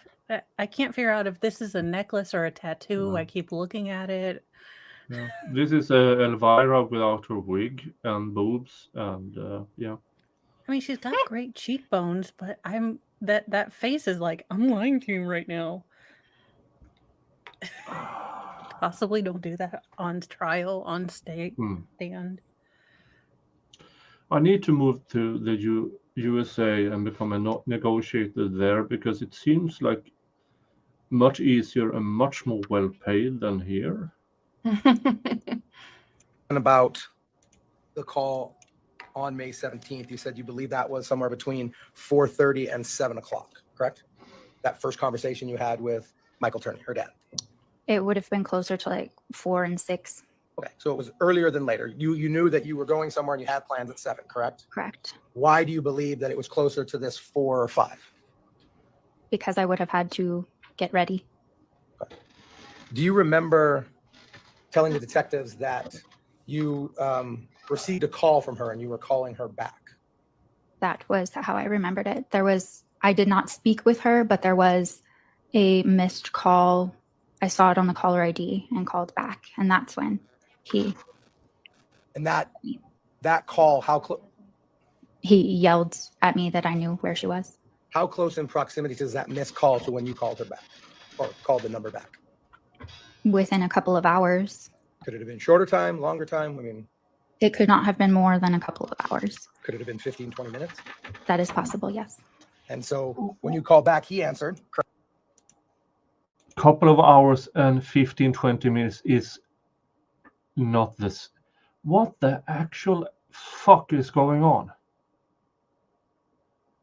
Why is this a trial? I have no idea. Aren't people in Sweden embarrassed to sound good? I'm not your typical Swede. I'm a union rep, but I'm elected as a union rep. I have never had a position as an employed union rep because the socialists here doesn't like me. Y'all, has it finally happened? Has the fluoride in the water completely turned us crazy like Jesse Ventura always told us? Yeah. Was he just a prophet? Because either that or we're all on a bad trip and I just need to know. I mean, what is this trial? If they convict him based on these witnesses, there's no hope. I mean, this should be defense witnesses. I mean, everything they say is he was desperate to find his daughter. Never mind the allegations of SA, even if it was a creep who actually did it, he was actively looking for his daughter or stepdaughter. Mm-hmm. Even if it just was because I want to keep doing this and that to her, he's actively looking for her. I mean, and everybody seems to have a problem with it. Oh, please let it work. Sal! Hi, Sal. Talk to us. Let us know what you have found out. Let's see. Notes up. Good. Yes. Yeah, it was weird. It's a small courtroom. Old jurors, like most of them above like 50. 9 female, rest male. Babu. Stop it.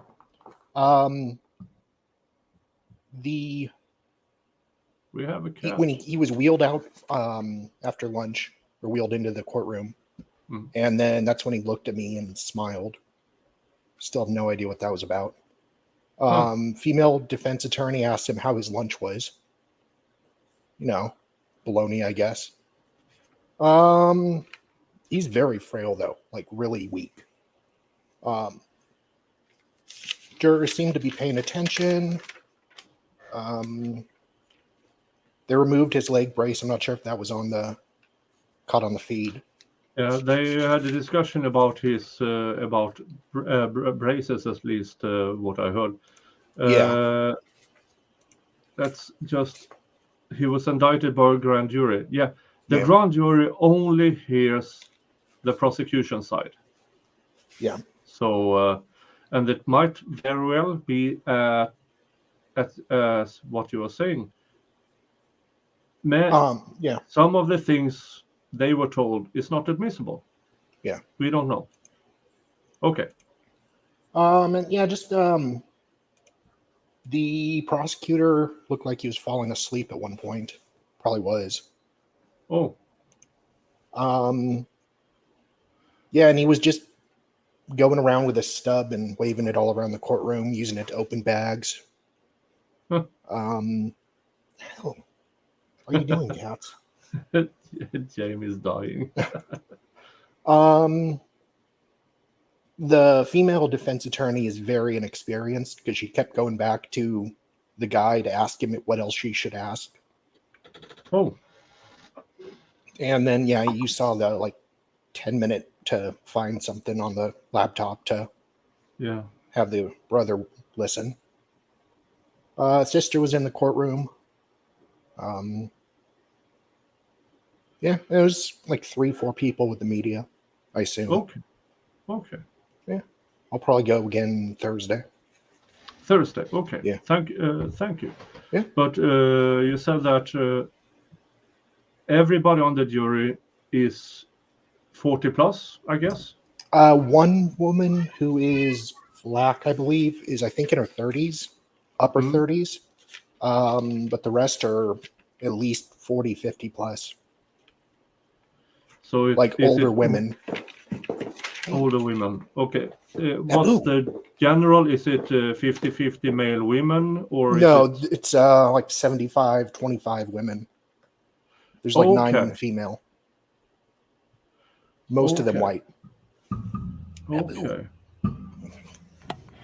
Sorry. Well, I don't know how to that's interpret. probably not the greatest idea. Yeah. I wouldn't have picked, a bunch of older women. Ain't gonna lie, I wouldn't either. Yeah, I have to agree that majority women older. Would you say my age or more between my age and Mo and Jamie's age for the women? Oh, Sal froze. Sal froze. I was gonna say it's not blinking. Well, that's why I was trying to look to see if he was blinking. I love that Jamie and I both look like. I know. I'm like, serious. Donna 1804 says Yeah, the older women might think you've got to keep them crazy teens under control. Yes and no, or it might be that one or two of them had this dad. We don't know. Yeah, and sometimes we're very emotional. We base things off emotions a lot of the time. Yeah. I mean, a lot of the people that are obviously watching this stuff, like us and people in chat, they think differently. But a majority of people that I just talk to, like my mom and stuff like that, they would definitely see something like that and be like, oh, yeah, that's weird. You know what I mean? He must have did it. So it's I just base it off of what I see in society. But just hope that they're not like that. But yeah. Well, it's such a different way of thinking. I mean, it took me a long time to get into what I call trial thinking, because with Rittenhouse, it really opened my eyes versus what I saw in the media versus what actually happened in the trial. And then I had to have almost a year of law tube to kind of think, okay, I first start with facts, then I can go with logic. Then does it make sense? So it's Yeah, this is interesting. And then you had two jury questions so far, both to the sister of the missing girl. And you had that one question that was really disturbing for the defense.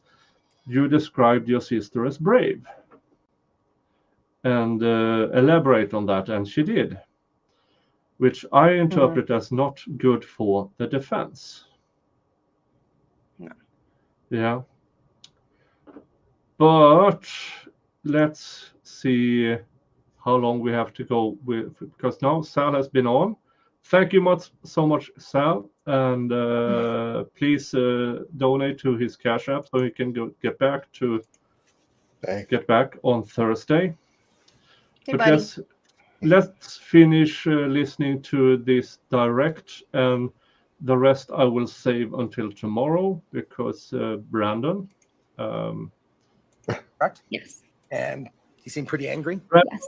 He's yelling at you. He's trying to find out where his daughter is. Shots. Yes. He thinks you have her. Yes. He actually says, "Where the fuck is she?" Correct. I know she is with you. Correct. Where is my daughter? Correct. How long did that conversation last for? I do not recall. After you told him that she wasn't with you, you guys started having other discussions, correct? I do not recall at this time. Do you remember him telling you about a runaway note? Yes, he did tell me that there was a note. Thank you. We are about And then 20 minutes behind. when that conversation, when was the next time that you spoke with him? Wish I stayed for this witness. She's Within cute. a week, I would say. Maybe a few days. And that's when he reached out to you to ask you if you wanted to help search. No, I do believe that he offered to organize a search party when I spoke to him that day. That very first conversation, you think that's when I that believe so. Now, you also, do you ever remember seeing any flyers around? I remember seeing 2 flyers in the area. There was one at Jack in the Box Yes. and one at Walmart. Yes. And when did you see those? I cannot be certain.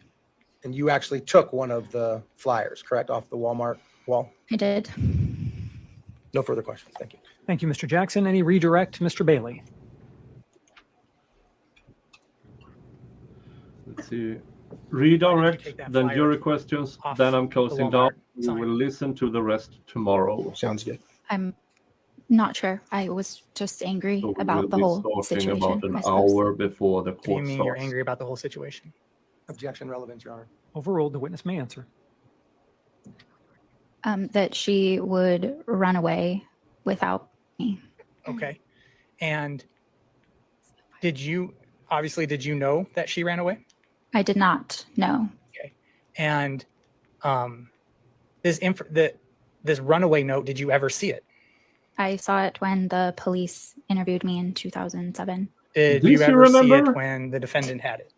But not anything No. else? Okay. Did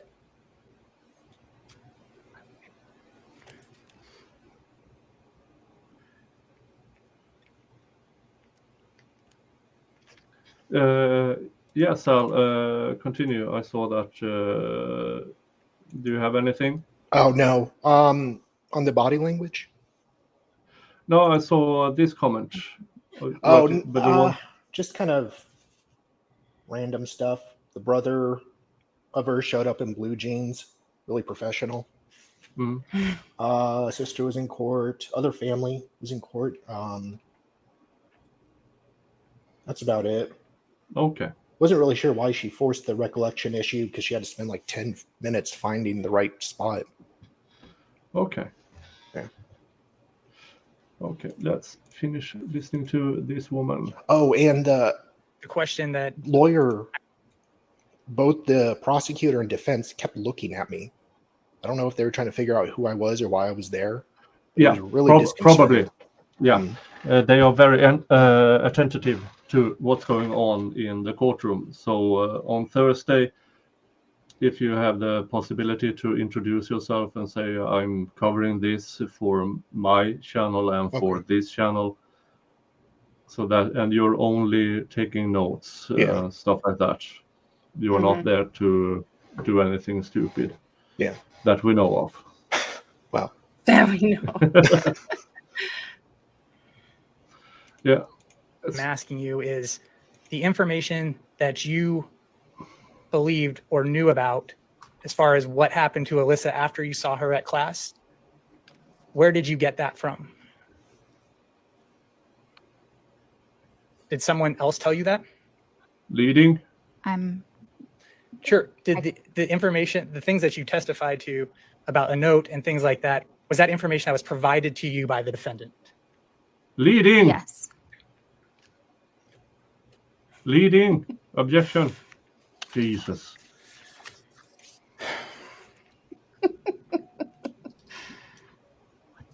She was trying to answer, I don't know, and he steered her right into yes.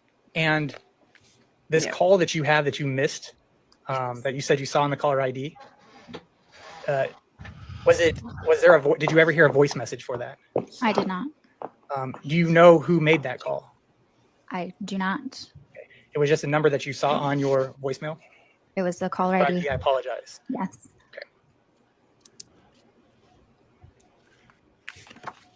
Okay.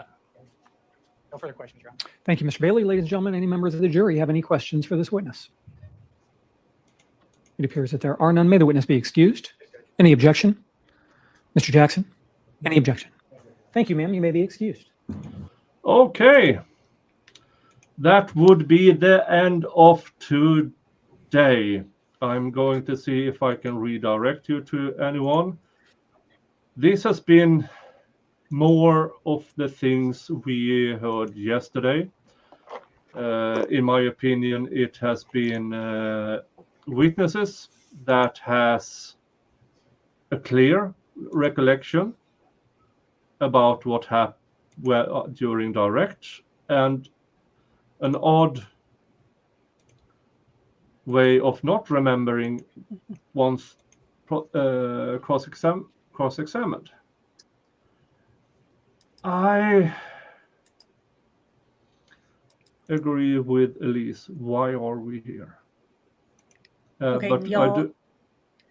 if this was a Sandra Brown or a Nora Roberts book, it would be plot twist the sister did it, allegedly. I'm just saying, why can't we have these trials be fun like books? I mean, no, I know. Yeah. It's trial. I'm just... Yeah. And we are probably looking at another week full of friends of the family doing the exact same thing. Yeah. And from yesterday's chat, I remember that they are probably, as Sal said, this guy is 75 years old and fragile. This is the last chance they have to prosecute him. And they're flipping the coin towards the jury convicting him. But there's no evidence. No.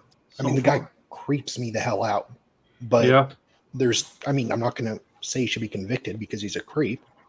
Mm-hmm. But yeah.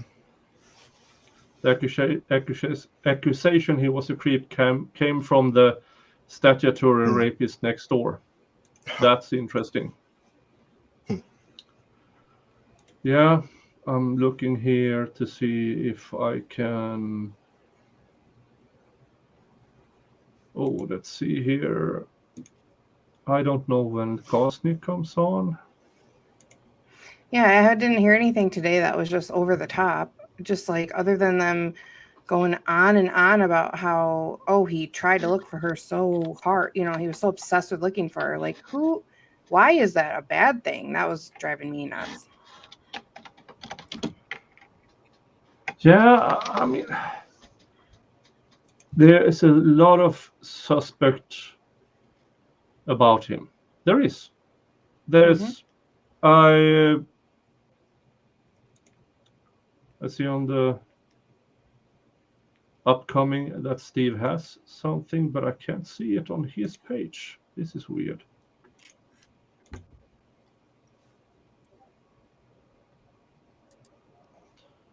Let's see here. Law of self-defense is coming on.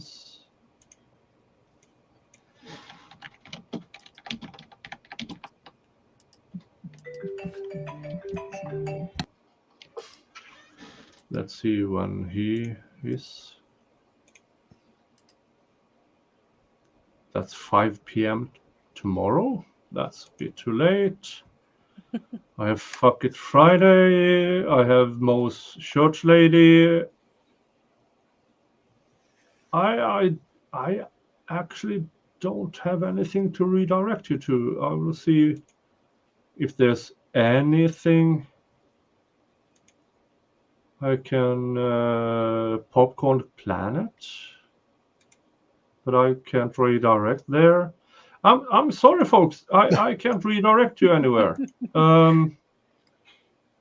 Welcome back tomorrow. I will start with the last part of this very interesting day with people saying more or less this. Maybe we will find out about the ferret tomorrow. Yeah, we really need to know the name of the ferret. Yeah. And yeah, I know that this is not called for, but I kind of don't care. I will see you all tomorrow at 9:30 Arizona time. I will try to remember tomorrow when that actually is. Thank you all for showing up. Like, subscribe, become a member, subscribe to all of these guys, and thank you. I don't have anything else but an outro. All right. Well, Bye. Bye.